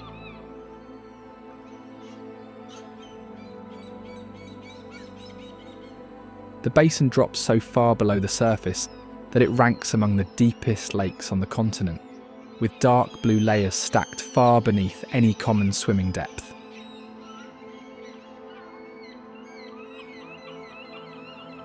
Its water is so pure that it rivals distilled water, and on calm days a simple white plate stays visible far below a boat, like a tiny coin resting on a blue floor. The Washoe people long treated this big water as sacred, while later settlers added tales of Tahoe Tessie, a Loch Ness-like lake monster said to glide through the shadowy channels. Other legends talk about singing fish, ghost stories and wild rumours of old mob victims preserved in the cold depths, none proven, but still traded in dockside chatter and cabin yarns.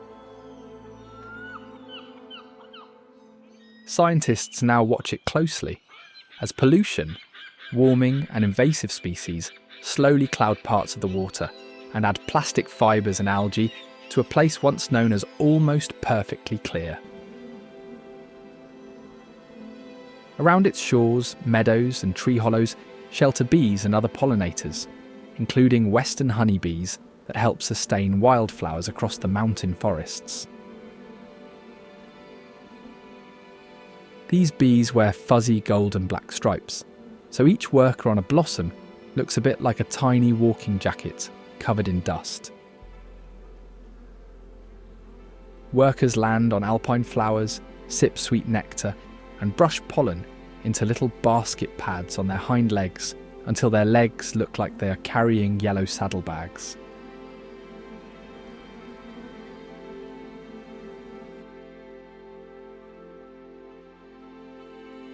Inside hollow trunks or hidden cavities, thousands of bees share tight, waxy rooms, stacking honey-filled combs that act like energy storage for cold mornings and stormy spells.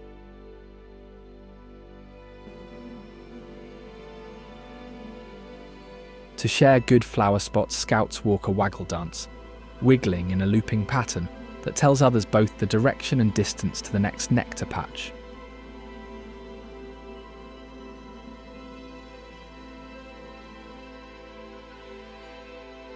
In mountain meadows, those dances often point toward mixed carpets of blooms, so bee traffic rises and falls through the day like tiny rush hours between favourite plants.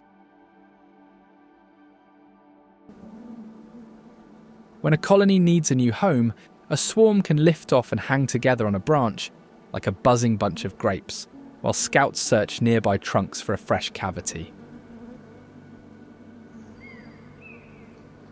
Western honeybees are powerful helpers for crops and wildflowers, but can crowd out native solitary bees, especially when many hives sit close to limited mountain blooms.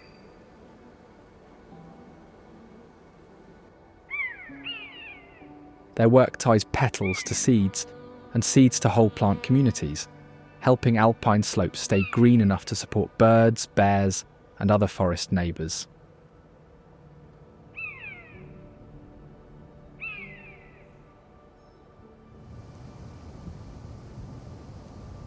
Some of the meadows they visit overlook Emerald Bay, a sheltered inlet where turquoise water meets granite cliffs and a small beach.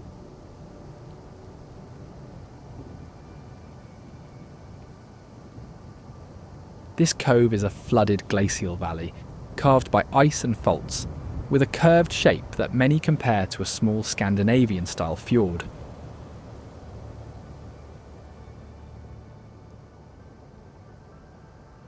In its centre rises Fanette Island, the lake's only true island, a granite bump once topped with a stone tea house, now sitting in ruins.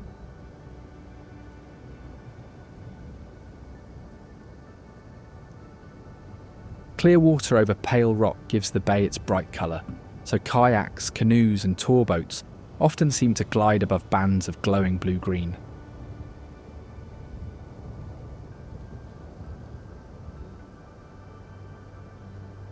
Under that surface rests a miniature fleet of small boats scuttled after an old resort closed, creating an underwater time capsule for divers and scientists. Trails and overlooks around Emerald Bay offer views of squirrels, chipmunks, coyotes, and sometimes bears moving through the forest above the cliffs. The ground-level life here includes the California quail, pacing through pine needles in small, bobbing groups led by males with bold black plumes. Each bird looks round and compact, with scaled patterns on its chest and that curious comma-shaped plume curling forward over the forehead like a tiny feather hat. These quail prefer brushy slopes, oak edges and chaparral, where low shrubs and fallen branches give tunnels of cover as the covey moves in a loose line.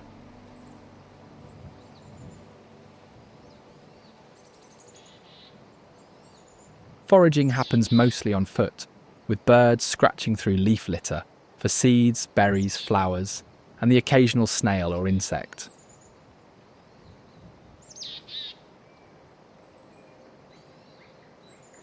Their soft Chicago calls keep the group connected, so even when the covey spreads out under bushes, sound works like a radio link between feathered neighbours.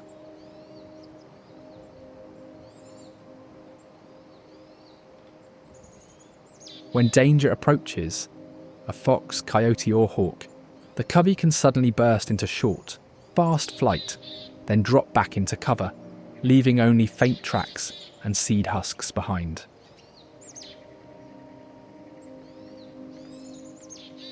Inside their bodies, special gut helpers called protozoans break down tough plant material, unlocking nutrients from leaves and seeds that would otherwise be hard to use.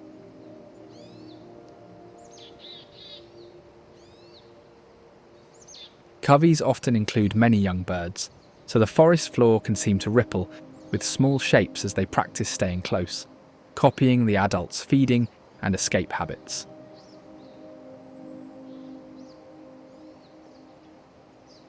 Seed trails and dust baths on the hills sit above water that holds one lone island, a rocky knob where a small tea house ruin still clings to its perch on Fanette Island.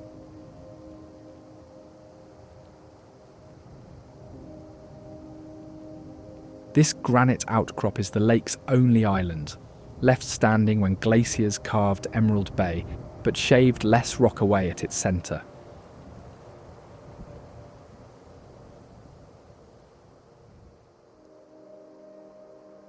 On the crest, heiress Laura Knight built a tiny stone tea house in the 1920s, hauling granite blocks and timber so guests could sip tea high above the bay.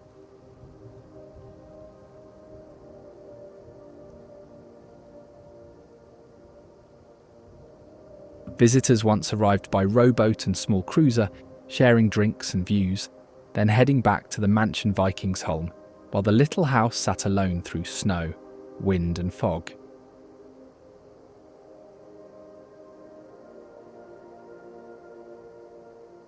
Only walls, arches, and a fireplace remain now, so paddlers who climb up find a roofless room where sun and storm pass straight through old window frames.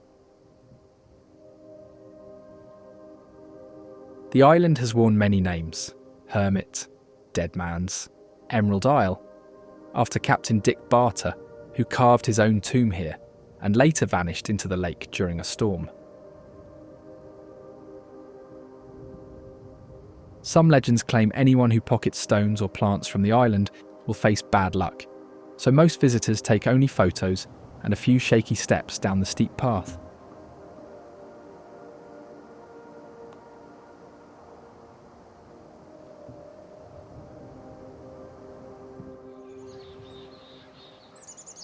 Granite ledges now host resting birds and small mammals, while the surrounding water carries another hunter, a sleek common merganser, built to chase fish under cold mountain waves.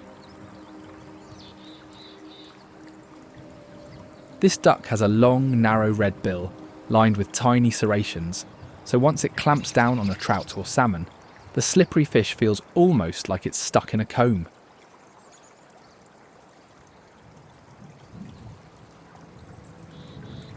Males stand out with white bodies and dark heads. Females wear grey sides and rust-coloured crests, yet both glide low on the surface before dropping suddenly into a dive.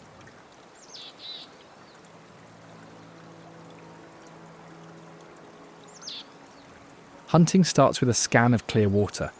Then the merganser tips forward and shoots below, paddling with strong webbed feet in short, fast bursts that track fish by sight.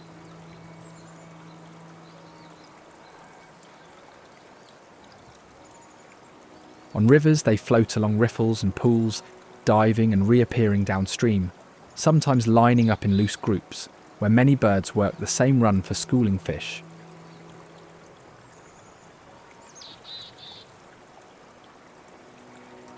When off duty, they rest, preen, and even sleep on open water, often joining flocks that turn a calm bay into a scattered raft of pointed bills and folded wings.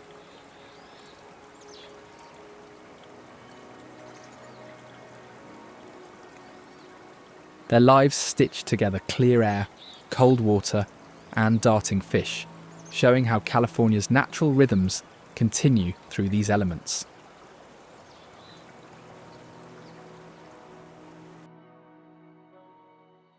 This is California, a land of hidden wonders and remarkable architectural marvels. Now, if you don't want to miss the most unreal wonders of the Sierra Nevada, check out this video.